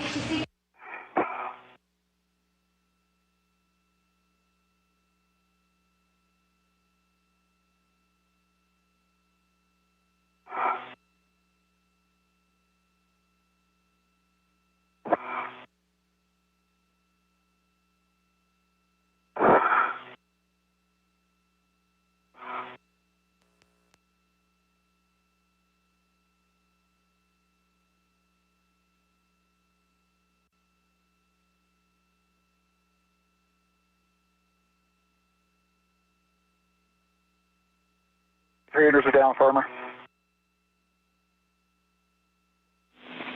Okay, copy that, and glove and hap check, please. It's dry.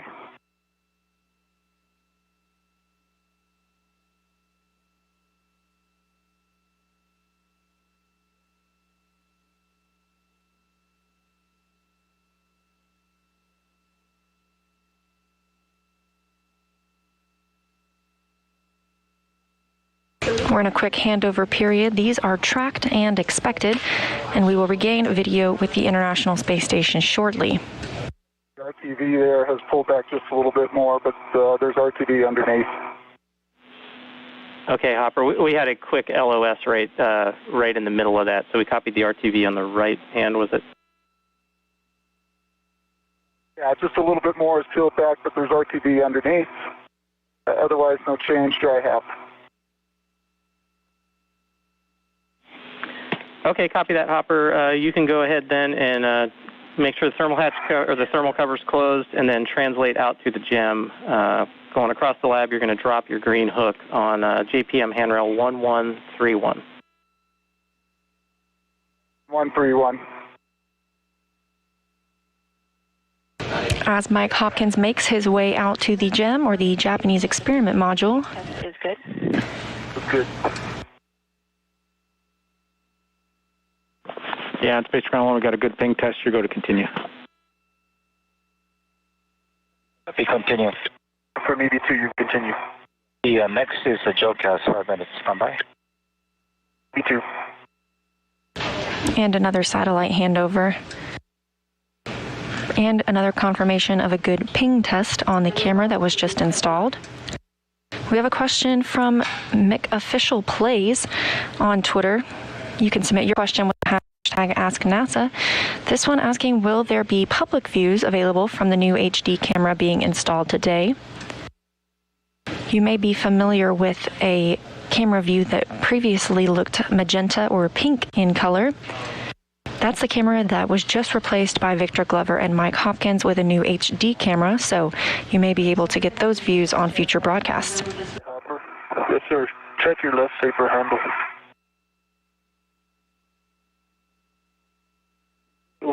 Okay. Thank you. No problem. And I'm on phase 1. You obviously know that. Good visual.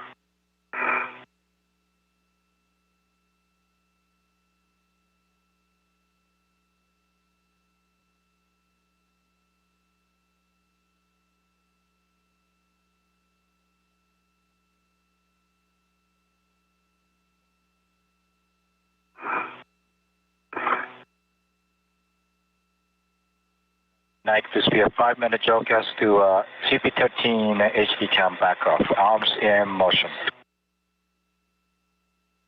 Copy. Good motion. Continue. Okay, good motion.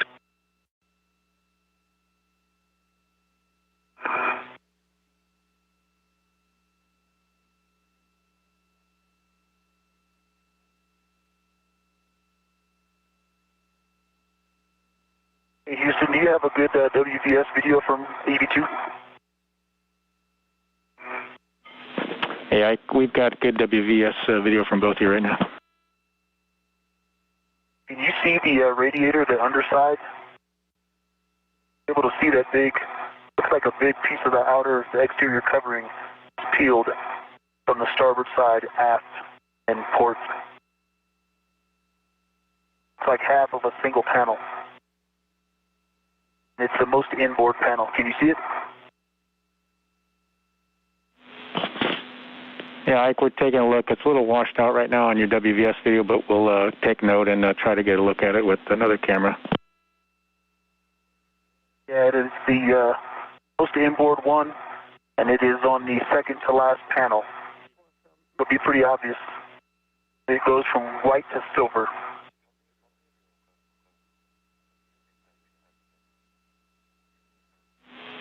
Thanks, Ike. Houston copies all. We'll take a look and make sure that's not something new.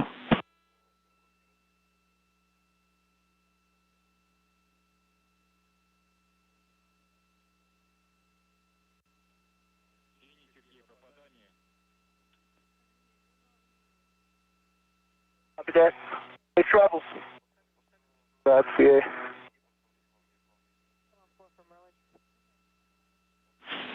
Yeah, Ike, just a heads up. That is the one we expect, and we know that condition exists already. Thanks.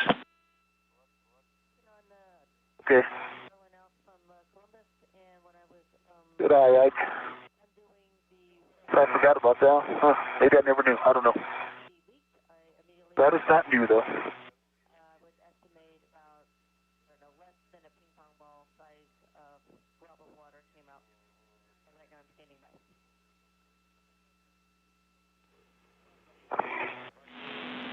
And Ike, one thing we need to go back on with the PGT setting and MTL. We need you to set that back to 30.5 before we do any other PGT ops. Good reminder. Can work.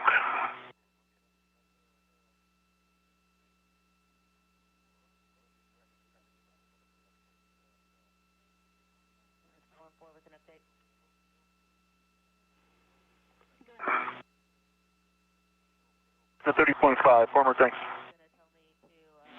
Good words. And can we get a glove and hap check from you, too? I checked mine when you told Hopper. Mine are good. A couple new black smudges. A little bit of erasering on my right index finger. Plenty of RTB to go around. And my hap is dry. Copy that. Thanks.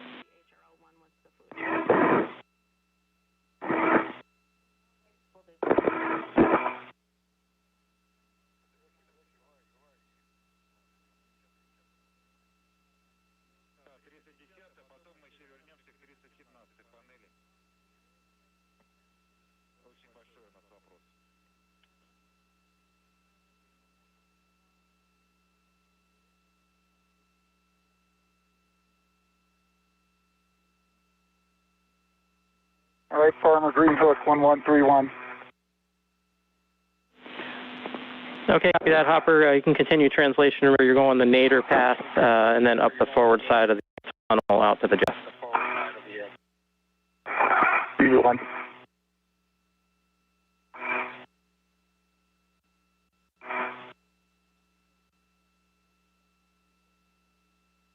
And Hopper, quick reminder on the to avoid all the yellow paint out on the jet.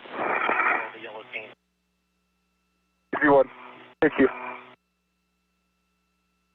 This view from the helmet camera of Mike Hopkins, or as you hear him referred to, Hopper, that's his call sign, heading out to the Japanese experiment module to conduct some camera work. Meanwhile, NASA astronaut Victor Glover is on his way to the U.S. lab module to conduct camera work there as well. Stations, SSRS is clear of the CP3 pound tilt envelopes.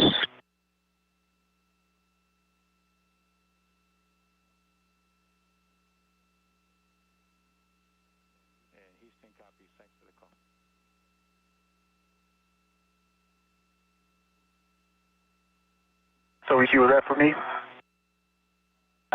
Negative. I could just talk to Houston about the clearance to the CP3. Okay, copy. The next one, over. If you're waiting for me, you go to maneuver. Copy. Next week, the GCA to publish the CP13 HD cam installation. But stand by for a minute with config change. Copy.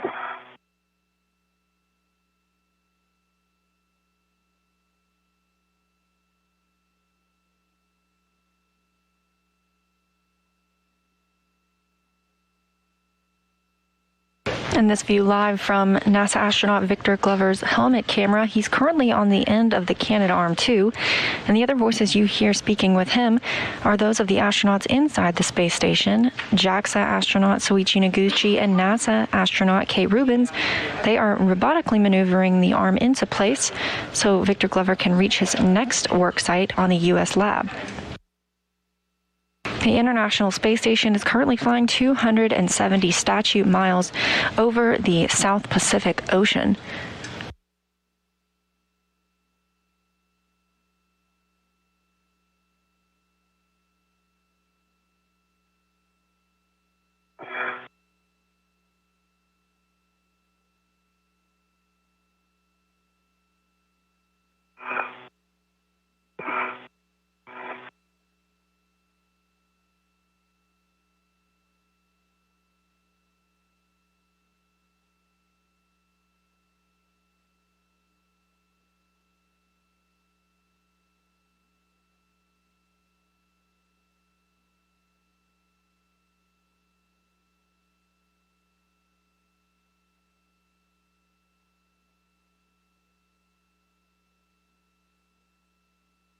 Goes it, Hopper?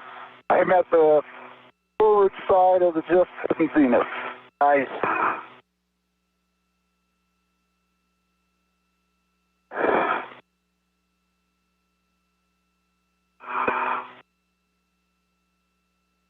look out the gym windows, you could look in. Yeah. And this is Soichi. We are ready for GCA to publish the CP13 HD camera installation. Hopper, you ready? I am ready. Hopper, you ready? A-firm, just a reminder, once you start going for the HD camera, don't touch the vent ports, and that's the only thing I want to get out of the way.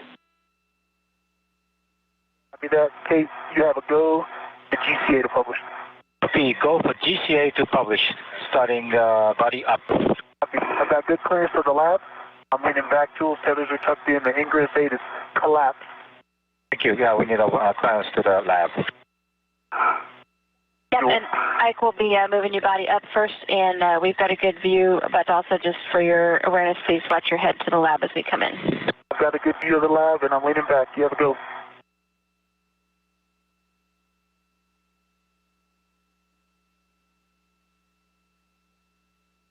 It's a motion. Body up. Good motion, continue. We continue.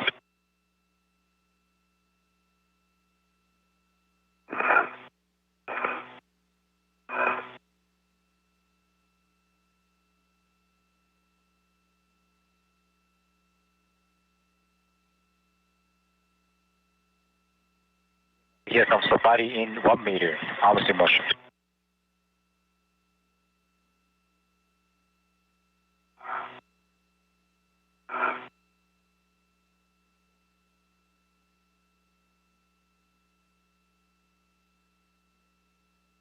Ike moving body in. Motion, continue. Need clearance to the lab. Here, thank you.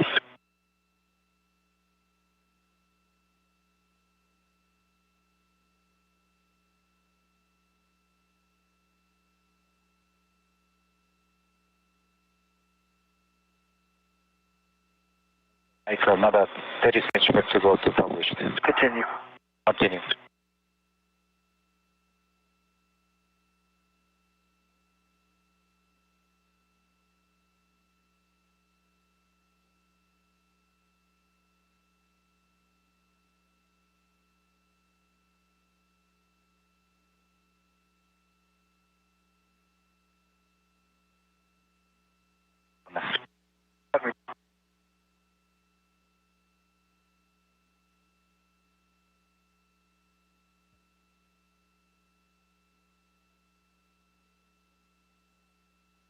All right, Farmer, I'm at CP13.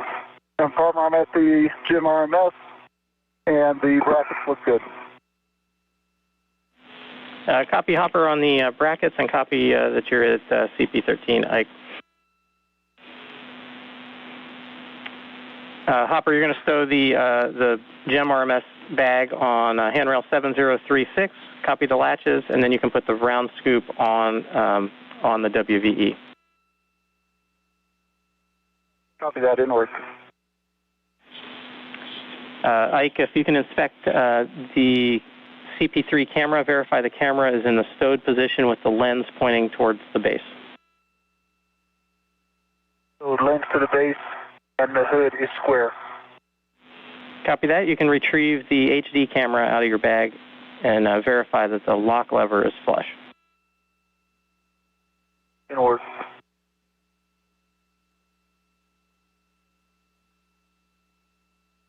As you saw, we just had a brief satellite handover as the astronauts continue stepping through their tasks today.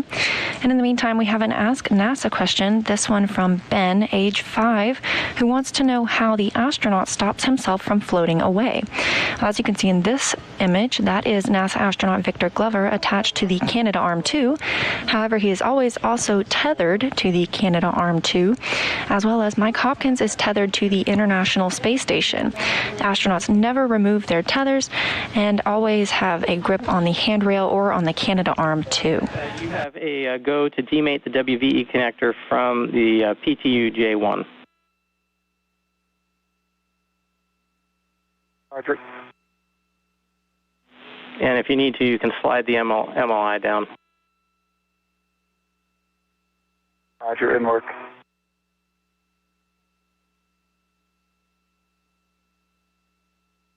Then we're going to be driving the two, both bolts, the Bravo 2, clockwise 2, and we're looking 12.5 to 15 turns, all the way to torque. Bravo 2, clockwise to 12 to 15 turns to torque. Copy.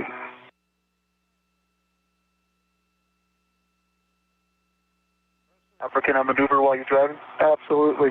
Hey, Kate, you have a go to maneuver.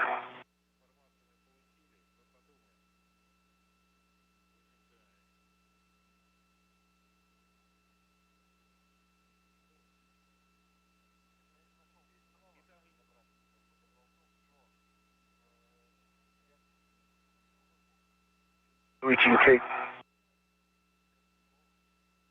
Sorry, I can say again. You have a go-to maneuver. And we're not seeing a maneuver. See, are you going to get off the arm right now? Negative. Okay, copy. Understand your go-to maneuver. Just check your tools and tethers are clear. Clear.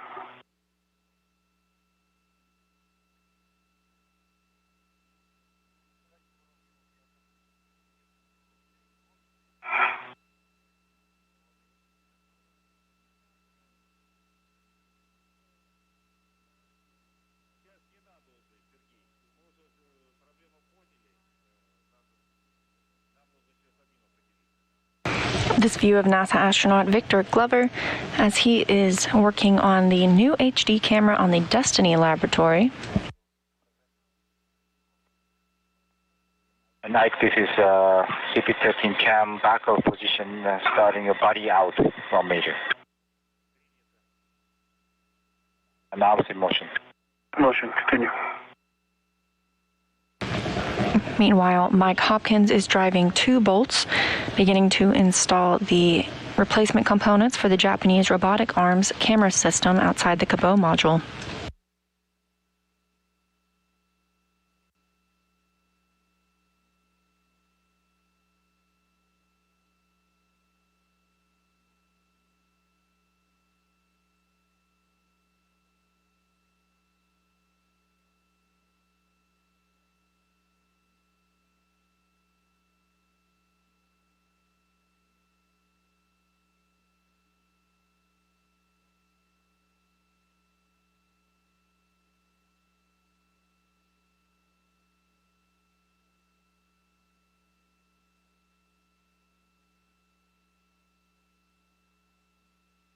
Ike, body next to the body down, away from the structure, 1 meter.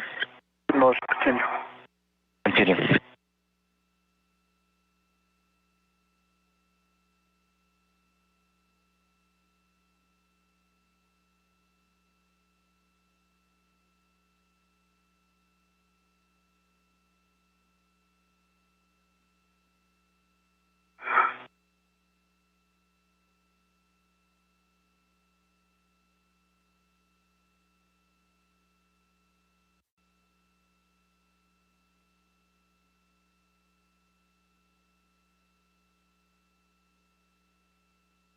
Ike, I just want to take a little bit back to the original position and the 10 centimeters and stand by for the gel cast.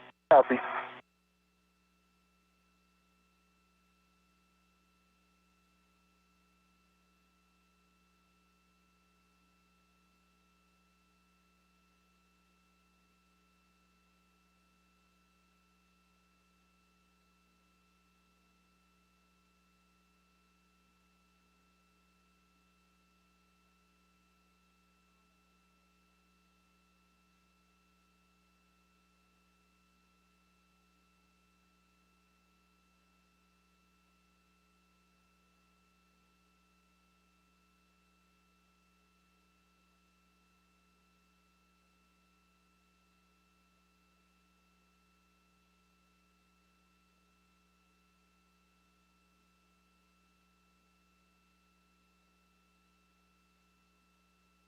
And Ike, this will be a gel cast, 2 minutes to cable setup.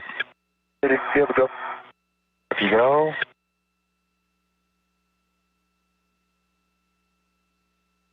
Arms in motion.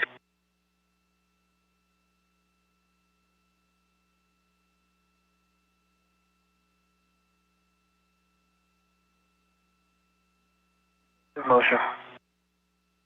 We're now 3 hours into today's spacewalk, which began at 6:56 a.m. Central Time this morning. The astronauts Mike Hopkins and Victor Glover are working separately right now, with Victor Glover on your screen at the end of the Canada Arm 2. Glover is currently working outside the Destiny laboratory, replacing an aging camera with an enhanced HD camera. Meanwhile, Hopkins is outside the Japanese experiment module, replacing components for that robotic arms camera system.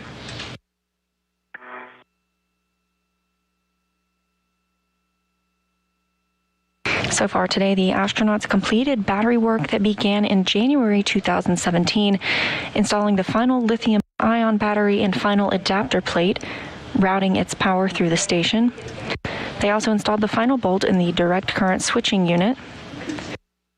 And Mike Hopkins removed an H fixture, preparing for future power upgrades to the station. The team also just installed a CP3 camera on the starboard truss at the S1 lower outboard location, replacing a camera that was formerly magenta in color.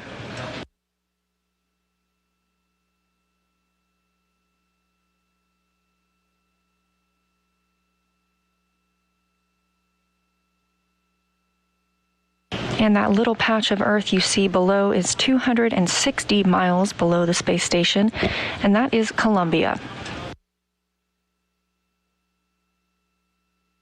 And I stand by for the next manual maneuver.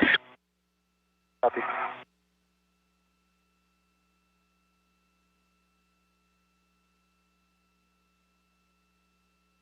Arm on the Zenith bolt. I only got 12 turns. Good torque though, good green light. Later one, it was 14 turns. Copy. 12 turns on the Zenith bolt and 14 turns on the Nadir bolt. That's affirmative. And torque on the Zenith was 16, and Nadir was 15.8. Okay, 16 on the Zenith and 15.8 on the Nadir. The 12 turns is slightly less than we were expecting, so we're talking about that. Yep. Okay, we're ready to move you to the GCA to publish. That's the cable make position, starting body right, followed by body end. Go for GCA. Okay, go for GCA. Arms in motion, body right.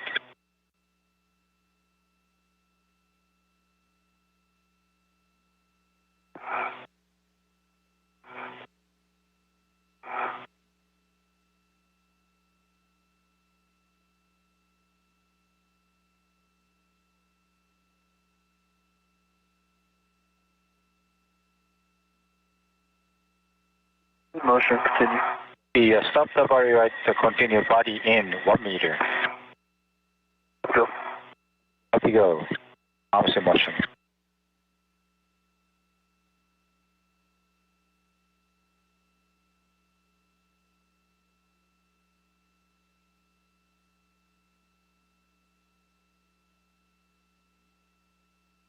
Good clearance to the light in ETBCG. Copy, good clearance. 60 centimeters to go, body in. Yep. Copy, continue. 50 centimeters.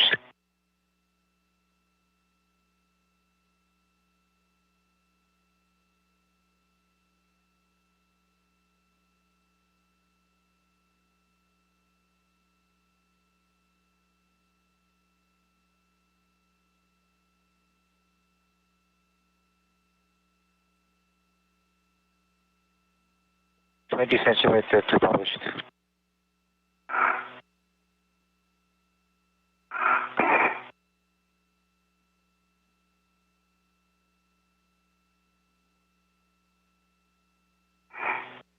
And like this is published. Okay, and if you could take me 10 centimeters to my right. Copy, 10 centimeters body right. Motion. Motion, continue. Stop motion. If you could take me 10 centimeters toward my feet, down. Copy. 10 centimeters toward your feet. Good motion, continue. Good motion. Good motion, continue. Continue. Continue. Ready? Okay, want to continue? And stop motion. ETA complete. Copy. GCA complete. Brakes on. Copy. Okay, copy the GCA complete. Not the cables. Ike, we're going to have you hold there for a second and let us talk to Hopper. Roger. Okay, Hopper, big picture with that bolt. We're going to have to back it out one turn and then drive it at a different PGT setting. So we're going to go to the Zenith bolt, PGT setting of Bravo 7 counterclockwise 2 and come out one turn. Bravo 7 counterclockwise 2, out one turn, and then driving in is what? Driving in is going to be Bravo 4 clockwise 2. Okay, Bravo 7, one turn, and then Bravo 4. Good words. Let me get 3 turns at least.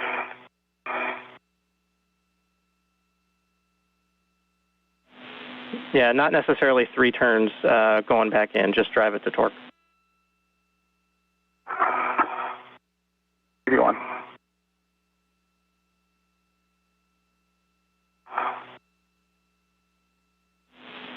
Okay, Ike, with you in position, we can go ahead and demate the PTU cable from the light, so P4 from J1.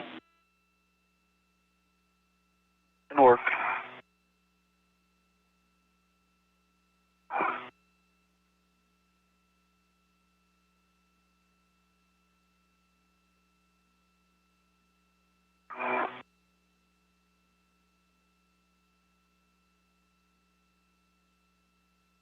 Okay, levers aft over center is demated.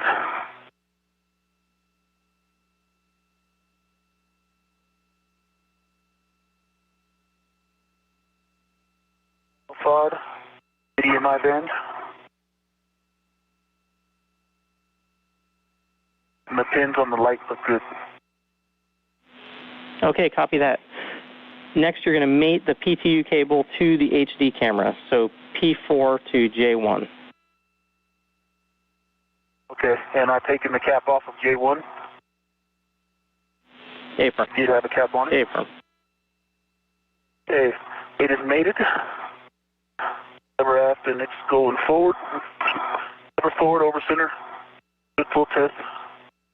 And the PTU cable is mated. The HD camera. Copy, good words. You can mate then the jumper cable from the HD camera to the light. So that's the jumper cable P1 to the light J1. Short. Okay, Farmer, I only got 1.14 turns, 19.2 on the torque, green light.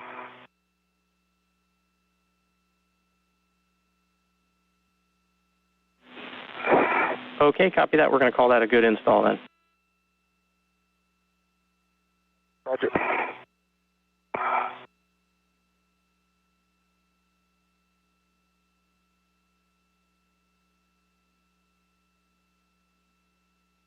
This view from the helmet camera of NASA astronaut Victor Glover as he works J1 and put the MLI over the connector.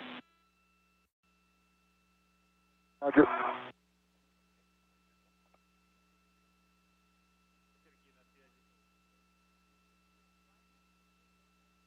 Hey, Farmer, the cap is off the jumper. Levers aft, good. Good connector, no FOD, good EMI band. And a good inspection on the light side.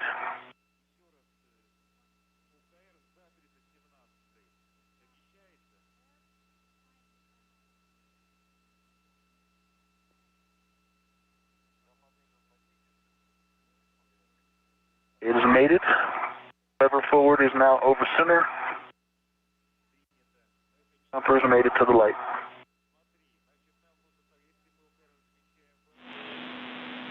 Roger that. Next, we're going to route the PTU cable and the jumper cable through the TA clamp.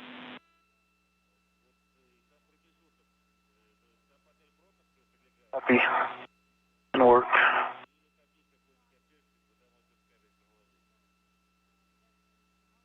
All right, Farmer, I've got seated. Had good pins, good no FOD, good EMI band. Over center. I'm reinstalling the wire tie and the MLI. Copy that. Glover has just mated 2 cables necessary for install of the new HD camera on the Destiny laboratory. Cable and the jumper cable are in the HD camera TA clamp. Okay, copy that. Next, we're routing the WAP cable. So we're going to open the PTU cable restraint, place the PTU cable and the WAP cable in the cable restraint, and then close and lock the restraint. Okay, the PTU cable is already in there. I'm going to add the WAP cable. Gonna work.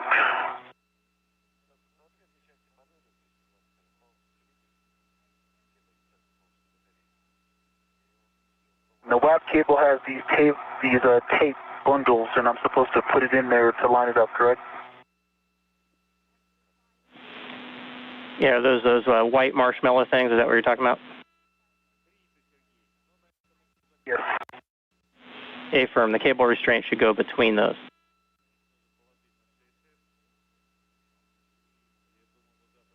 Okay. Cable restraint is closed and locked. Lever's twisted in the PTU cable and the WAP cable between the marshmallows are in the restraint. Okay, copy that. Oh, that looks good from here. You can temp stow the cable clamp on the PTU cylinder and place the strap and the remainder of the cable over on the nadir side of the camera. Okay, copy. Stand by. Copy, and then once sorting out these caps. Roger that. And then once you get the sorting out the cap off the hold on for a second. Cap off the HD camera and the cap off the jumper cable are taking up my wrist now, so I'm gonna in my trash bag.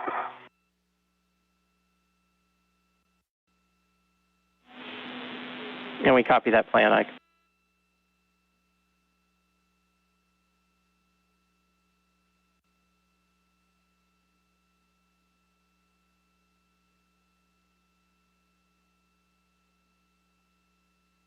Okay, both of those caps are in my trash bag, and I'm going to temp stow clamp.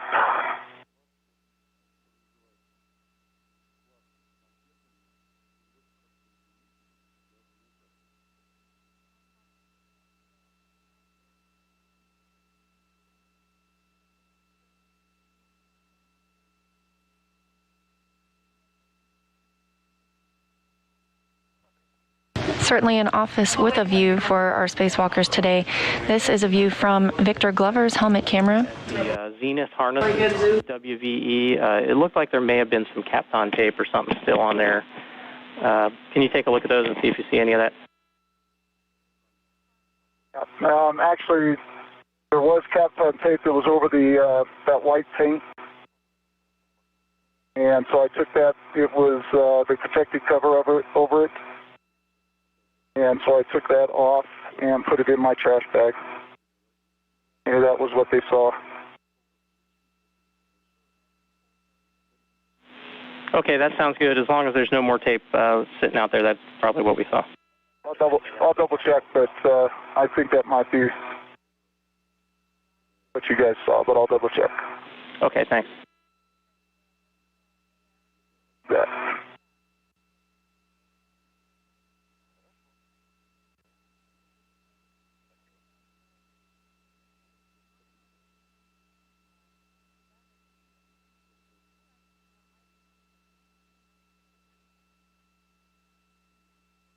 This view from the helmet camera of Mike Hopkins stowing the failed camera that was on the Japanese experiment module robotic manipulator system, their robotic arm. We had a good checkout on CP3, so nice work on that. Excellent. Good news. And Ike, once you get that cable and clamp temp stowed over there, then the next up is an arm maneuver to the clamp position.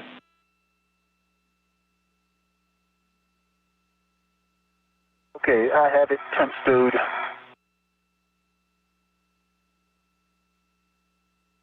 And I'm ready. Hopper, can I, you got it, maneuver. Hi, Kate, so you have a go to the clamp position. Yeah, this will be a maneuver, backward maneuver followed by the jaw cast. So stand by for motion.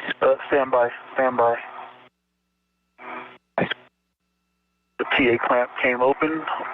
I'm just resetting it. Okay, it's closed. I use this wire tie since it's here.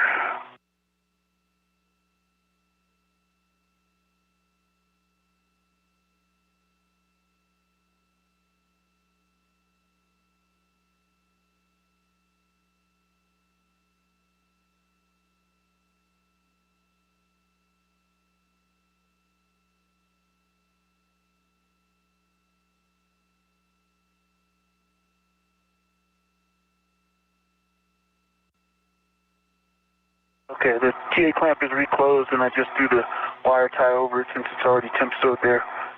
Okay, Kate, so you have a go to maneuver. Copy, go for maneuver. Stand by for motion.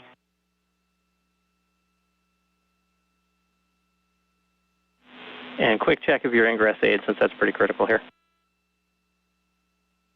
It is collapsed.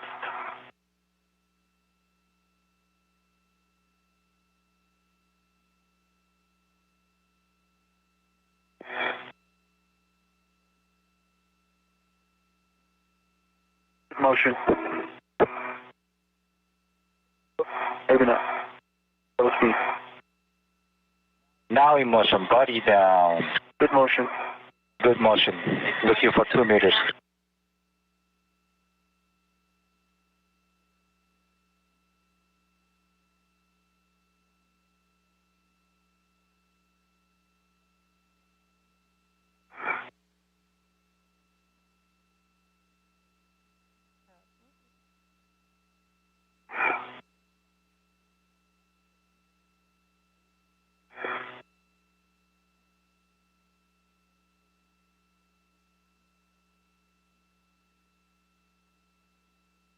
A view from Victor Glover's helmet camera as the International Space Station orbits 264 statute miles over the North Atlantic Ocean.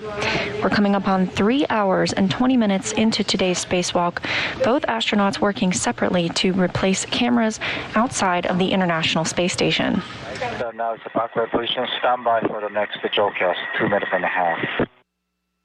Happy. We'll go to maneuver. Go for maneuver. Stand by.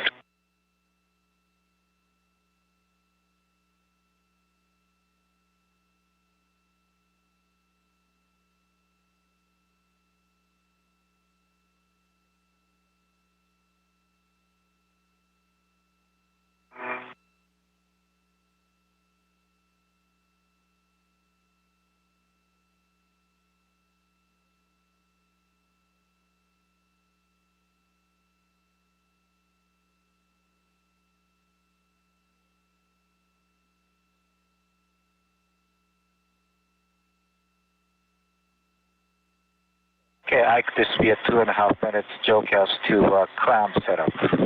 Arms come in motion. Copy.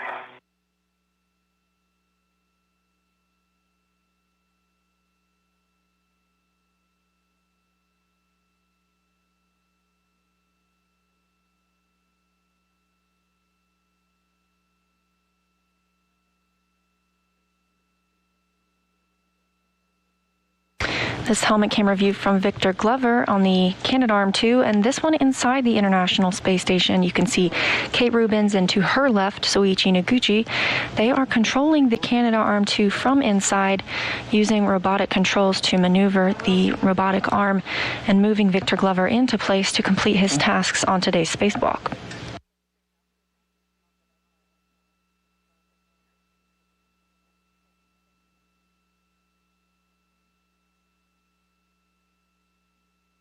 Okay.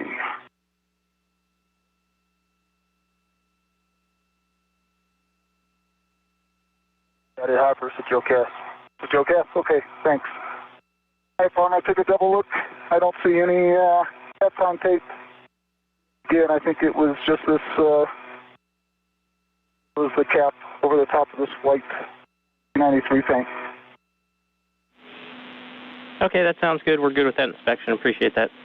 And then other just verification that you didn't see any flaking on the white paint when you were putting a WVE in the bag. I did not see any flaking.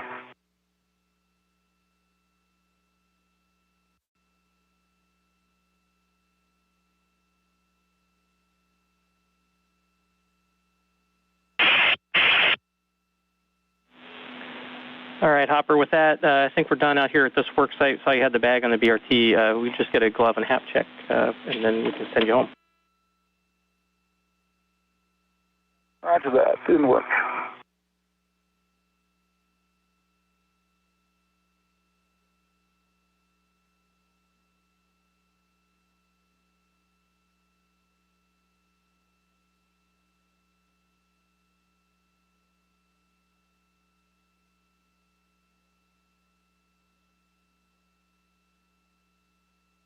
Okay, dry hat, and the right glove just has some smudges on it on the pinky and the ring finger.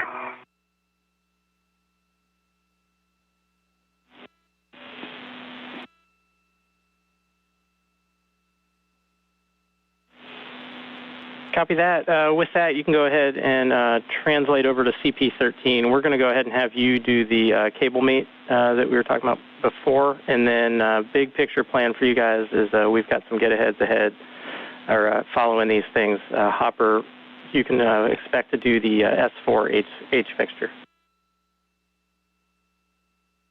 Okay, Hopper copies.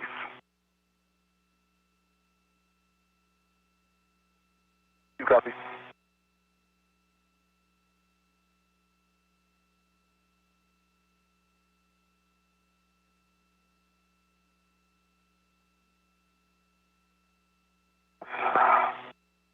Soichi, Kate, if you're waiting on me, you have to go to maneuver. Negative, we're setting up cameras. We're almost about to go.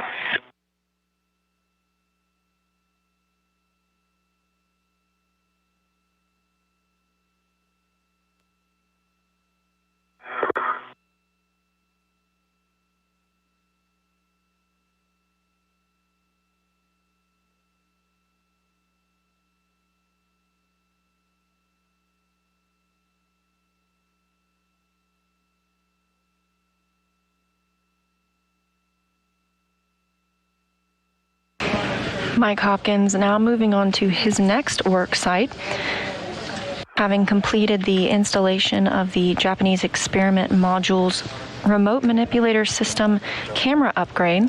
Clamp back off position. Copy, yes, go to maneuver. Okay, arms in motion.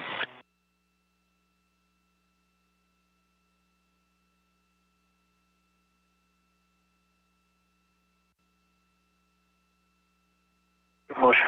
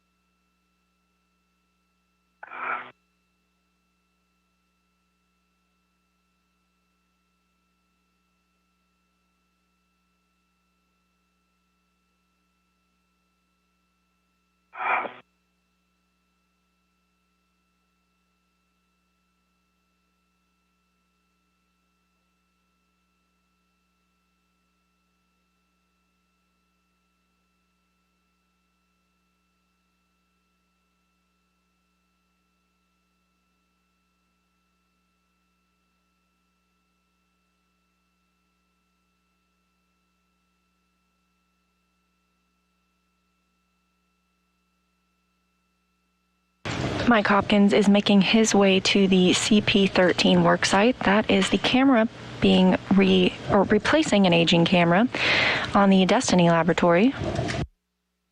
Victor Glover, you can see him on the end of the Canadarm2 being maneuvered into place for his next steps at the same worksite.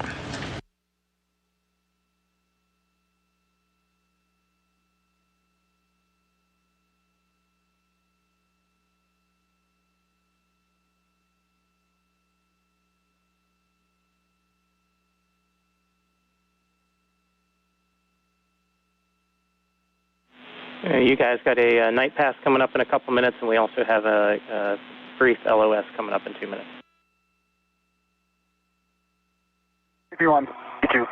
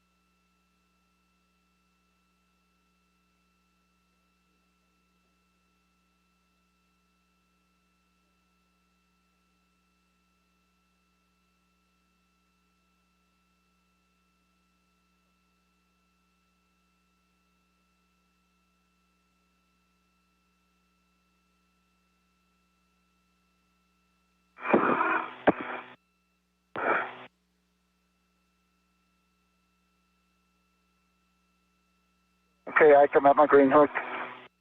Awesome.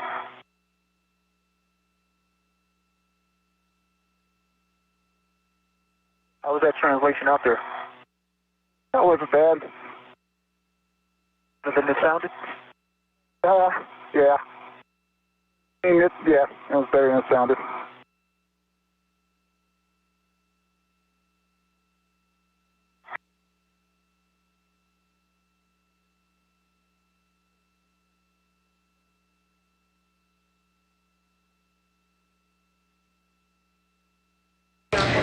Coming up on 3 hours and 30 minutes into today's spacewalk that started at 6:56 a.m. Central Time this morning, the astronauts have been stepping through their tasks with the completion of the battery work that began in January 2017, securing the final lithium-ion battery in the station and installing the final adapter plate, as well as driving the last bolt in a direct current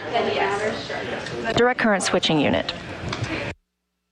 Mike Hopkins also removed an H fixture that'll be necessary for future power upgrades, and the duo installed a new camera on the starboard truss. Hopkins just completed upgrades to the Japanese experiment module remote manipulator system camera, and the two are now working on installing an HD camera outside the Destiny laboratory. 2 meters up. Good motion. Continue. As you can see, we just went through a brief satellite handover. And we've got a question from Martina with the hashtag AskNASA on Twitter. Martina wants to know how the temperature changes during sunrise and sunset while spacewalking, how the suits are dealing with it, and if astronauts have the possibility to take a drink while on the spacewalk. In the sunlight, when the space station is in an orbital daytime, it can be 250 degrees Fahrenheit, and without sunlight, it can be a negative 250 degrees outside. Therefore, the spacesuits have a cooling garment that allows the astronaut to control the temperature inside the suit, as well as thermal properties keeping them warm. Additionally, in the suit is an in-suit drink bag that's a plastic water-filled pouch that attaches to the inside of the hard upper torso. A plastic tube with a bite valve sticks out of the bag, and the tube and the valve can be adjusted to be near the astronaut's mouth. Biting that valve opens the tube so the spacewalker can take a drink, and releasing the bite closes the valve again. And Hopper, we just got word from JAXA that we got a good checkout on the WVE. Good work. Let's go in 10 more centimeters. 10 more centimeters body in. Okay, copy. 10 more centimeters body in. Motion.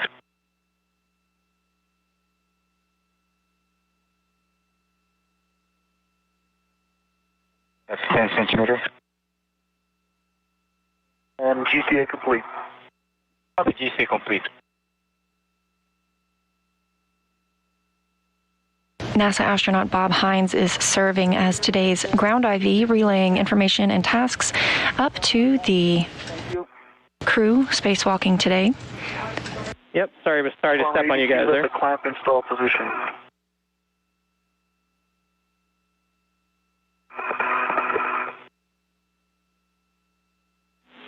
Copy, Ike. Sorry to step on you guys there. Next, you can place the cable clamp into the PTU notch. Make sure that the cable is routing toward the stanchion and then lock the clamp. Work.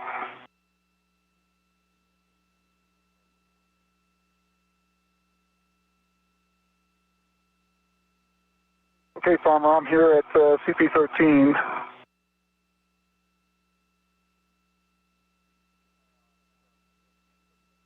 You'll also hear ground IV Bob Hines being referred to as Farmer, his call sign.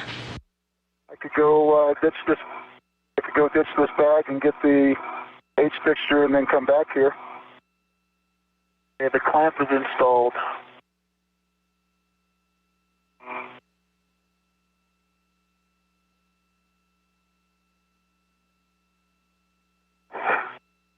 And Hopper, are you able to retrieve the WAP cable? The Ethernet cable should be stowed at the base of the stanchion, and then we'll just need the WAP cable from Mike. And I've got a nod from Ike. I'll go get it. In work. And will you have a wrist to take the cable off the WAP cable, or do you want me to take it off? No, I've got a wrist. You the cap? Yeah, I'm good. I've got one. Okay. Hopkins on his way to retrieve a WAP cable, that stands for wireless access point, that will need to be mated to the Ethernet cable.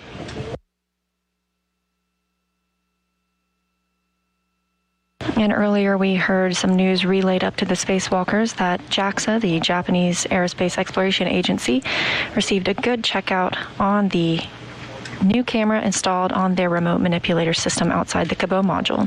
I gotta find the... Okay, I think that's his wire tied right there. Point in. Yep. I think you're all right. Okay.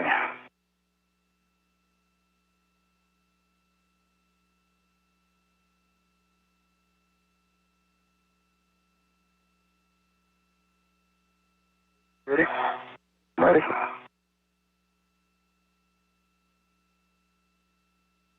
I need that part. Okay, I got it. Yep.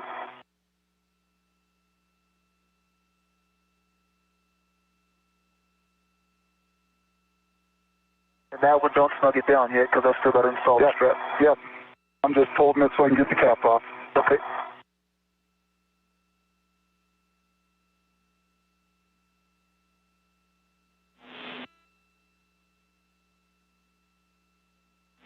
And Hopper, our game plan is to just leave you here until we finish this task. We're really far ahead right now, so I think we'll just pick up some efficiency by keeping you here for now. Everyone. You too. And Ike, we didn't hear it if you called down. Have you completed the clamp installation yet and locking the clamp? Clamp is installed, locked with a good full test. Awesome. Thank you, sir.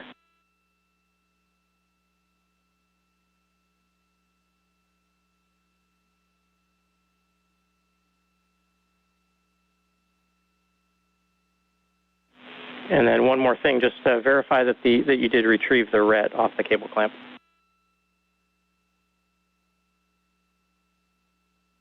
I have it to my mini workstation. I haven't taken it all the way off, though, but I'm ready to if you're ready. Yep, as long as the clamp is installed and locked, you can remove that ret. And then there is one more arm position. It's the strap position. So whenever you're ready, you can move the arm to that position. Actually, I'm going to stay here for a second. So I'm good in the current position. And M2 copies. And Farmer, I have both caps off. Do you want me to mate, or are we waiting on that? Standby 1 for now. Okay.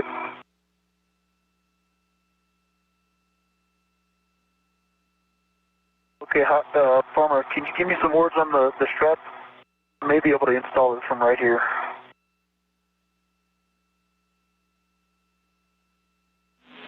Yeah, so as the strap comes down, the first step is placing the side of the strap that has the quarter turn fasteners over the tether point on the electronics box.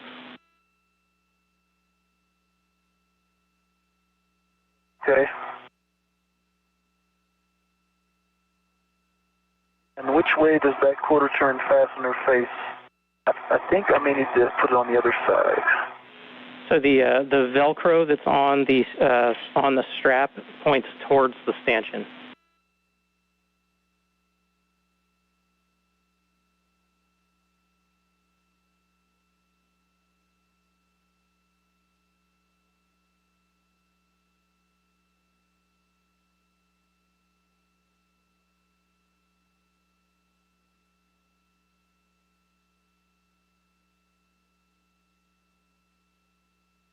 Velcro toward the stanchion.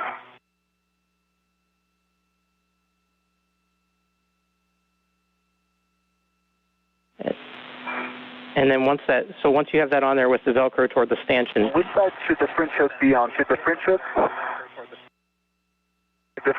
be on the side, on the nadir side or the zenith side?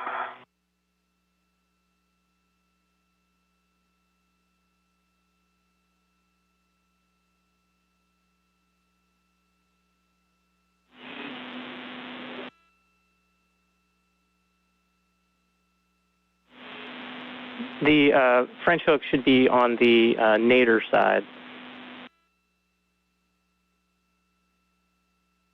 Nadir side, okay.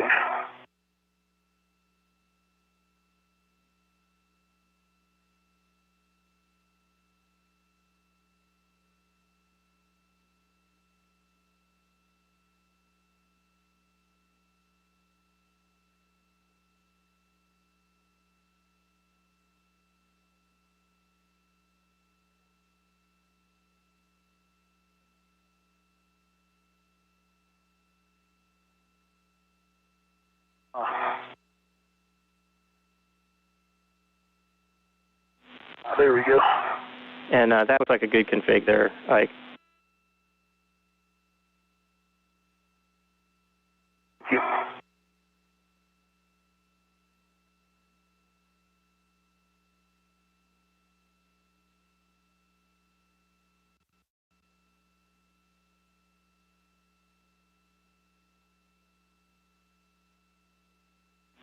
And once you get that end of the strap around there, you can use your end effector on the tether point to hold it in place while you fish the other end around the backside of it.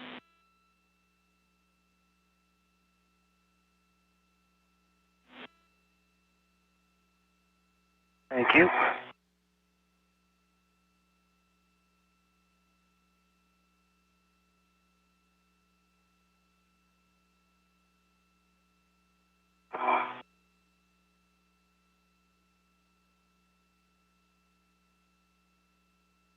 Supposed to go over that lock cable. Here, I'm going to release it. Again? No. Good? Yep, it's good. Okay. Can you tell me how the cable, the tether, the strap is? Is it twisted? It does look like it has one twist. Okay. Oh, can you reach it? Thank you. I can. All right, so you can see it there. How does it look when it comes around? Be like this. Like that? Oh. Yeah. Okay. There you go. And just a reminder for you guys, there is another arm position if you think that would be helpful. Otherwise, looks like you guys are making some progress right now, too.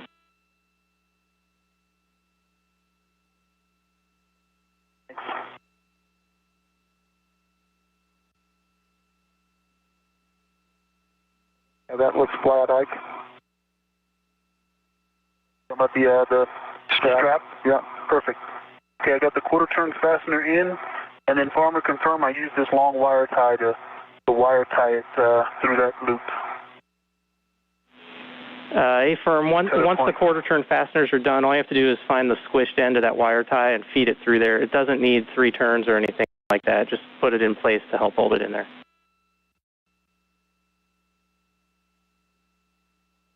The quarter turn fastener is mated, and the wire tie is through.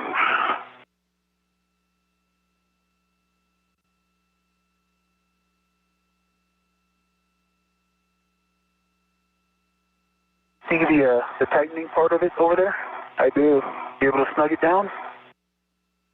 I can. Let me get a little better position. You hold on to it? Got it. Oh, it's tightening on itself, so it's not going anywhere. Yeah, no, I just help me get hard in.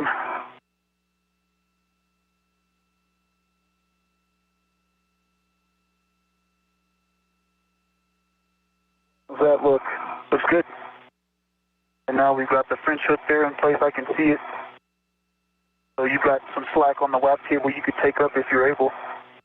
Okay, let me just do a quick check on this side. Oh, yeah. Does look good. Okay.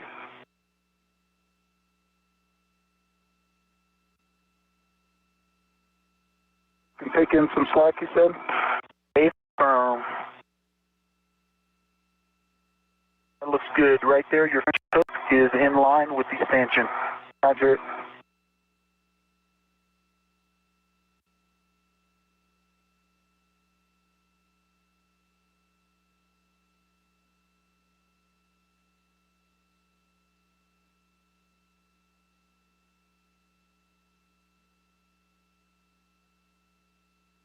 Soichi, I don't think we're going to need the other arm position unless you need to go there for automatic maneuver, so I think we got that. That's good to hear. Yeah.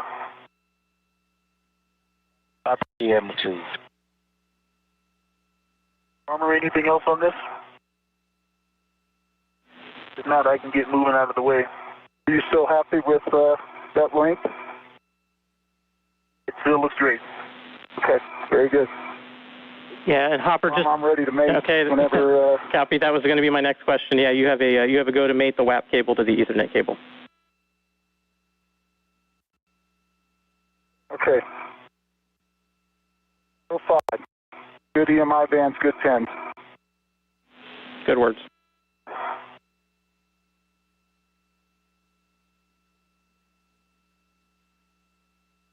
And I understand you don't need any maneuvers. So are you ready for the maneuver to ESP to backup at this time?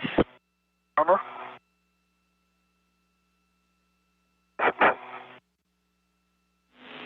Yeah, Ike, before you go, if you can verify the SC camera hood. I think so.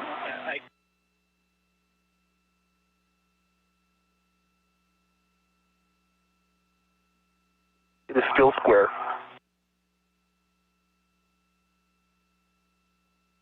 And Farmer, the Ethernet and the WAP cable are connected over center. Copy the good mate, and Ike, with that inspection, you are good to leave the work site. All right, so you guys have a go for your ping test, and Kate, Soichi, I'm ready for maneuver. Go to maneuver.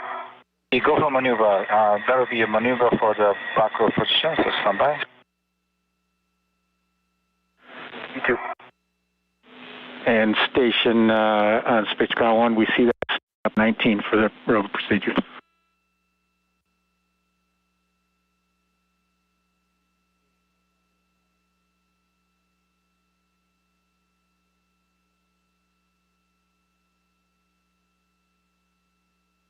Like this is a maneuver, first the body out, followed by the body down. So arms in motion. Copy, go for GCA to publish. Okay, this is actually a maneuver, but arms continue. It's a JOCAT? Okay, this is maneuver, not the GCA, and we'll be doing the manual body out, followed by body down. Copy, go for GCA to publish.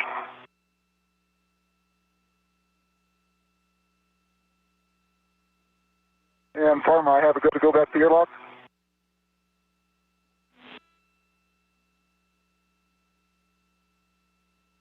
Stand by 1, Hopper.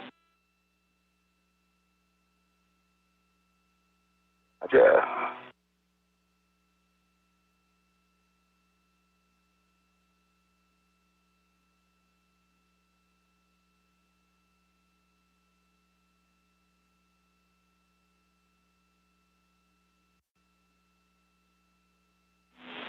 Yeah, Hopper, before you leave, on the WVS camera, we noticed a unassociated TA clamp that was undone.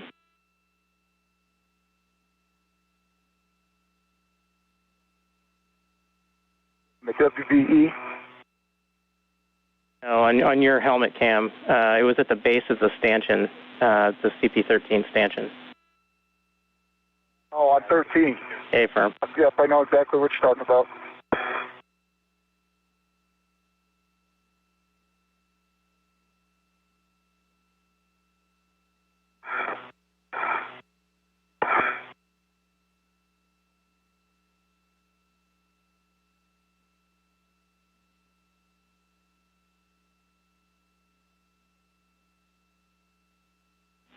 So, Hopper, when you find that TA clamp, if you can just close the TA clamp, then you can head back to the airlock.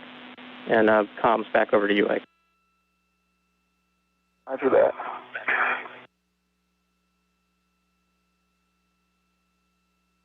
And that was released when I got up here. There's several TA clamps, some that are empty. You want me closing them all?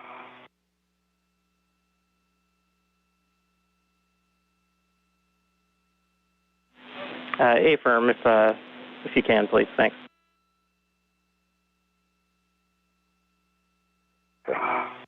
Like this is a JOCAS 3.5 minutes to ESP2 back off. Go. Arms in motion. Copy, go.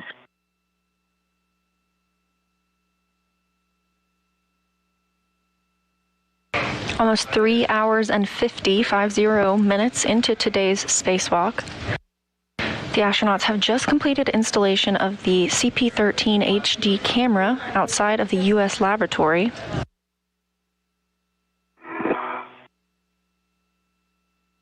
This comes after completion of several other tasks today, including the final lithium-ion battery being secured to the International Space Station and the final adapter plate connecting it and completing its circuit. Along with this, Glover installed the final bolt in the direct current switching unit. And this completes the battery upgrades that began in January 2017. Mike Hopkins removed an H fixture, preparing the area for upgrades to the future power system. And the team worked together to install a new HD camera on the starboard truss. Hopkins then went to the Japanese experiment module and installed a new camera to the remote manipulator system. Meanwhile, Glover was working on the CP13 HD camera installation outside the U.S. laboratory, which the duo just finished.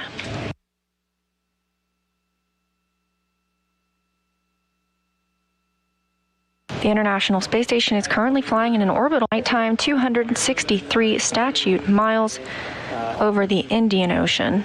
6-inch socket on the PGT for any get-ahead.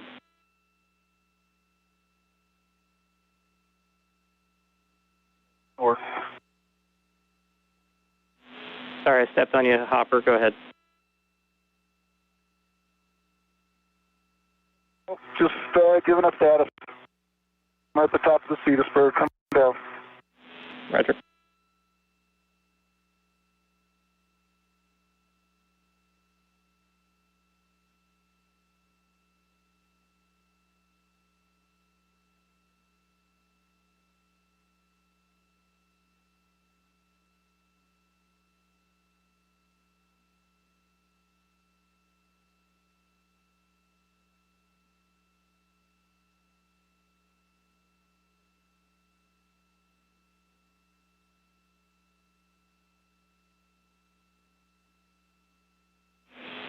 All right, good news. We got a good ping test on the camera. Nice work.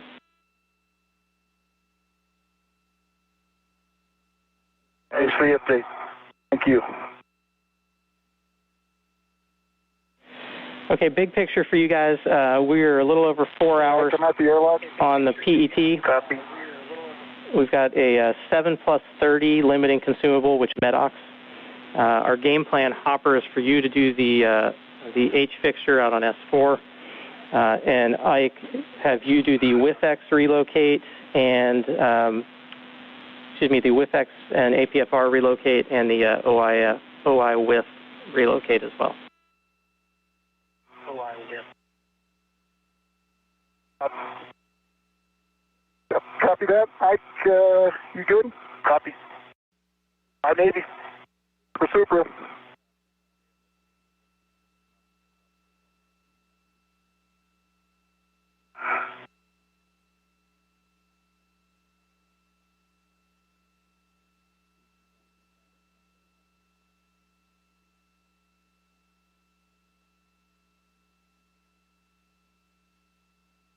All right, Farmer, I'm at the airlock, opening the thermal cover. Copy thermal cover. You're going to stow your GEM RMS bag in there, and you're going to retrieve crew lock bag number 1 for the H fixture. Roger.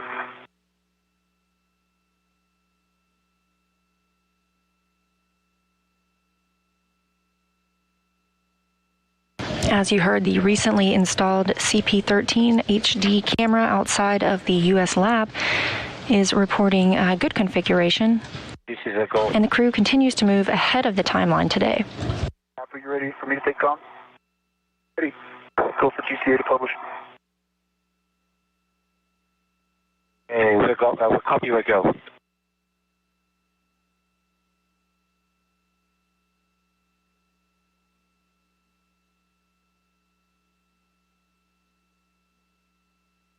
Because the crew is ahead of schedule, they have been assigned some get-ahead tasks. Okay, Ike, first the station zenith by 2 meters, followed by the station aft. Now it's in motion. Okay, I may take some of that zenith off.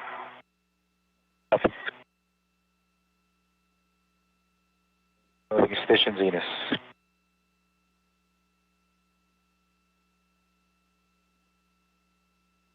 Hopkins is making his way back to the airlock to retrieve the tools he needs to remove another H fixture, this one on the S4 truss. Station aft. Yep, I like it. Now it's motion. That'd be good motion, sir. Good motion. Good motion, about 1 meter to go.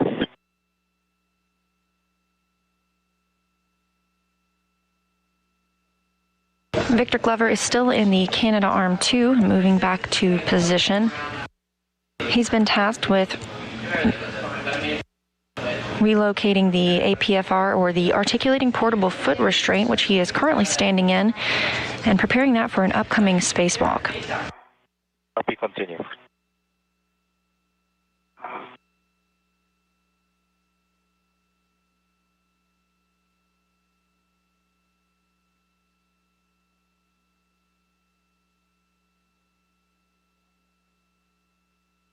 And this is published. And that's perfect. GCA complete. Copy. And so I'm going to get out here. I'll start my tape tether swap, and then I may have you go a little more zenith for the removal. Currently, the brakes on. Copy, brakes on. Do you copy my last? Copy. And just a quick verification, pull test on the socket swap that you completed. Full test on both the socket caddy and the PGT. At a 7/16 swabble on my PGT. Copy, good words.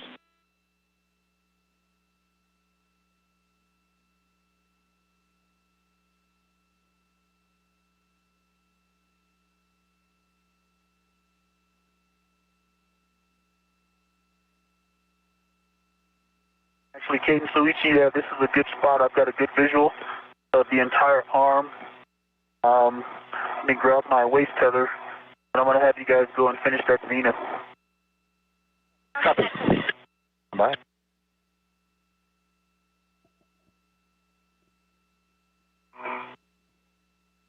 We've got another Ask NASA question, this one coming from Jess, asking why do the astronauts wear mirrors on their gloves? The mirrors on the gloves are actually so the astronauts can read the writing written on the front of their suits.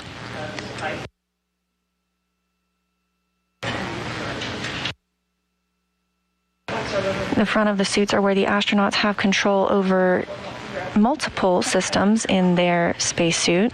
Ingress aid, and I'll take care of all that. Once it's up a little further, Zenith, you have a go. CAs. Copy, yes, stand by with changing parameters. Copy.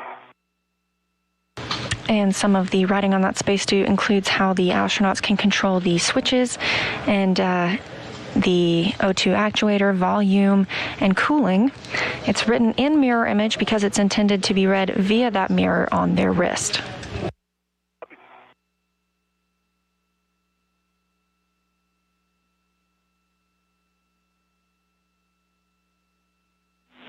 All right, copy that, Hopper.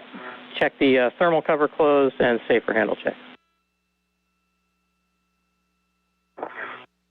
Thermal cover is closed. Checking safer handles now.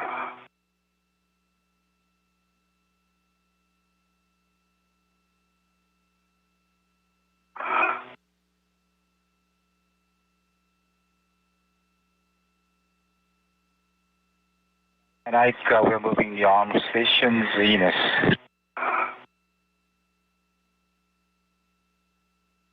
Arms in motion.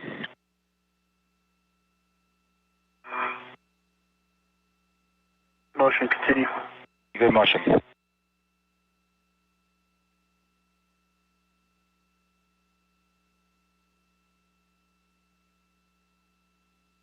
Motion, continue. Continue.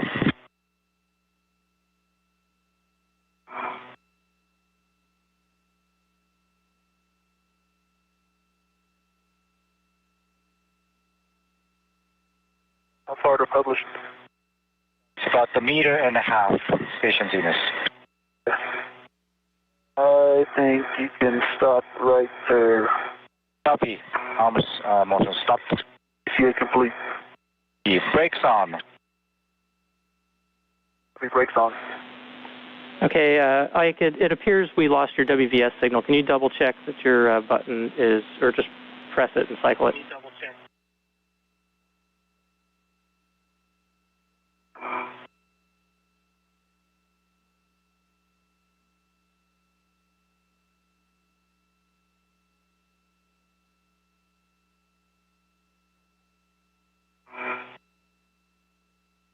Hey, did green light. Copy, thanks. We got you back. We're now 4 hours into today's spacewalk, and the astronauts have completed all of their major tasks. All right, Hopper, we see you moving. Come up to see this first. Visual.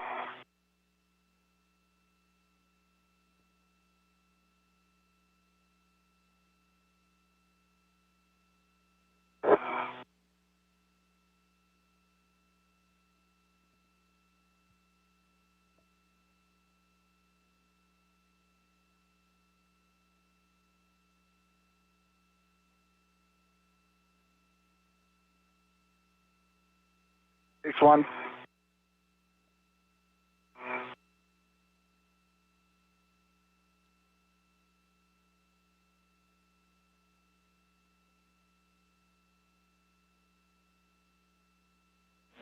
And Hopper, just heads up for you, when you get out to the Sarge, we're going to be looking, the 3 Alpha BGA is going to be nadir. Copy, nadir. Thank you.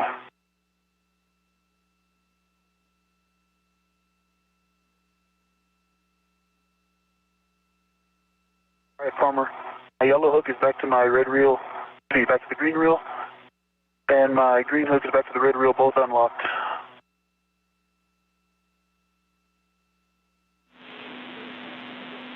Copy that.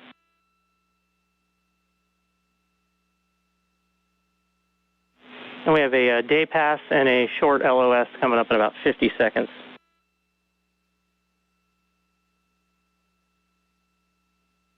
Copy. And do I have a spot I have to put my green hook down? Can I get there?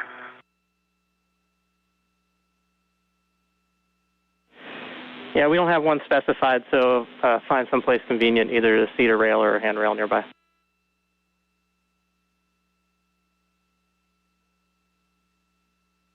On the right side of your screen, Victor Glover's helmet camera.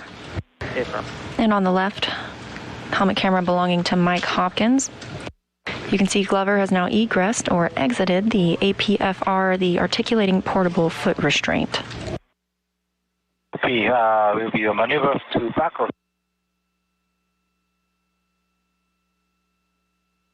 And as you heard Ground IV Bob Hines relay to the crew members, we are in a short satellite handover. And when we return, we can expect to see more daylight outside of the space station. The station sees 16 sunrises and sunsets a day, moving at 17,500 miles an hour around the Earth. Arms moving station forward about a meter and so. Copy.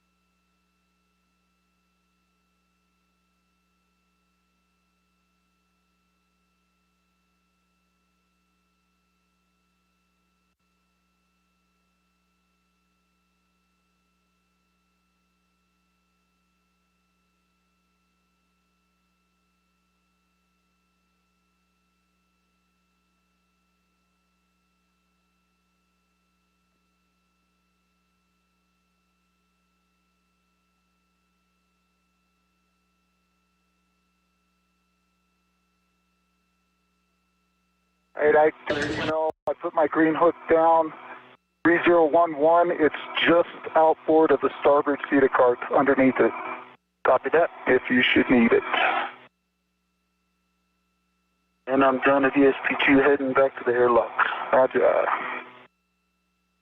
And Ike, that completes today's wonderful ride. Thanks for flying Rubins Express. Told you I'd be a repeat customer. Fly with Air Rubins anytime. Thank you. Anytime.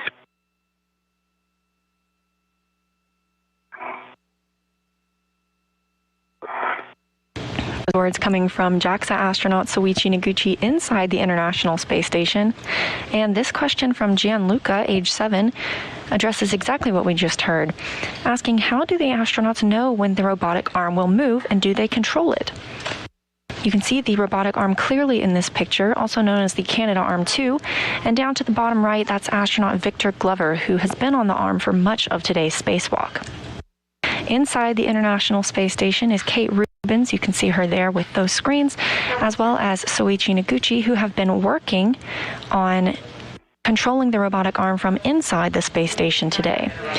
The astronaut outside knows when the arm will move because he or she is in constant contact with the astronauts inside the International Space Station and can even relay directions like how much closer or further he or she needs to be away from the task they are working on. All right, I don't know if Farmer's back, but I'm at the Sarge. Gauntlets are in place. Copy. Copy, Gauntlets, thanks. All right, Farmer, the APFR is installed. The boot plate's facing nadir, and the ingress aid is folded it down. Okay, copy. Good words. We had a lot of chatter going on where you're doing this tether swap. Can we just get a quick run through of that just to make sure we had a good tether config? Green hook to the red reel is locked. Yellow hook is locked to the green reel. Both reels are unlocked.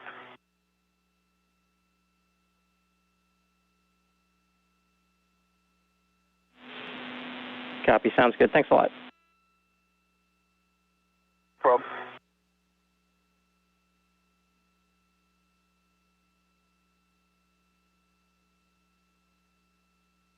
Farmer, I'm almost back to the airlock. Hey, Firm, you can go back to the airlock and drop off your bag. And we're going to start off with you doing the WIF-X, which you're just past. Do the WIF-X and the APFR relocate. Okay. Yep. Should I go back and get it or just drop the bag off first? No, drop the bag off first, and then you'll need your BRT open for it.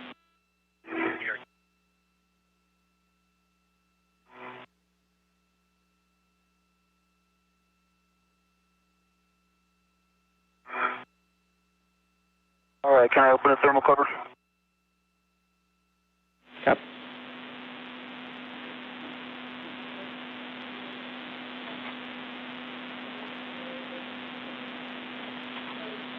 Thermal cover is open.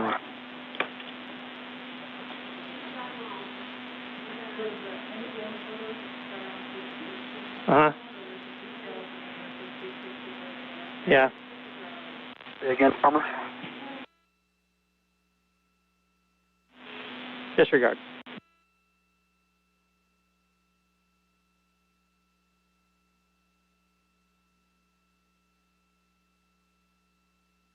On the right side of your screen is Victor Glover's helmet camera. You can see he's made it back to the airlock, but the day is not finished yet.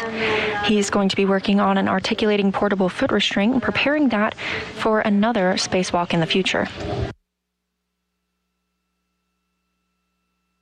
Meanwhile, on the left side of your screen is Mike Hopkins' camera view. He's making his way out to conduct another H fixture removal and preparing the area for future power upgrades.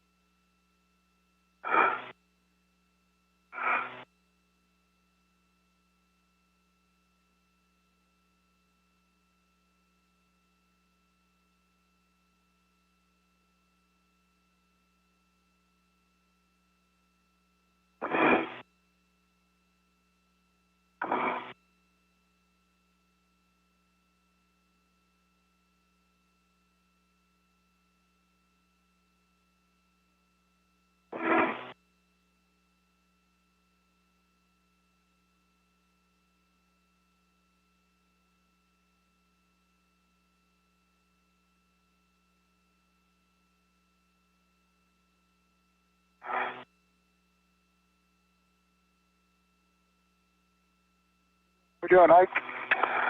Buffing off this ORU bags, doing well. All right, I'm out at 3 Alpha.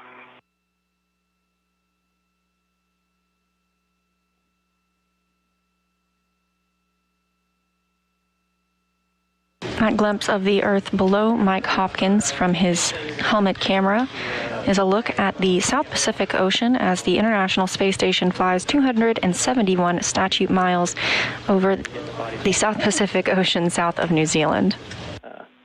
Releasing the bolt. Bolt? Roger.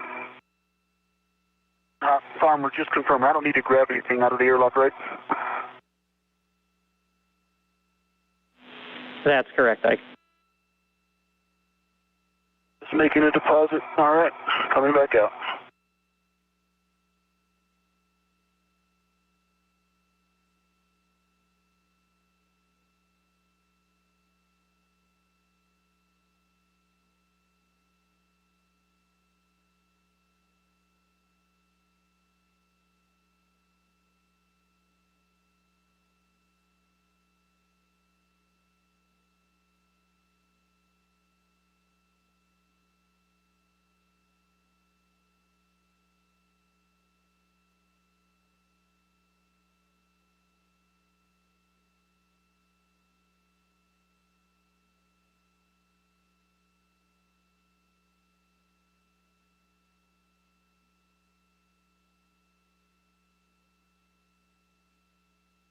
Okay, Farmer, the thermal cover's closed. Okay, copy that. Check your safer handles down, and then we'll take a glove and hap check for you. Copy, inward.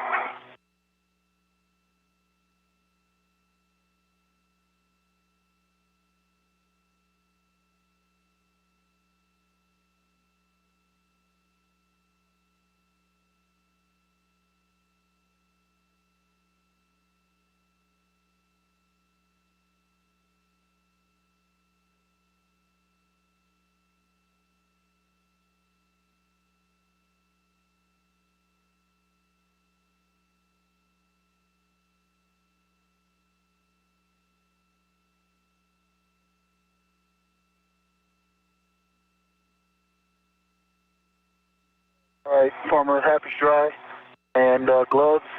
Only change is a little bit of that black stuff has rubbed away, so they're still looking good. Working on safer handles now. Copy that.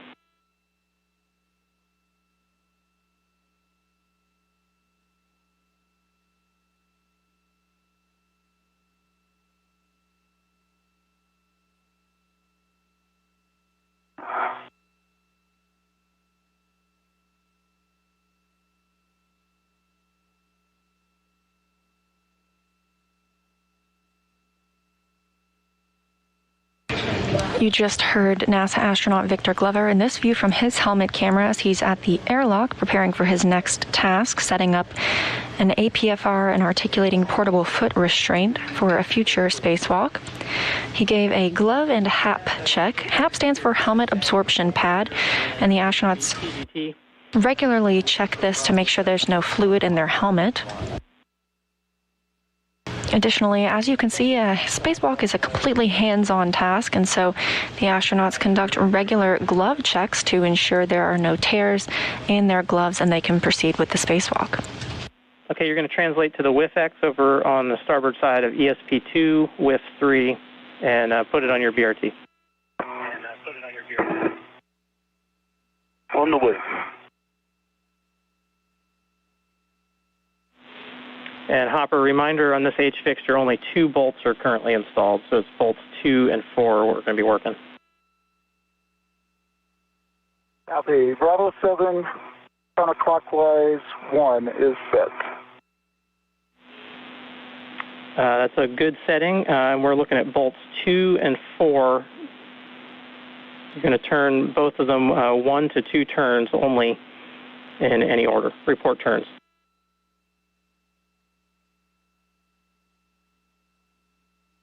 Roger.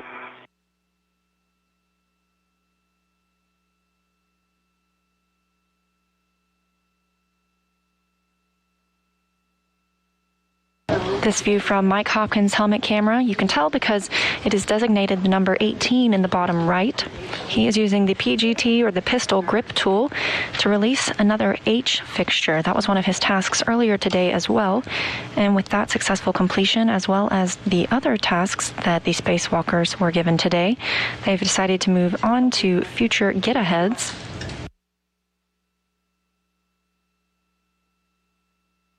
And we're in a current LOS, or loss of signal. These are tracked and expected throughout the spacewalk, and we will regain video communications with our astronauts shortly.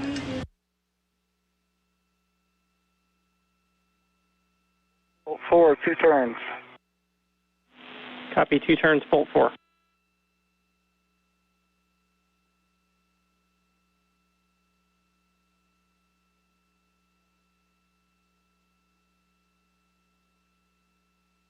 Two turns, bolt 2. Okay, 2 turns, bolt 2. Keeping the same settings, Bravo 7, counterclockwise 1. We're going to release them 10 additional turns. Here you've got a view of Victor Glover, and then his view on the right side of your screen. Making his way to his next work site. Meanwhile, NASA astronaut Mike Hopkins continues removal of the bolts on the H fixture.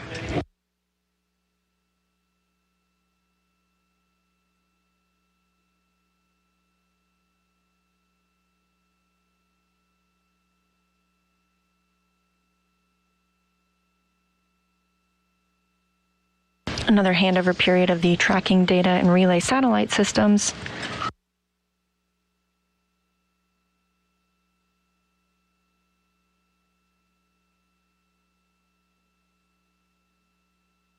Okay, Farmer, I've got the width extender.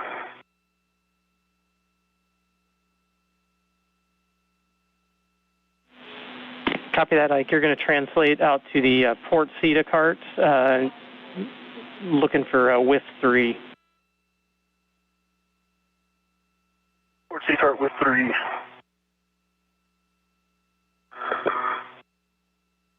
And some other acronyms you just heard. Victor Glover, also known as his call sign Ike, is heading out to the port CETA cart. That stands for Crew Equipment and Translation Aid. On the CETA cart. He'll be working with the WIF, or the Worksite Interface, and preparing the area for another upcoming spacewalk.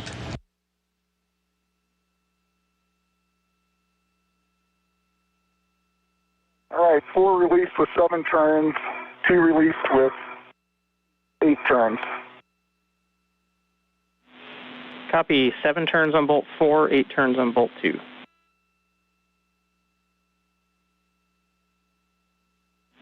All right, just verify all 4 of the bolts are released. If you need to, you can use your fingers to continue releasing them.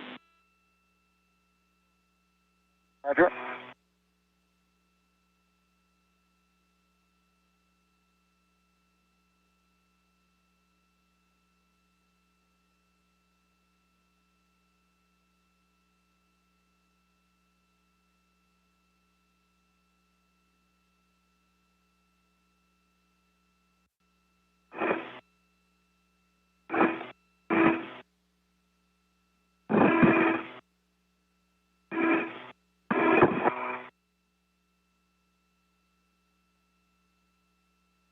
All right, I'm headed up to Cedar Spur.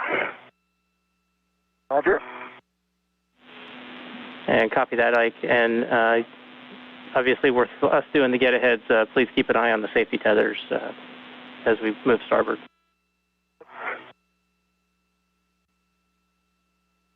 Hoppers and I just got acquainted. It's good, we're clear.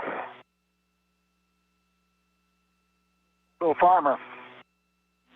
Yes, sir. I can't get my fingers in there to remove one and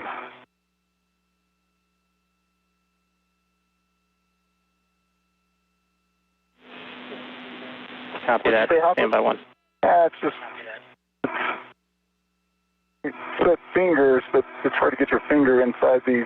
If you remember on that H fixture, bolts go down into a... Okay, I did get one. I'm working 3 now.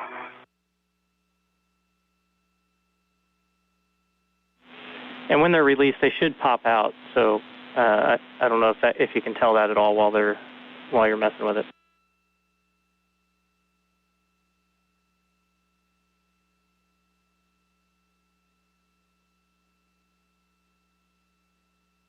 Okay, all 4 are released.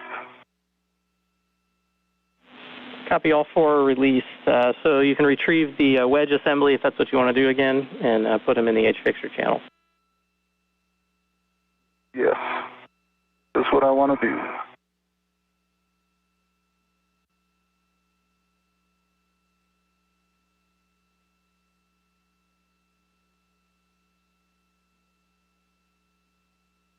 This view from Mike Hopkins' helmet camera. He just removed the H fixture that was removed from the station earlier, and he's now working to remove the second of the day, a get-ahead task since all others have been completed. Copy that, Ike. Once you get up to WIF 3, you're going to put the WIF X in settings of 7 Alpha 1. 7 Alpha 1. Okay.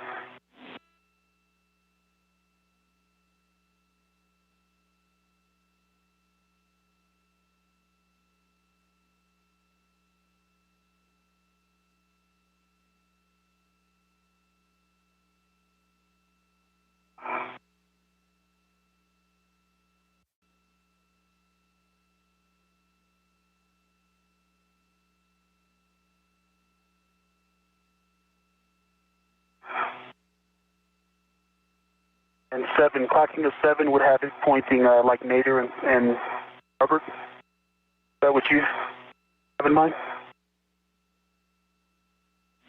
Should be Nader and Port.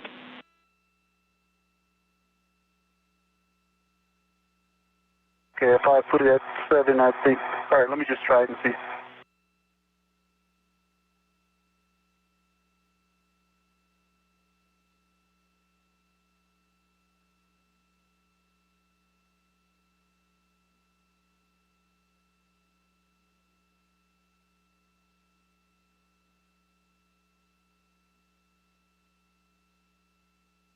Okay, yep, you're right. Pointing Nader and Port. Toward the bottom center of the seated cart. Okay, 7 Alpha are set. Full twist test. It is locked black on black.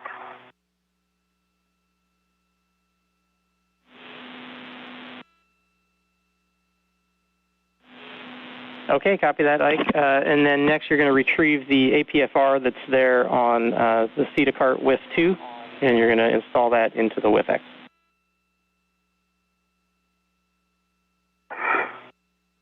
Copy.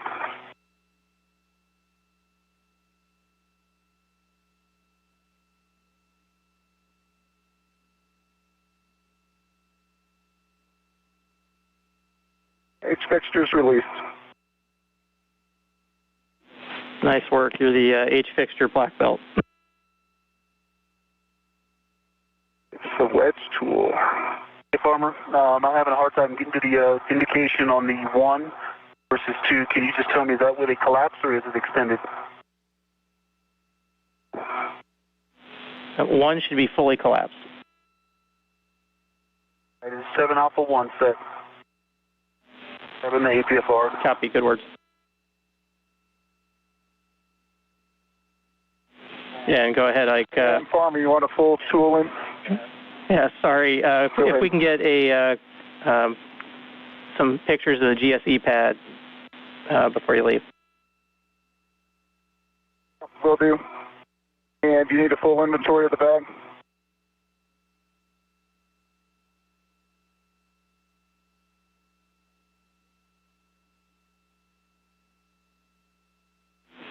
Yes, please. We would like an inventory of the bag. Roger. On the integral rep, I've got an adjustable. You good for me to go ahead and do this? Give me the APFR settings, Farmer, and then you got it.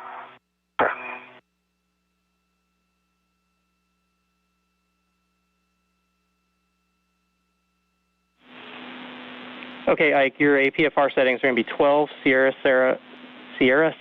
Golf 3. And Hopper, if you stand by on that inventory for a second.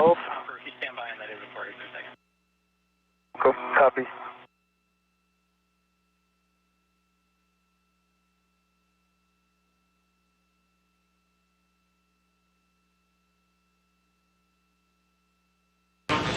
Four hours and 25 minutes into today's spacewalk, Mike Hopkins has successfully removed another H fixture. C-pad, and then you can just leave that out. We're going to do the next task is a photo task, and then we'll do the inventory after that. Roger. Okay, Farmer, clock to 12. Good pull and twist test, black on black.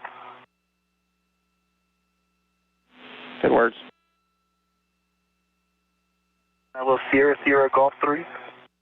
Affirm.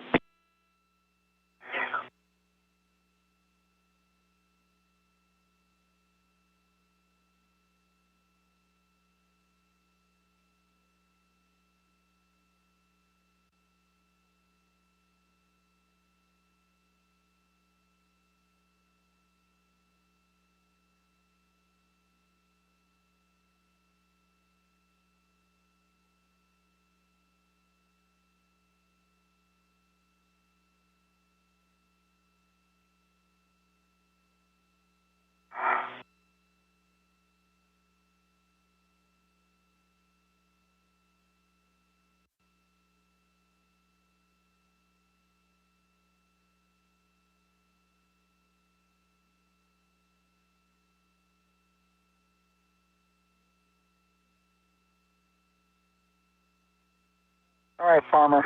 I need to go ahead and do some of this inventory and get some of this stuff back in the bag. Okay, that's fine. We're ready to copy. Okay. All right. I've got a single red to an adjustable to a hammer and I can't remember. PRS, what is it, PRS? PRS, A-firm. Pin tool and sheath. Yeah. Then I got an integral to a pry bar, and that's going. The integral's going to adjustable to the pry bar, and then the other end is empty. And that one.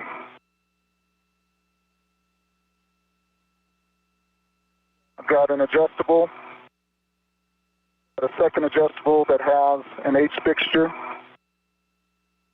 Got a small ret with the camera. Got an integral with the wedge assembly. I've got an integral with the adjustable and 2 pliers. I've got a small with an adjustable and a combo wrench and an H fixture. And I think that's it. And then on the outside, I've got an adjustable. Hey, that's a good inventory, Hopper. Okay, Farmer, 12 Sierra, Sierra Golf 3, and that APFR has a really sticky pitch knob. Okay, copy that. Confirm that you were able to get it to pop back out after you set. Confirm.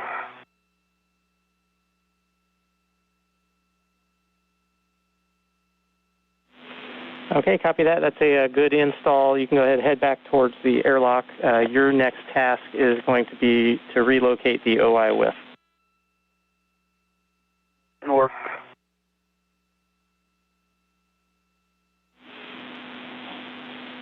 And Hopper, while you're buttoning that thing up, the game plan for you is to do some of the photo ops on the mini pump module on P1. Roger.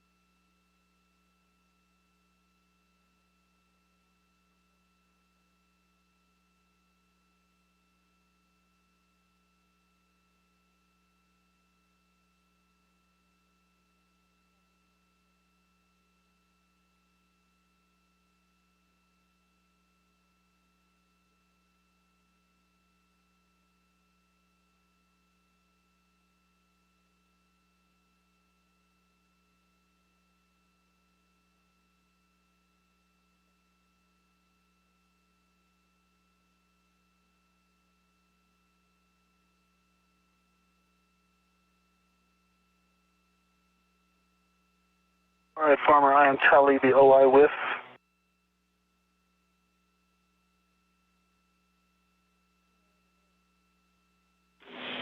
Okay, copy that. Just confirm we're on the forward side of the equipment lock.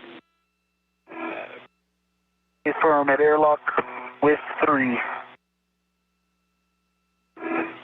Okay, good words. You can ret to the tether points and lift the 2 tabs and slide the OI whiff off. It slides away from the tether point.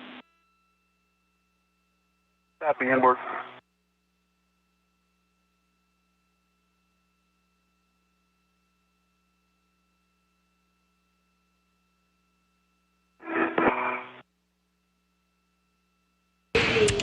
Now over 4 hours and 31 minutes into today's spacewalk, which began at 6:56 a.m. Central Time this morning.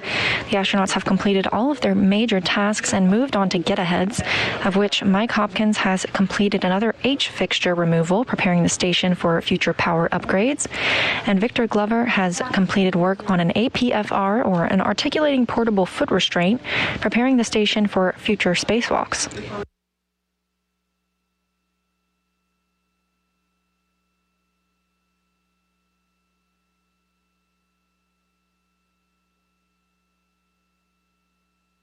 Farmer, I have the OI whiff on my workstation. Heading to the aft end of the equipment lock. Okay, good words. Just a landmark for you as you go around the wagon wheel and come up the aft side. Handrail 0510 is when you want to start moving port. 0510, start port.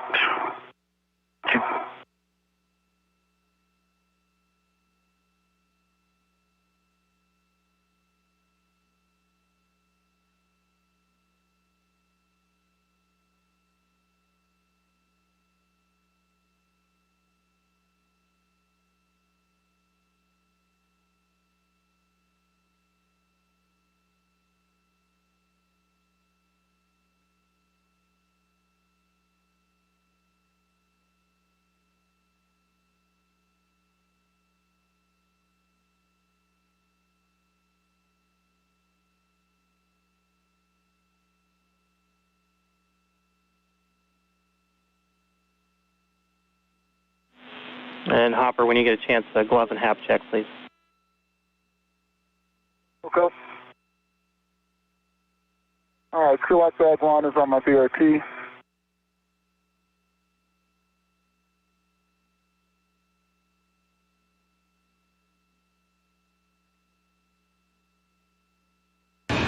We've got another handover between the tracking data and relay satellite system, and we will regain communications and video with the crew shortly. In the meantime, a look back at all that has been accomplished in the last 4 hours and 34 minutes. NASA astronauts Mike Hopkins and Victor Glover secured the final lithium-ion battery to the International Space Station and installed the final adapter plate, completing its circuit. Copy that, and we just got good words on a good pan and tilt test for CP13, so 3 for 3 in the cameras today. Nice work. That's awesome. Thank you. Good news. Thank you. All right, Farmer, I'm in the vicinity. I see with locations 5 and 6. Okay, stand by 1 second, Ike. Hopkins then moved on to remove an H fixture, preparing the station for future power upgrades before the duo moved on to complete CP3 camera installation, an HD camera aboard the starboard truss. As you translate back, we're going to need you to check the brakes on the CETA cart, and then the next task for the MPM is going to be out at the S0P1 base 6 bulkhead. Okay. Let's do the, we'll get the carts first, and then we'll the other items. Roger that. Big picture, you're just heading over towards P1. Roger. Okay, Ike, looks like you slid, I see the OI whiff on there. We're looking for whiff 6. You're going to slide it onto the fitting and then verify that the 2 tabs are down and look for a pull test. Work. The team also completed Japanese robotic arm camera replacement and installed an upgraded camera outside the U.S. lab, which Bob Hines just relayed has checked out well and performing as expected.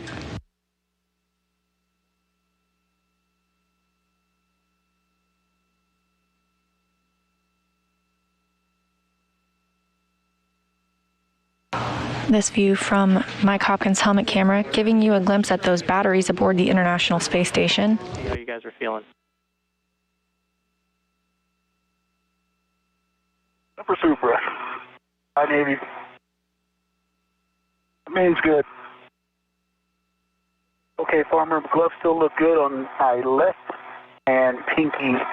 The RTV, the bottom digit, a little bit of peeling, the same about an eighth of an inch, maybe a quarter of an inch, and an eighth of an inch worth of it peeling up. Most of it's still connected, and the fabric underneath is good to go. Other than that, no change. My hap is dry.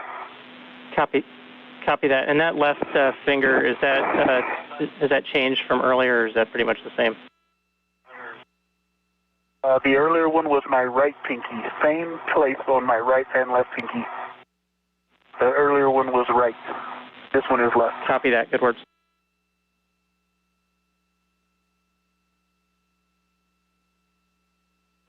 All right, Ike, next task for you, we're going to do the magnetic plate R&R at the airlock there, so you can head back, open the thermal cover, and you're going to retrieve the crew lock bag for the airlock task. Me too.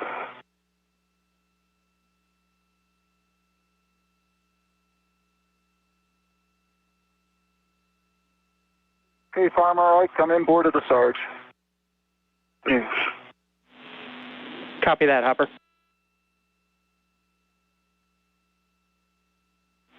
And Hopper, you're going to continue port. You're looking for mile marker 8420.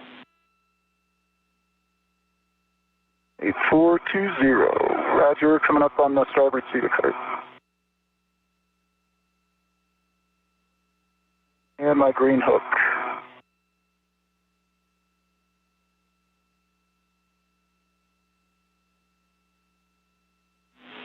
And Ike, when you get into the airlock, it's going to be crew lock bag 3. Copy, crew lock bag 3. Thermal cover is coming open.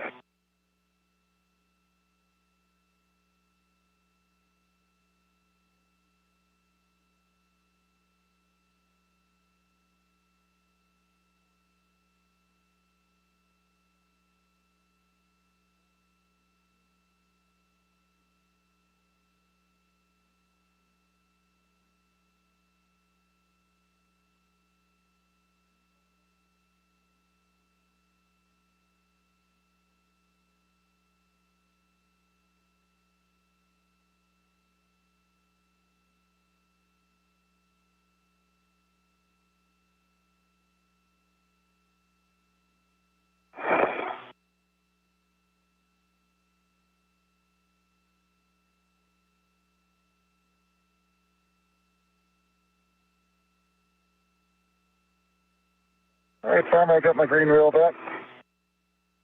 My green hook.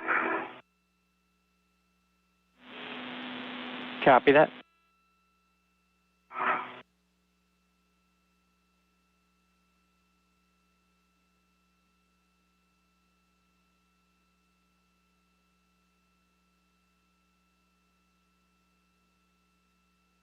Yes, Farmer, I've got the crew lock bag number 3.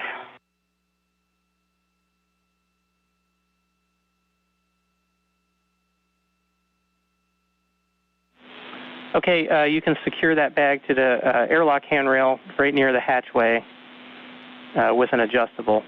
Just make sure that the doors are pointing towards the hatchway.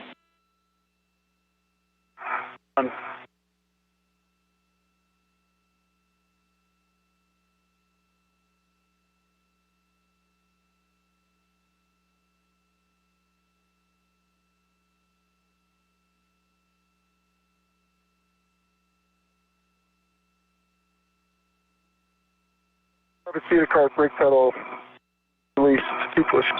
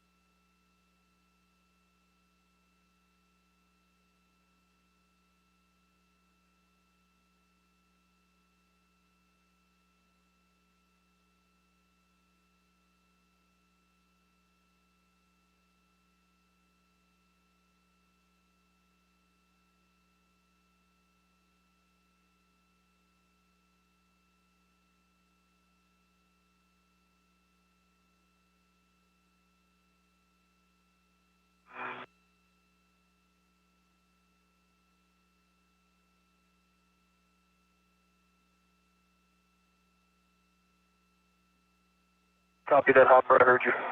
Roger. Sorry, we didn't hear anything, Hopper. Was that for us? Yep, I was just telling you, starboard Cedar cart, brake, handle was pushed twice. Copy that, thanks. You bet.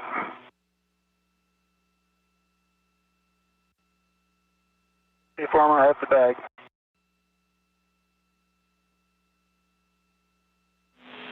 Okay, out of the bag, you're going to retrieve the IV wrench and secure it to the old magnetic plate. So just let the magnet pull the wrench. Yeah, the magnet's not very strong, and the force of the red is actually pulling it off. I'll lock the red out, but that magnetic force is not very strong.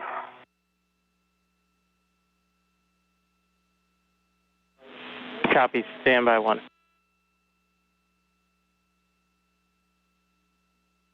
Goodbye.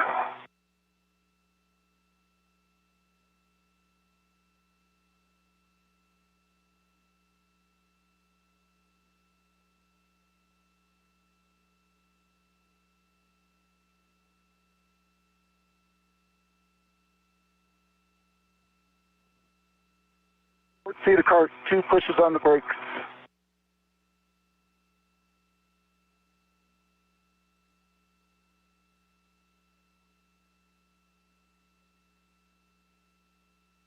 Astronauts Mike Hopkins and Victor Glover have been on their spacewalk now for 4 hours and 43 minutes. They have moved into get-ahead tasks after completing all of their major scheduled tasks for today. I'll keep an eye on it. I'll go slow, and I'll just make sure to tend to it. So it is weak. It's not as strong as the one that's in the bag, as the new magnetic plate. But I'll keep that in mind.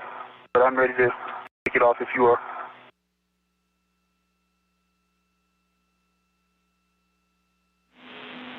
Okay, copy that. It's just a warning. Remember, the Zeus fasteners could have sharp edges. And as you're looking at it, note the position of the fastener alignment markings. Copy. Kind of points towards the center of the hatch opening. Copy, good words. Retrieve the T-handle tool, and you can release both Zeus fasteners. It's going to be counterclockwise, a quarter turn only. Copy. That's the release position I was giving you. They release point toward the center of the hatchway. Okay, I've got the plate in hand. Wrench is still held to it. They're both going in the bag.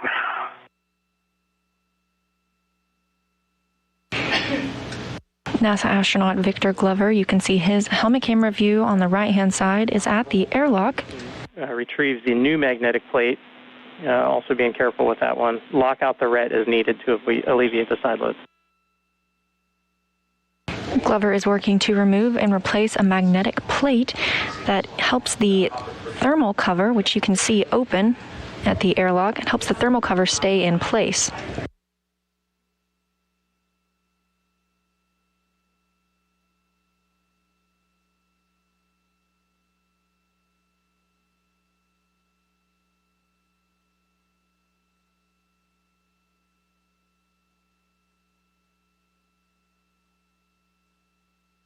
Ran a satellite handover, and we'll regain communications and video with the crew shortly. But currently you're looking at the inside of Mission Control Houston at NASA's Johnson Space Center. Marker again. This room is staffed 24 hours a day, 7 days a week, 365 days a year, as all of the flight controllers manage, maintain, and help improve the systems aboard the International Space Station.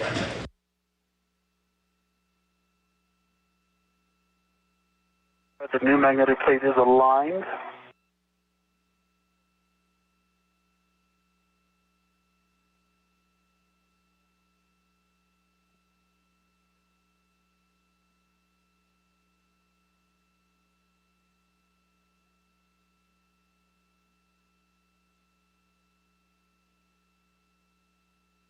Okay, Hopper's at base 6. Copy that. Standby 1. Ike, for the Zeus fasteners here, you're going to go counterclockwise slowly until the Zeus fastener drops in, and then you're going to go clockwise to a quarter turn to fasten it. V2.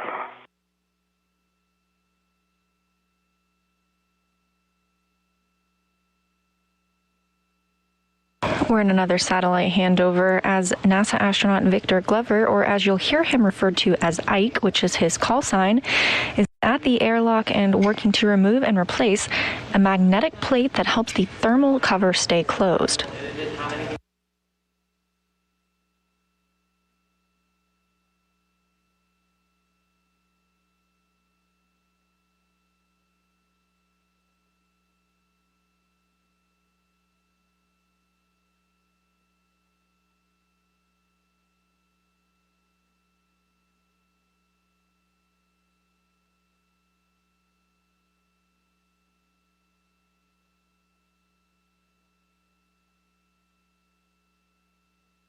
Fastener 1 is installed.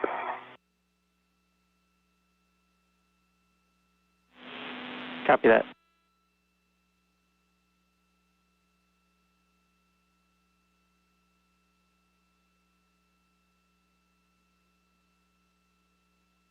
Fastener 2 is installed. The full test, both sides are solid.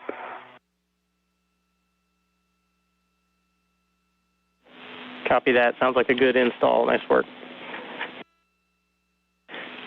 And when you get a chance, give a good pull test using the tether point, and then we'll take an inventory of the crew lock bag. Good pull test using the tether point.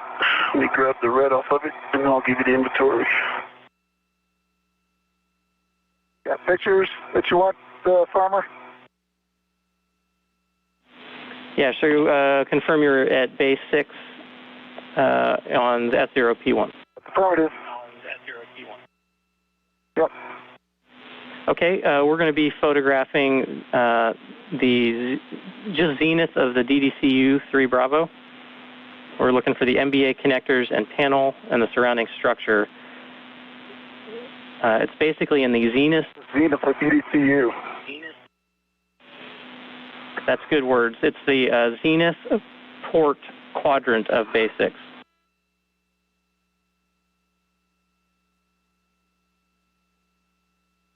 See a nitrogen tank.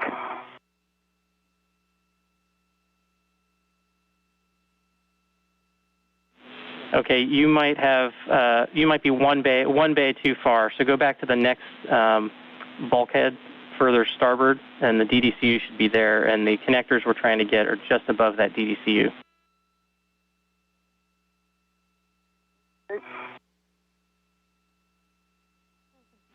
Was that mile marker we gave you too far along? I think it might have been. That's okay. Okay, sorry about that.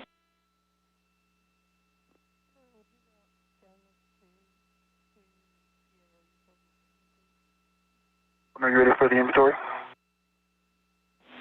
Okay, copy that, Ike. We're ready, and since you only opened half of the bag, we only need the inventory on that side.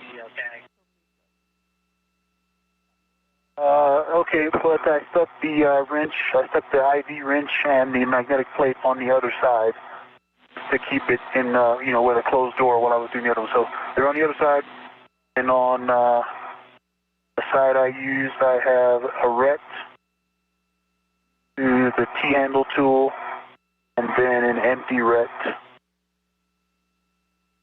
and that's it. Okay, and I think you said that they may have been on the other side, but the IVA wrench and the magnetic plate are both in there too.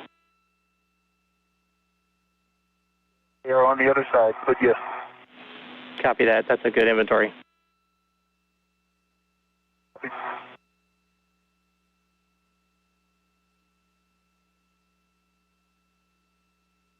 Okay, I'm at the port zenith, right above the DCU. Yeah, it looks like the right spot up there. So we're basically looking for good imagery of those connectors and the surrounding structure that are just zenith of the DDCU. Roger. And if you see TA clamps or P clamps, those are the kinds of things we're also trying to get in the picture. Roger.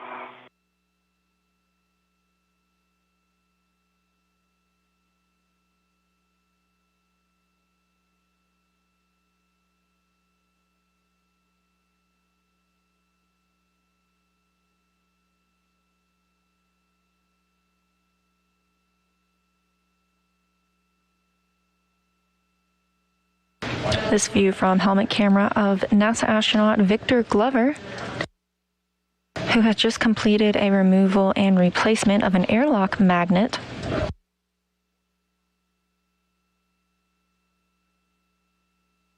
This new magnet will help keep the thermal cover on the airlock closed.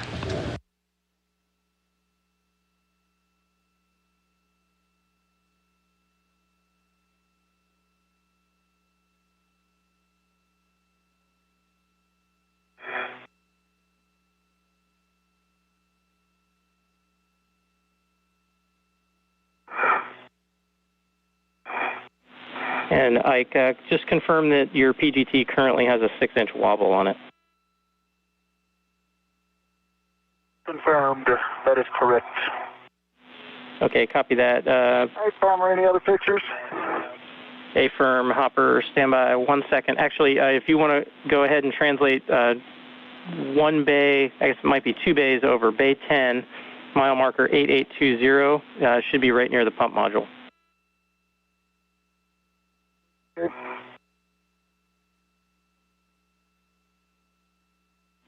And how are you feeling, Hopper, or Ike? Maybe. It's unclear. Is that good or bad? Well, what are you thinking, Farmer? Well, what are you thinking, Farmer? Funny. Yeah, Hopper, so we're looking at the port side of the pump module. We've got some more photos there. There's the MLI attachment and then Bay 10 overview.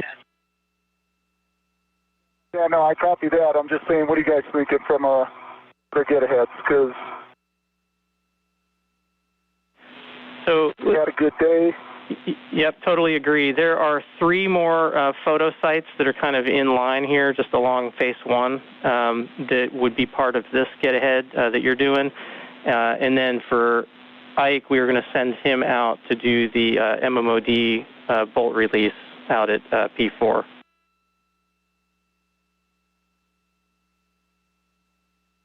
Tell you what, why don't we take these pictures and let's call it a day? Okay, that sounds like a good plan.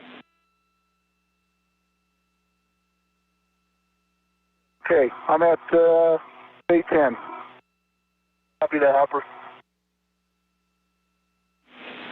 Okay, copy that, Ike. Or sorry, Hopper, you're at Bay 10, should be around mile marker 8820.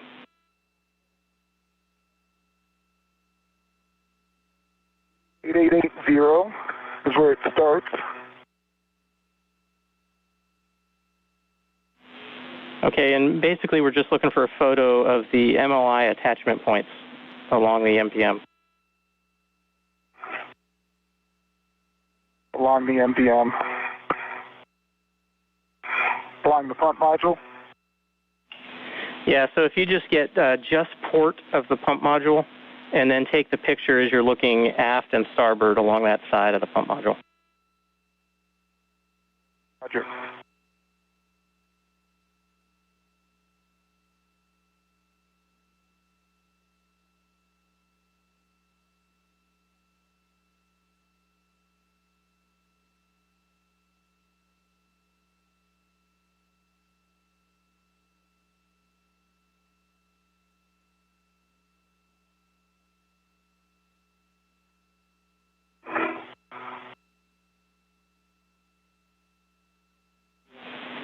And Ike, we're just going to hold you in position if you want to maybe take a look in the airlock and make sure that things are tidied up.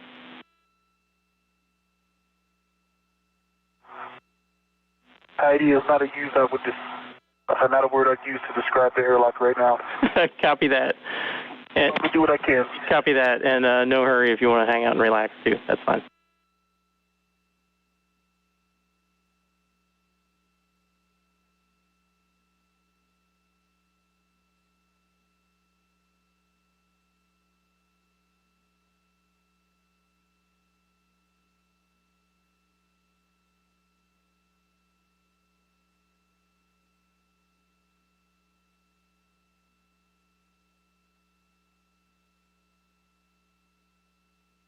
If I can put some of these bungees to use.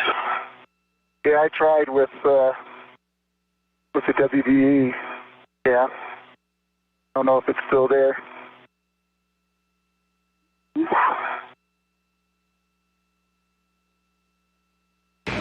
4 hours and 57 minutes into today's spacewalk, and the International Space Station is flying 265 statute miles over the southern coast of Ireland.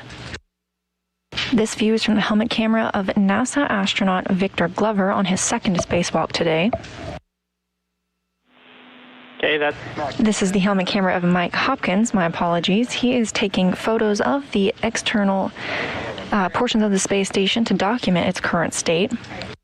Meanwhile, Victor Glover is at the airlock, having just wrapped up a removal and replacement of an airlock magnet to help the thermal cover stay in place. These were both get-ahead tasks on today's timeline, the astronauts having completed all of their major tasks, moving swiftly and ahead of schedule the entire time.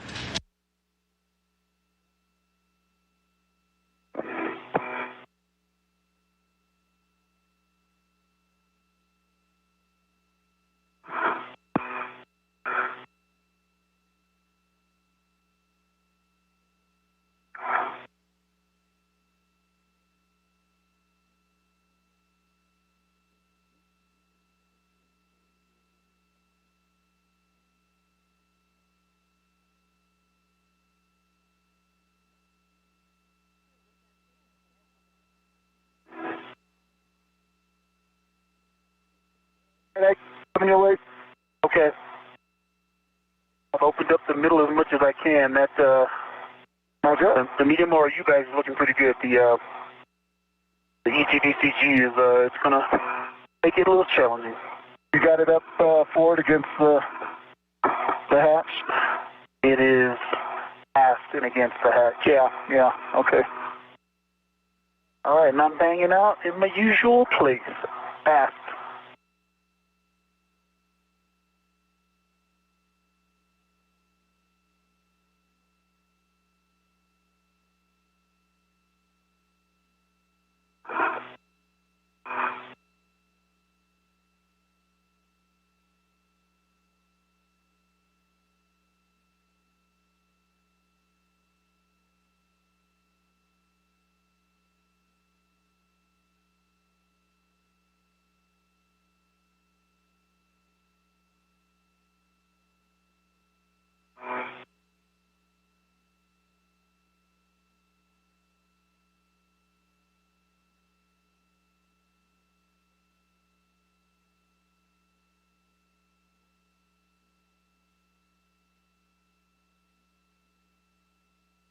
All right, top of the sphere.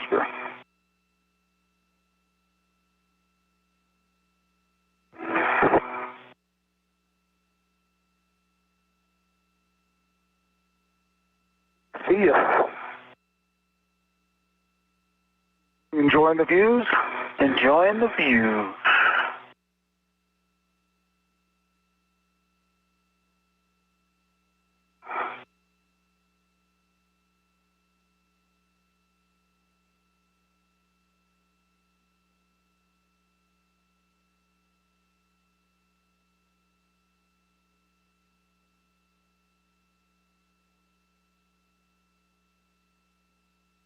Both of our astronauts coming into frame now. In the left, you can see Mike Hopkins with the red stripes around his spacesuit, who was EV1, or Extravehicular Crew Member 1, for today's spacewalk, his fourth.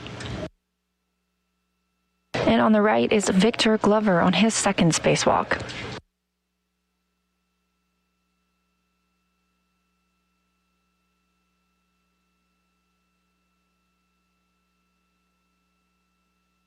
Okay. We are both at the airlock, and I think it's time. I'm going to take one last look around, watch the sunset.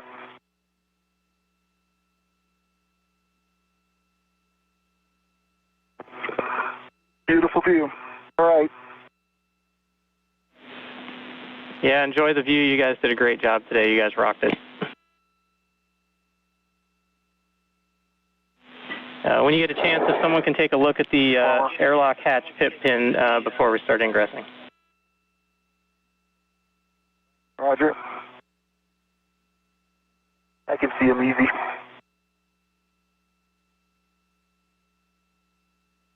Okay, Ike.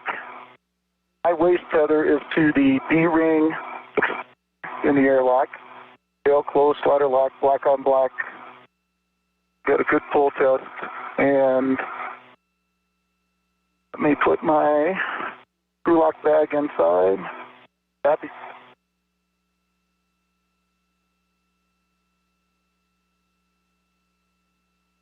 Thank you. Okay.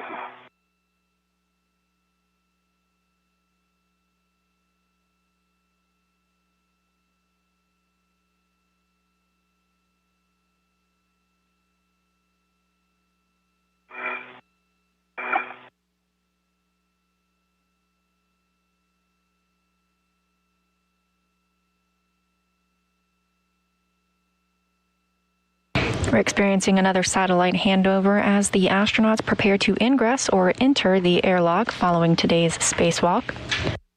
The spacewalk itself won't be considered complete until repressurization of the airlock begins.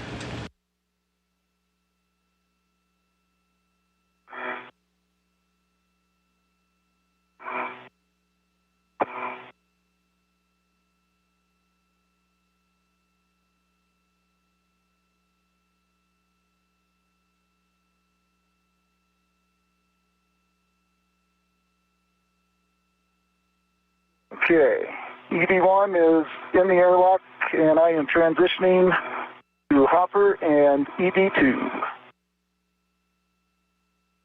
EV1 for ingress, Ike copies. And confirm, so you got a good safety tether chain for your waist tether? I do, but just let me get a double check on it.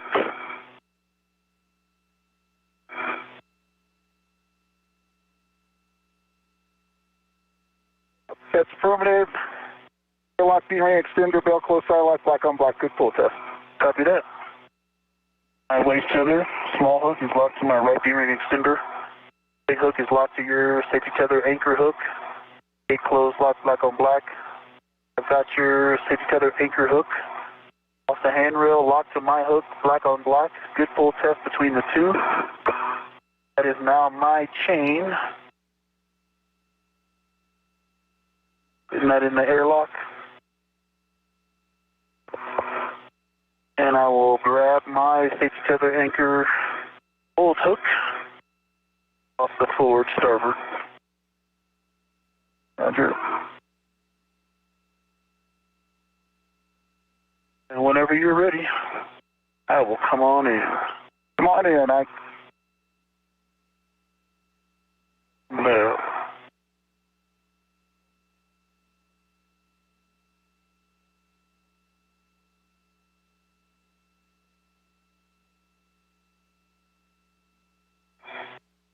Okay.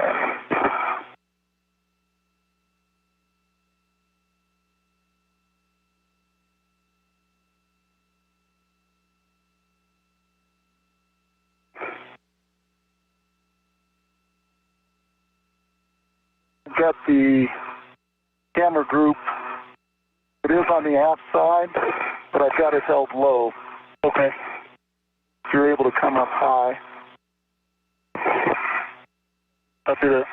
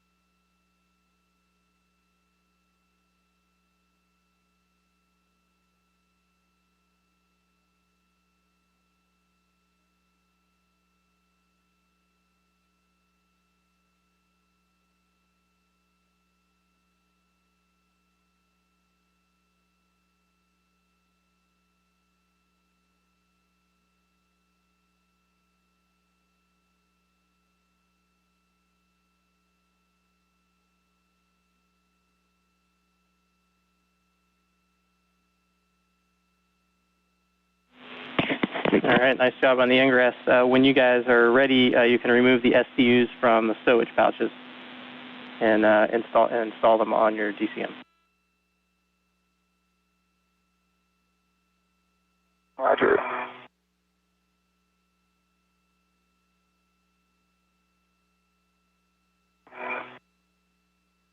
Okay.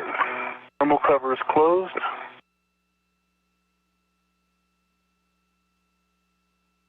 I bring my feet out a little bit more. Yeah, you hitting it? You want me to pull it down? Maybe I'm hitting something else. What is that? How about that? That's about as low as I can get the light. Camera group. How's that feel? Okay.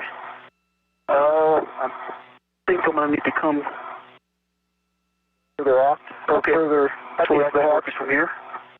I think I can work it from here. I can probably get you a little more room. When it's time to close the hatch, I may need to go a little more port. Roger.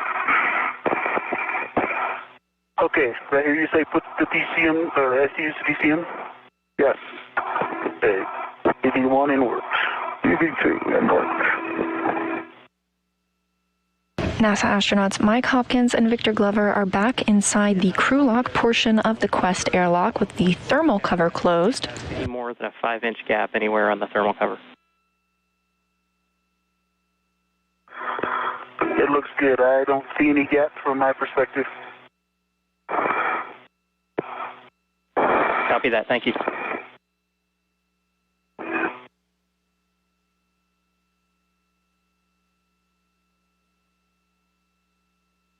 Welcome. Okay, EV1 SCU to DCM.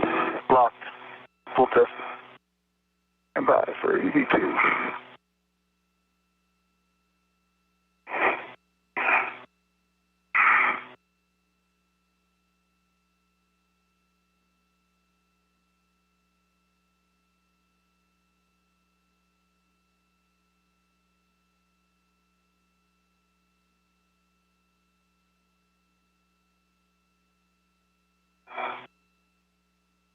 This view of JAXA astronaut, Japanese Aerospace Exploration Agency, Soichi Noguchi, and NASA astronaut Kate Rubins. These two were maneuvering the Canadarm2 from inside the International Space Station today and helping Victor Glover reach where he needed to be on his various work sites. And Hopper confirmed your SCU is connected? Nope, not yet. Copy.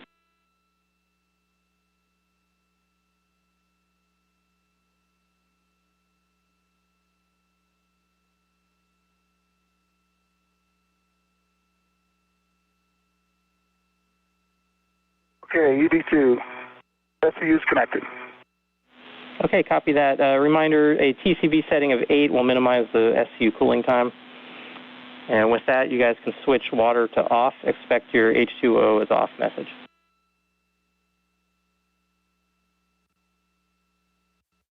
EV1, water off. EV2, water off.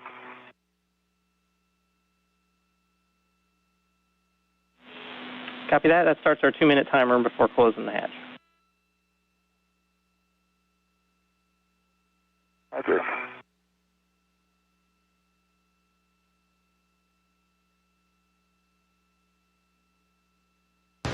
Rubins and Noguchi in your screen now are standing by to help the astronauts out of their suits after depressurization of the crew lock portion of the Quest airlock.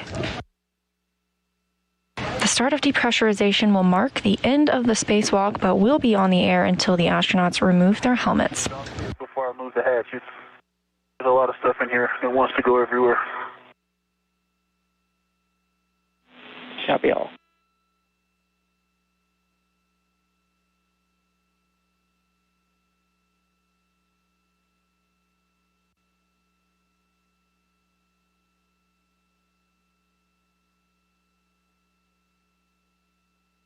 Okay, Palmer, now I'm seeing a little bit of a gap in the thermal cover, but it's maybe 2 inches on the forward side. Doing a little potato chipping.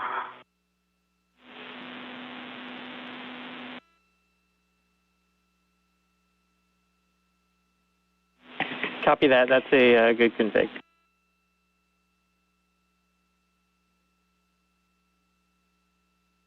V1.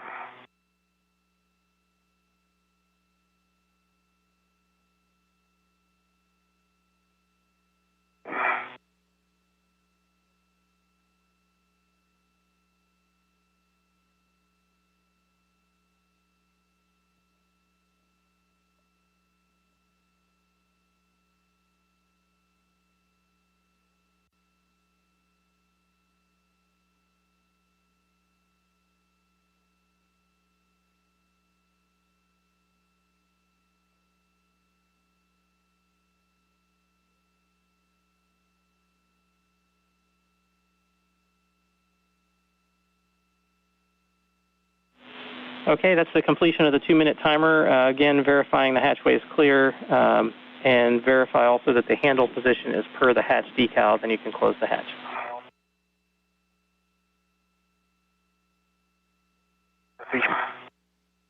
Work.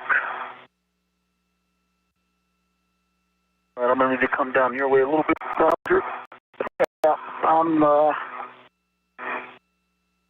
as far forward as I can get. Stand by, I can give you maybe a little more about that. Perfect.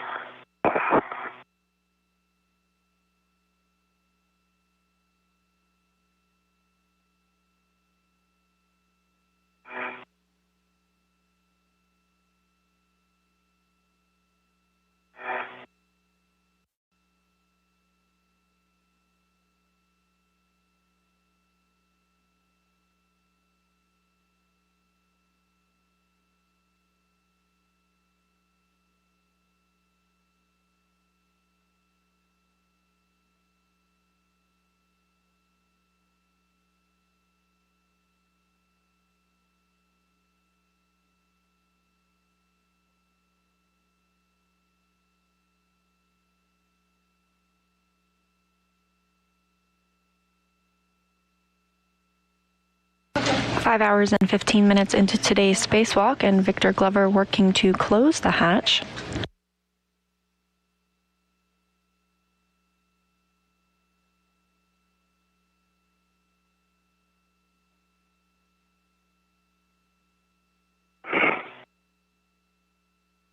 I might need to go down a little bit more. My foot's caught or something. Okay. The left foot.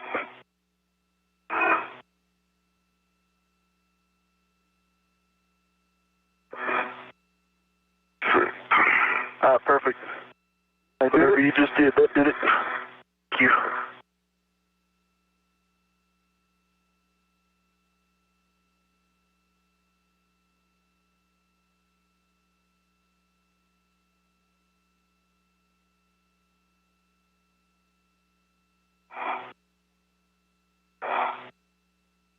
All right. They're closing decal.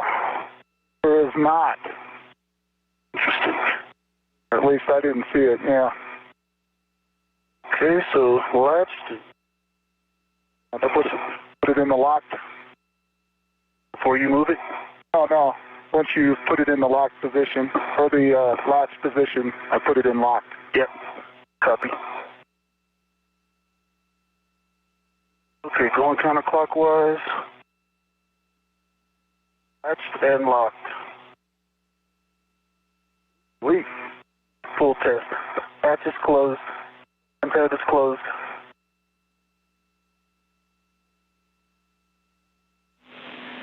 Copy that. Hatch closed and locked. With that, Hopper, you can switch on the UIA oxygen for EMU 1 and 2 to open.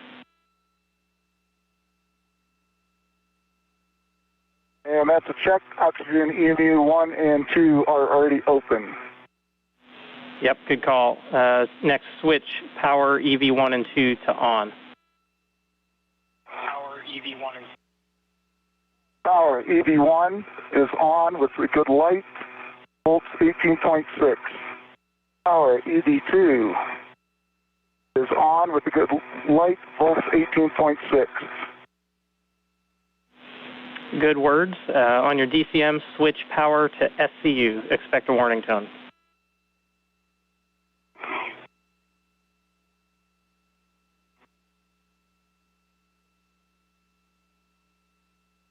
EV1, power SCU. EV2, power SCU. The Quest airlock hatch is now closed as the astronauts prepare for repressurization. Okay, with that, over to you, Soichi, to continue with crew lock repress on the repress cue card. Copy, Farmer. Thanks for your help. And EB1, EB2 are ready for the crew lock repress. We are ready. EB1, EB2, set O2 actuator to press.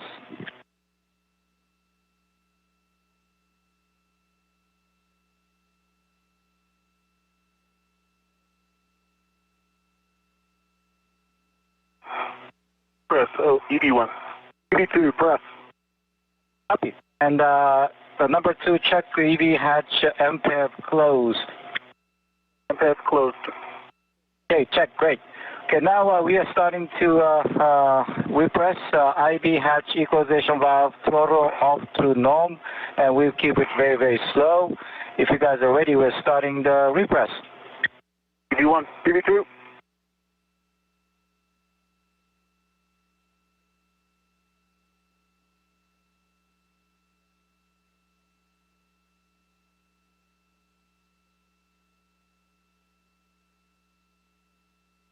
Houston Station, repress start at 0617.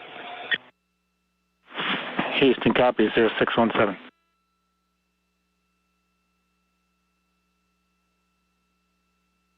And EB1, EB2, expect alert tone. EB1. 2. And EB1, EB2, how do you like the rate of repress? Good for EV2, sorry. Good, yep. No worries. Copy, good rate. We'll keep it slow.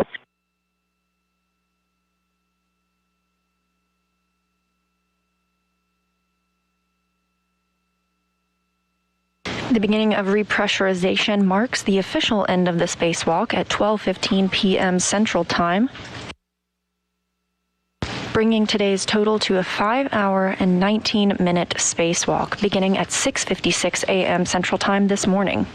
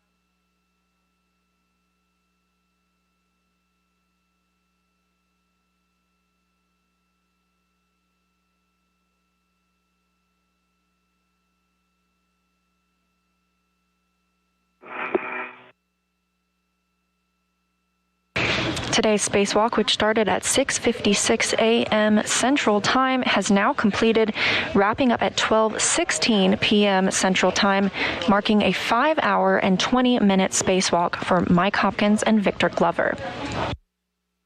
Repressurization continues in the crew lock portion of the Quest airlock. Meanwhile, this view from the equipment lock side, you have Soichi Noguchi and Kate Rubins stepping the astronauts through their procedures. Over to EV1. Over to Hopper. Yeah, you can increase a little bit. Okay, we'll slightly increase the rate. Okay, rate increase. How do you like the speed? EV1, EV2? EV1's good to go. EV2, good.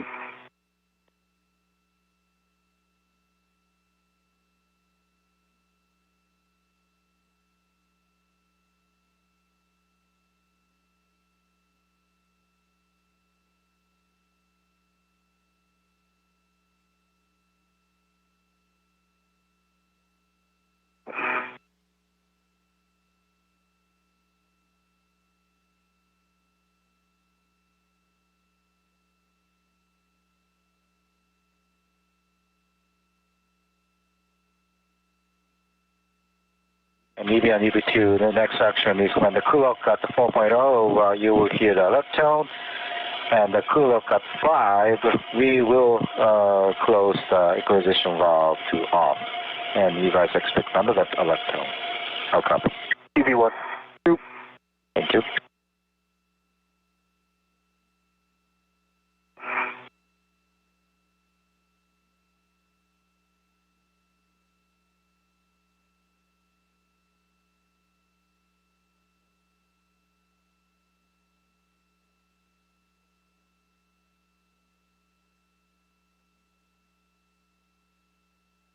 As repressurization continues, a look back at what the astronauts accomplished on today's spacewalk. Mike Hopkins and Victor Glover completed the battery replacement work that began in January 2017 by securing the final lithium-ion battery to the International Space Station and installing the final adapter plate that completes the power circuit. They also drilled one bolt to secure the DCSU, or the direct current switching unit, before Mike Hopkins moved to remove an H fixture, which helps prepare the space station for future power upgrades. Victor Glover moved on to a CP3 HD camera installation on the starboard truss. And Mike Hopkins completed the Japanese experiment module remote manipulator system upgrade for a new camera there as well. The duo worked together to complete an upgrade for a CP13 HD camera installed outside the U.S. lab, and that completed the major tasks for the day, so they moved on to get-aheads. Mike Hopkins completed an additional H fixture removal. Meanwhile, Victor Glover worked on an articulating portable foot restraint, helping configure that for a future spacewalk. Glover also removed and replaced an airlock magnet that will help the thermal cover stay in place, and Hopkins took photos of the exterior of the space station to document its current state. That brought us to a 5-hour and 20-minute spacewalk.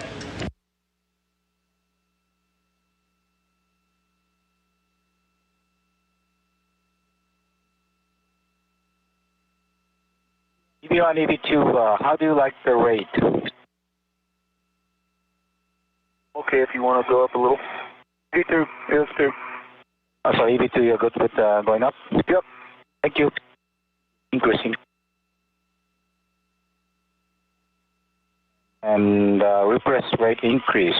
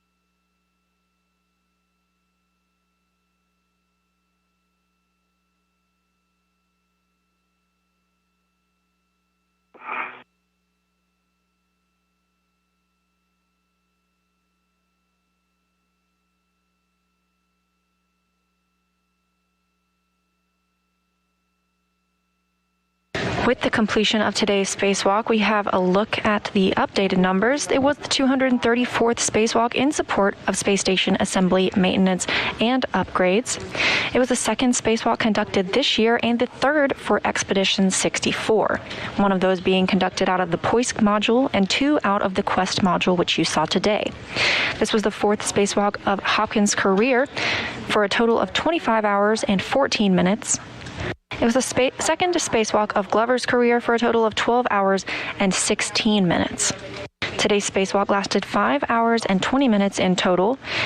And of the 234 spacewalks that have occurred in support of station assembly, maintenance, and upgrades, totals 61 days, 7 hours, and 7 minutes of spacewalking time.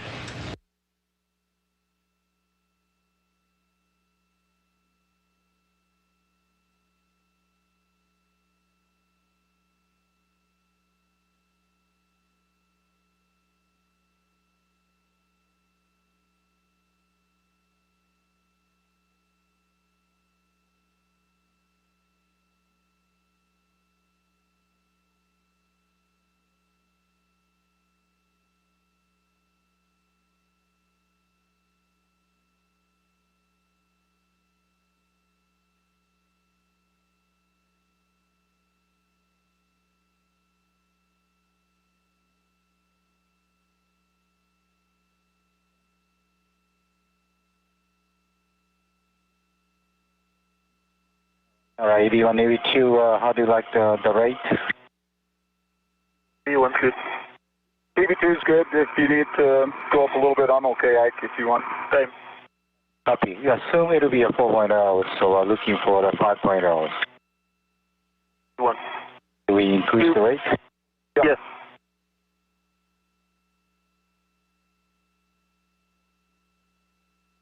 All right, I see 4.0 EV2.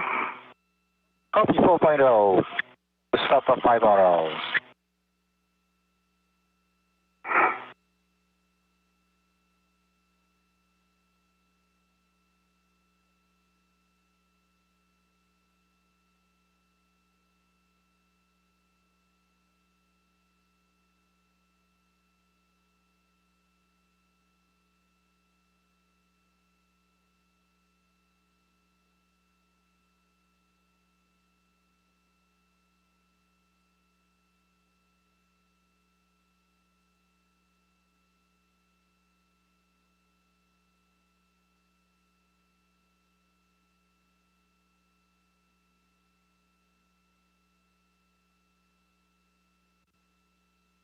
We're in a satellite handover to the International Space Station. The spacewalk having wrapped up at 12:16 p.m. Central Time and lasting 5 hours and 20 minutes.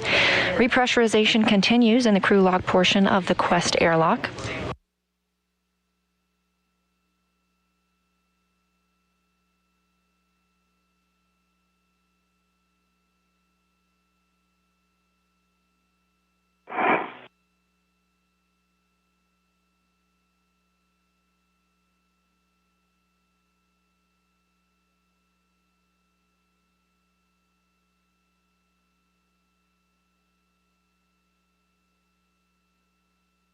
EV2, I see 5.0. Copy.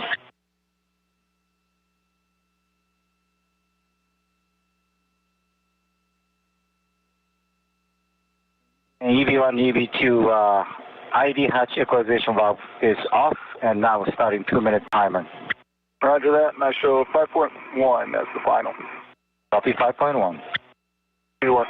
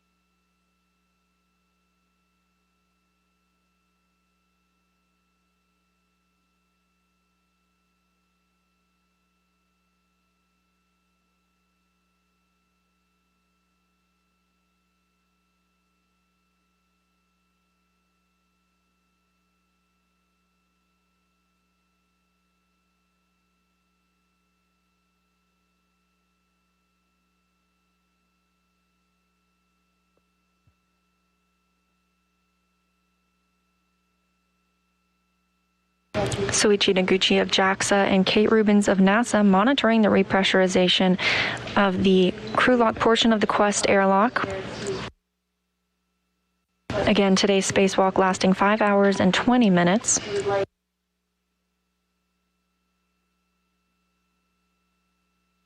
Houston Station, the P1 is 2:48.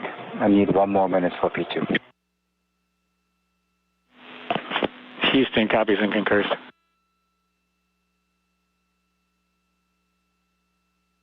Hey, Drew, from ED1, just want to say thanks to the entire ISS Upgrades 2 team, Farmer and Vincent and everybody else that worked this one. Well done. Sorry we got out a little late, but I think we had a very, very, very good day, and really appreciate you guys had everything was solid and made it easy to execute. So thanks, everyone. Yeah, thanks, Hopper. Appreciate it. You guys did a great job today. Thanks for being flexible. We got a ton of stuff done and made Station a much more capable place today. Thanks. Great work. Thanks, Farmer. Nice job. Hey, Hopper, if you guys leave the door on time, you finish all the contents of EVA 3. The Houston Station, the P2 is 2:48, so no change.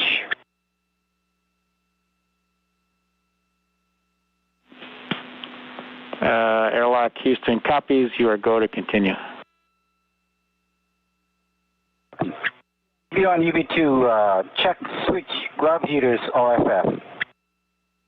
EV1, OFF. EV2, OFF. Great. EV1, EV2, check gloves for contamination. EV1, no change on my gloves. EV2, clean. Copy. Okay, there's a warning about the craft checklist. Obviously doesn't apply to us. Okay, next is action. EV1, EV2, auto actuator to IV.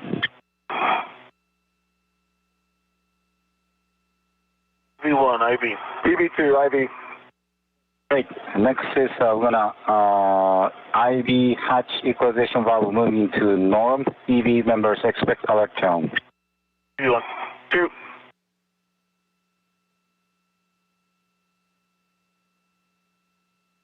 And equalization valve is open slightly. How do you like the rate? EV1, good to go. EV2, good to go.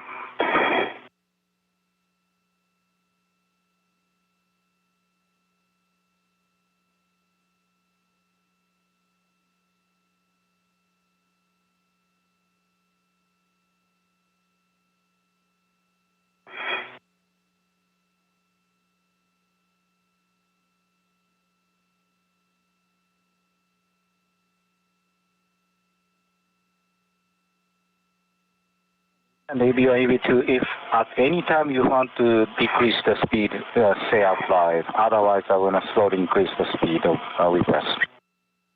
EV1. 2.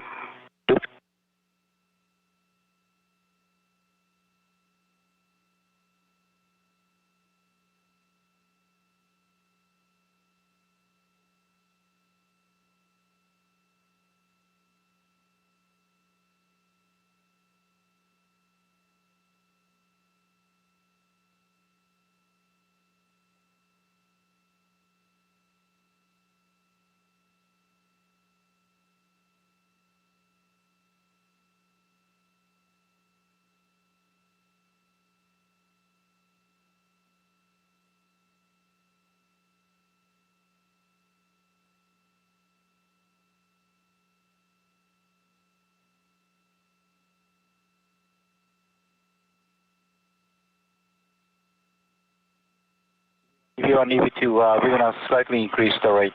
EV1. 2.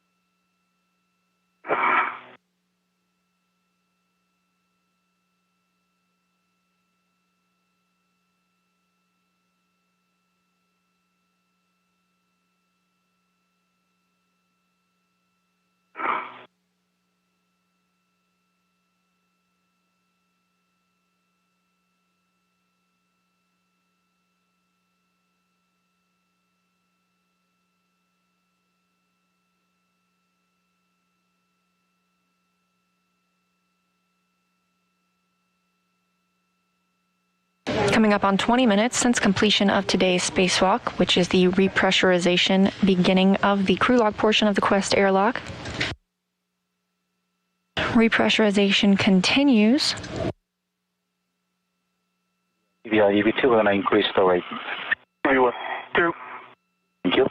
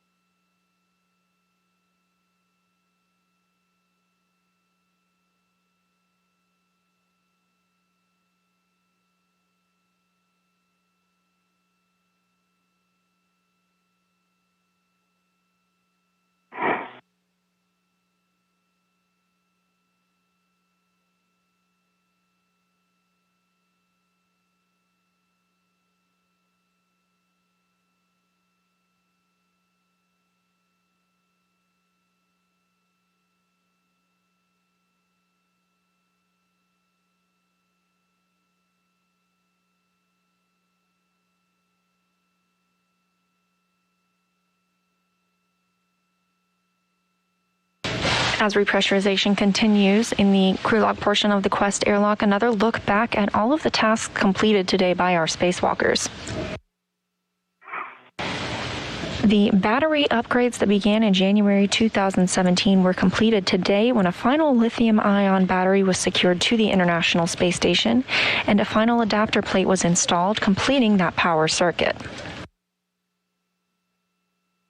Mike Hopkins also removed an H fixture, and 3 cameras were installed as well. A CP3 camera, an HD camera that is, on the starboard truss, the Japanese Experiment Module Remote Manipulator System camera, and a CP13 HD camera installed outside the U.S. lab. The astronauts completed all of their major tasks today, allowing them the opportunity to move into their get-ahead task, which included another H fixture removal, preparing the International Space Station for future power upgrades. And Victor Glover worked to configure an articulating portable foot restraint, or APFR, for a future spacewalk. He also removed and replaced an airlock magnet to help keep the thermal cover closed. Meanwhile, Mike Hopkins took photos of the International Space Station to document its current state. That brought today's spacewalk to 5 hours and 20 minutes.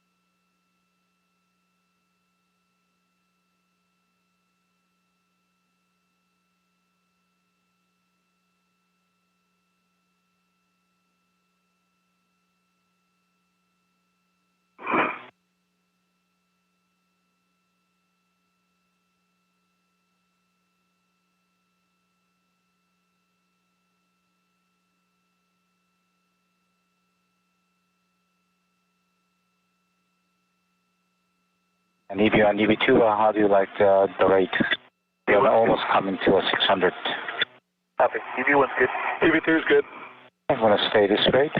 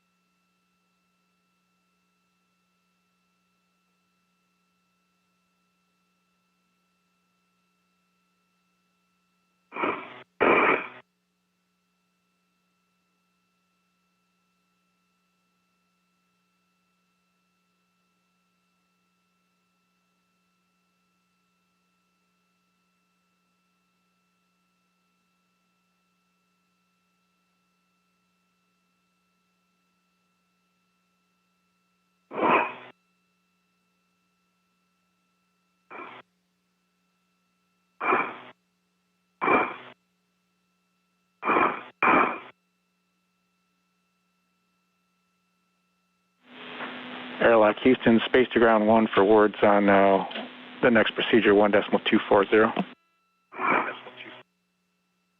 Yeah, 1240, go for it.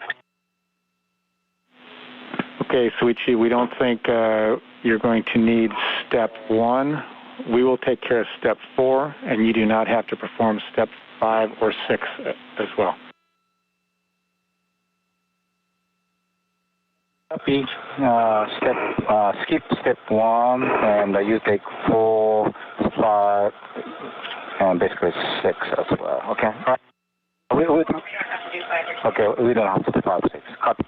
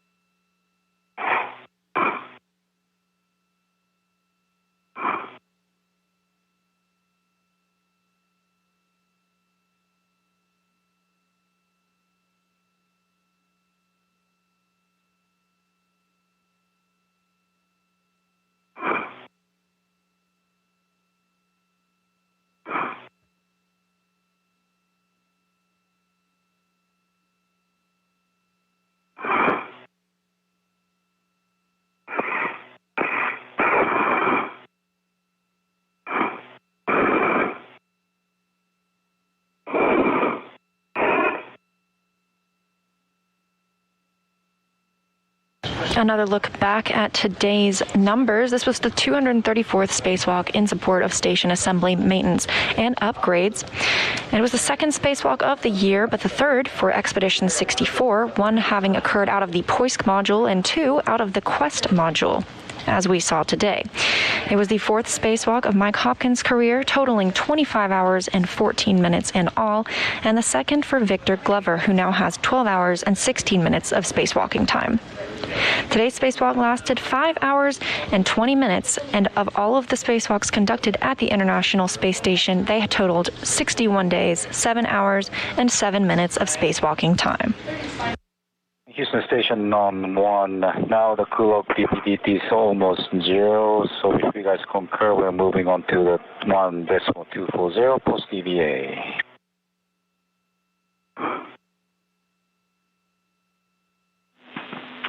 Airlock Houston, we are tracking and we concur. Copy. So moving on to out of the Q car, we're moving on to post EVA.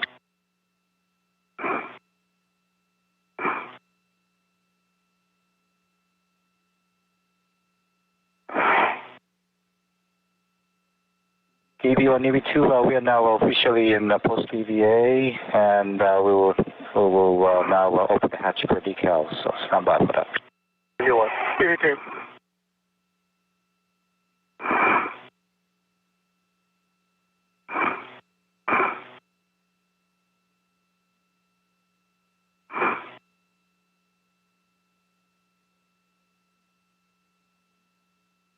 With repressurization complete, JAXA astronaut Soichi Noguchi prepares to open the hatch between the crew lock and the equipment lock portion of the Quest airlock.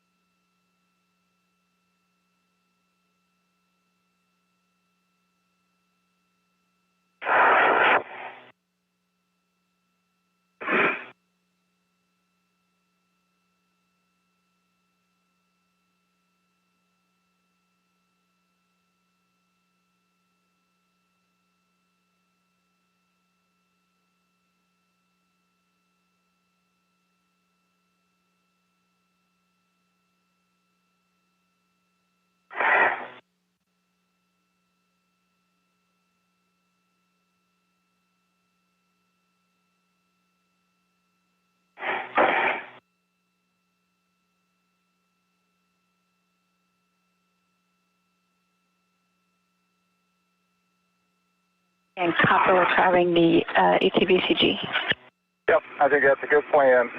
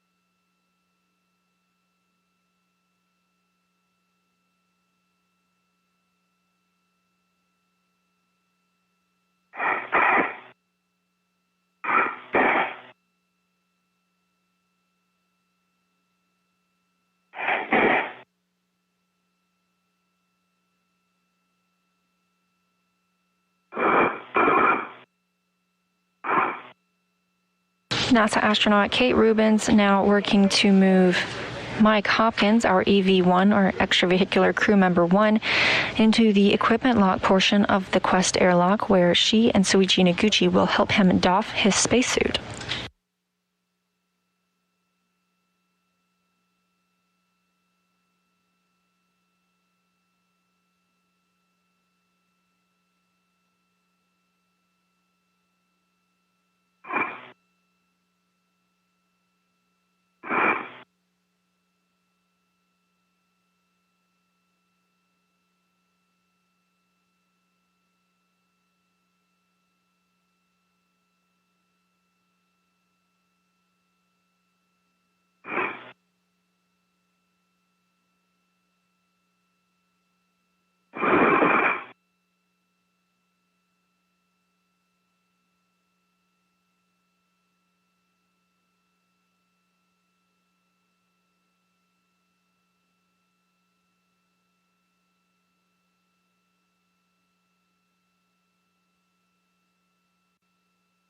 Yeah, EV2 hopper. I want to take your safer from here. So can you grab onto the 100?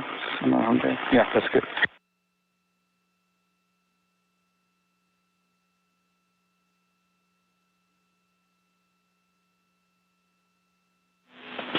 Airlock Houston, Space to Ground 1, crew, EV crew is no longer hot mic.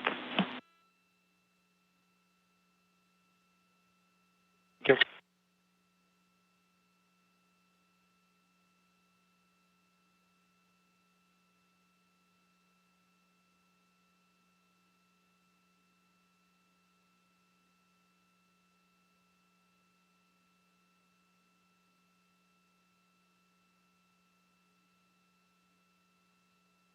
Soichi Noguchi has removed Mike Hopkins' safer or simplified aid for EVA rescue.